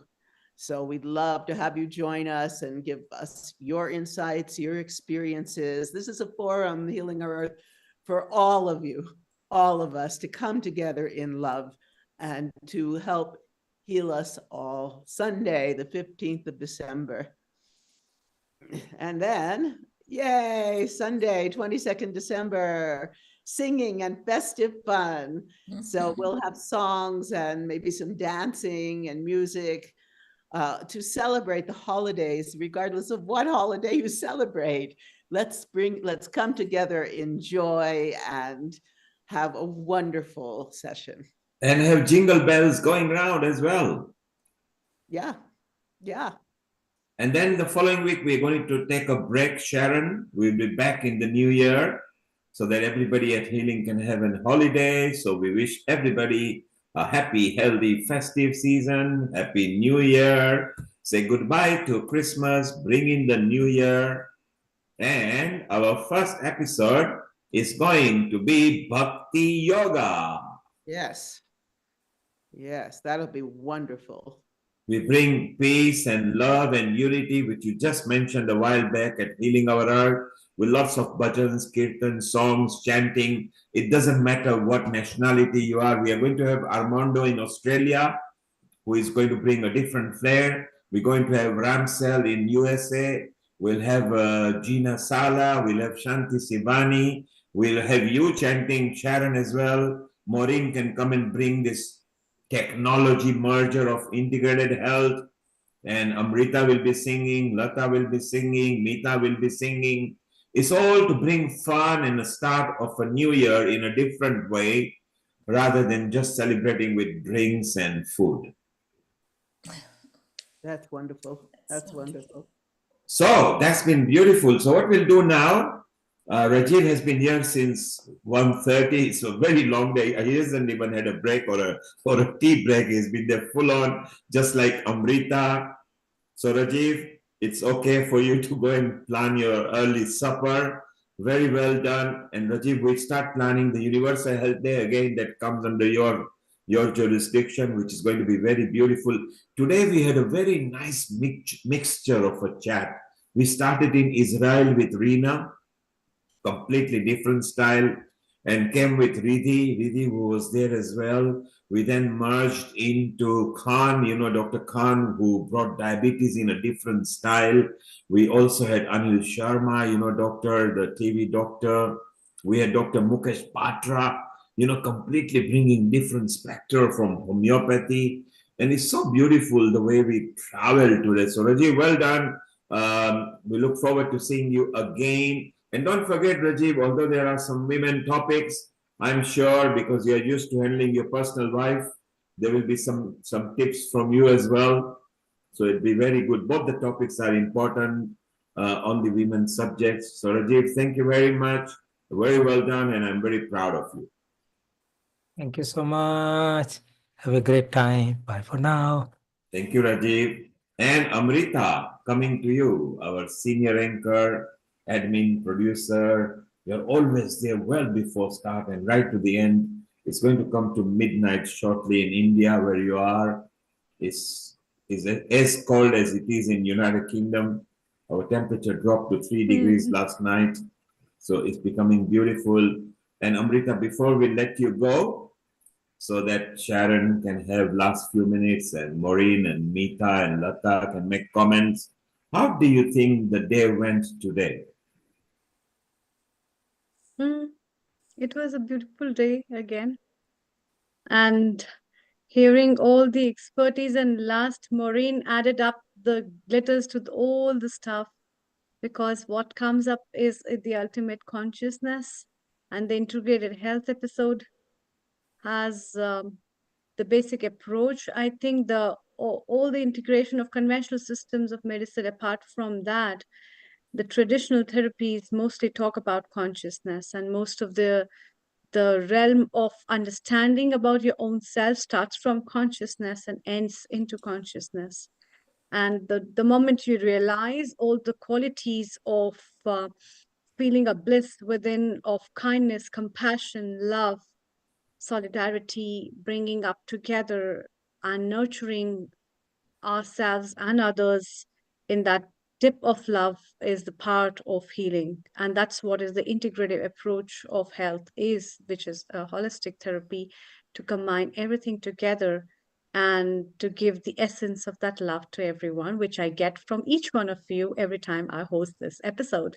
And I'm very thankful to all the guests, all the experts who have made today's episode as well a successful one. And a very, very big thanks to Sharon, because despite being unwell, she has made it. And also abundant thanks to Riddhi and Professor Dr. Rajeev Gupta, who is always there for this episode to make it a real success one always. And to add on with that, Meeta ji and Lata ji are unending visitors as well as our guests who are always there to be with us. And last but not the least, two ends of Nishit Bhai and Nil Kumar. That's what. An abundance thanks to all of you and all the viewers and the audience who have been listening us, watching us end to end for making all these episodes a grand success. Thanks a lot. And Amrita, not forgetting Maureen Edwardson. Just in the last 3-4 days, we were just chatting, and Sharon said, "Let's bring Maureen." And Maureen was awake. It was nearly midnight in Canada as well. And I said, "I want a topic from you right now." So she said, "Let me go to the washroom." And from there, she came up with a topic, and we just logged it. So Maureen, well done. Again, a very nice topic. So Amrita, thank you, and Rajeev for co-producing this episode. Amrita, you won an award recently. What was it regarding? I think it was something to do in your area. Yeah, so that is with a project startup in terms of holistic health, providing holistic health solutions for non-communicable diseases, which in turn heals up the consciousness. So the project is very much close to my heart, which is in relation to today's episode, and I could find a lot of people in connection with that. So thank you, Neil Kumar, for acknowledging that. And I feel blessed, and I also feel empowered to learn more from each one of you to progress in life for healing people better through healing our earth.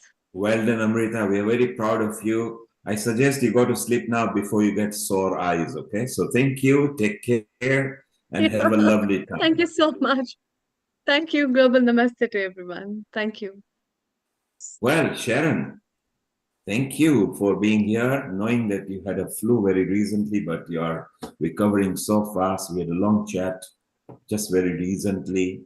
And Maureen, what an alternative, wonderful, like Rajeev said, he got immersed in it so much and picked up some different point and different, completely different way of looking at things. And that's what we do at Healing Our Earth. We bring every nationality, every age bracket, every people with thoughts together. We merge, and as Sharon said, we bring love, unity, liberty, and harmony at Healing Our Earth.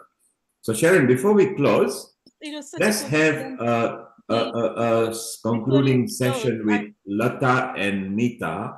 Lata and Meeta, over the next minute or so, if you just make your comments, and then Sharon and Maureen can wind up. Meeta, you go first. Yeah, it's. I was just wanting to share something. It's such a coincidence that I was at an interfaith service at the Guildford United Reformed Church Hall, and the topic was a faithful journey towards unity, bridging divides for global harmony. And I was speaking on behalf of Hinduism, and there was the mayor of Guildford, Councillor Sally Barker, mayor of Godalming, and Councillor Paul Rivers, and also the High Sheriff of Surrey had sent a message. What a coincidence. I talked about consciousness, and I talked about the universal consciousness and individual consciousness, how Satchit Anand and Antakarna. So it was rhyming with everything what we were discussing over here, especially when I heard about the harmonic waves in physics. Being a physicist, I really it's a universe that we were talking about same thing today in the interfaith annual meeting as well, and over here as well. So yeah, it is remembering that we are part and partial of the universe. We are the same life energy and the consciousness which is within all of us, irrespective of appearances or our faiths or our beliefs or anything. We are part and partial of the same ocean of energy. So thank you very much for today's program. I'll watch it later as well properly. Yeah. So as always, this platform is a blissful wealth of knowledge which enhances our well-being mentally, emotionally, physically. So I'm really grateful to Nishit and Neil Kumar and Sharon Rose. She's part of the team, back team and the front team. So yeah, it's very, very, what attracts me is the values that it upholds for women in particular. And, you know, I think this is where the consciousness and the invisible aspects of life and the universe is so well explained here and explored so well. So yeah, we do all do our bit during the week to promote good community life, but yeah, we do fall short many times as well. But yeah, it's so wonderful, and I'd like to just say a little bit about what Sharon was speaking on the betrayals in humans, and it's sad, very, very sad to see. I don't know where we're going wrong with that. I'd love to really bisect that a bit more, and maybe open that subject and explore that a bit more, why it happens, because obviously we can't see it. It's invisible. It's not open to the naked eye, you know. So it's very, very strange how people change, very strange. And that is always at the back of women's mind. But yeah, we just got to, you know, get to grips with it and learn how to apply new techniques, I suppose, and be there as a support mechanism, and hopefully, you know, reduce the pain and the anguish and the shock of the betrayals. Finance is a terrible thing. It does ruin relationships, and that's another thing we need to discuss a bit more openly, is relationships. That would be a wonderful subject to explore to Neil. Because it affects all aspects of our lives, doesn't it? It's the most important aspect of our life, I think. It's the primary thing in our lives, really. If we can sort of understand that, then our health and everything else comes, you know, down from there, improves our well-being, our health and relationships and everything. So, you know, is, yeah, all our values, the different values that we humans speak about, will come and emerge into one beautiful thing.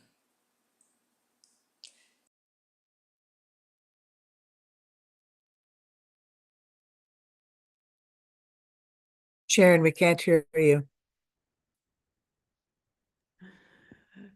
The issues that we're speaking about, the women's issues, are very important. And I feel that we should, when we have the women's self-care episode, that we should devote some time to really talking about this, how we are as women, how we can help each other, to care for each other and for ourselves.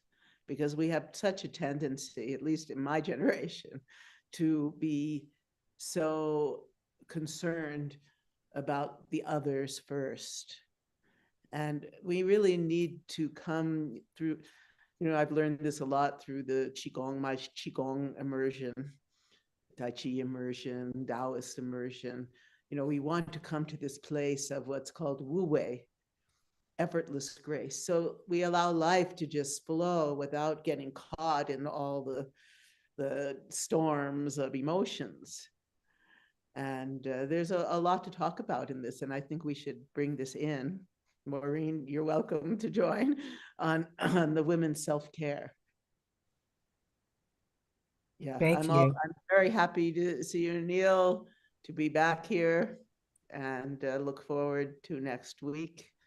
And as always, Maureen, it's wonderful to be with you. Thank you. It's going to be awesome.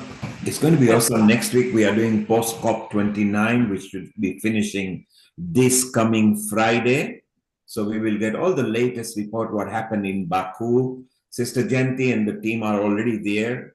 Some of the team will be coming, and Sharon, you are bringing a couple of guests as well later in your slot. Maureen, you are a part of the family. You can join as many episodes as you like. You're good at social media as well, so it's easy to keep in touch with you. It's such a wonderful, and Sharon, lovely to see you. You're gonna bounce back and doing Tayum Tata and Tayum Ta and dancing pretty shortly. So it's gonna be lots of fun. Maybe Sharon, you can finish with however you want to, so we can say good night or good morning or good evening or wherever people are tapped us from. Well, I'd like to finish with the Gayatri mantra. Go ahead, all yours.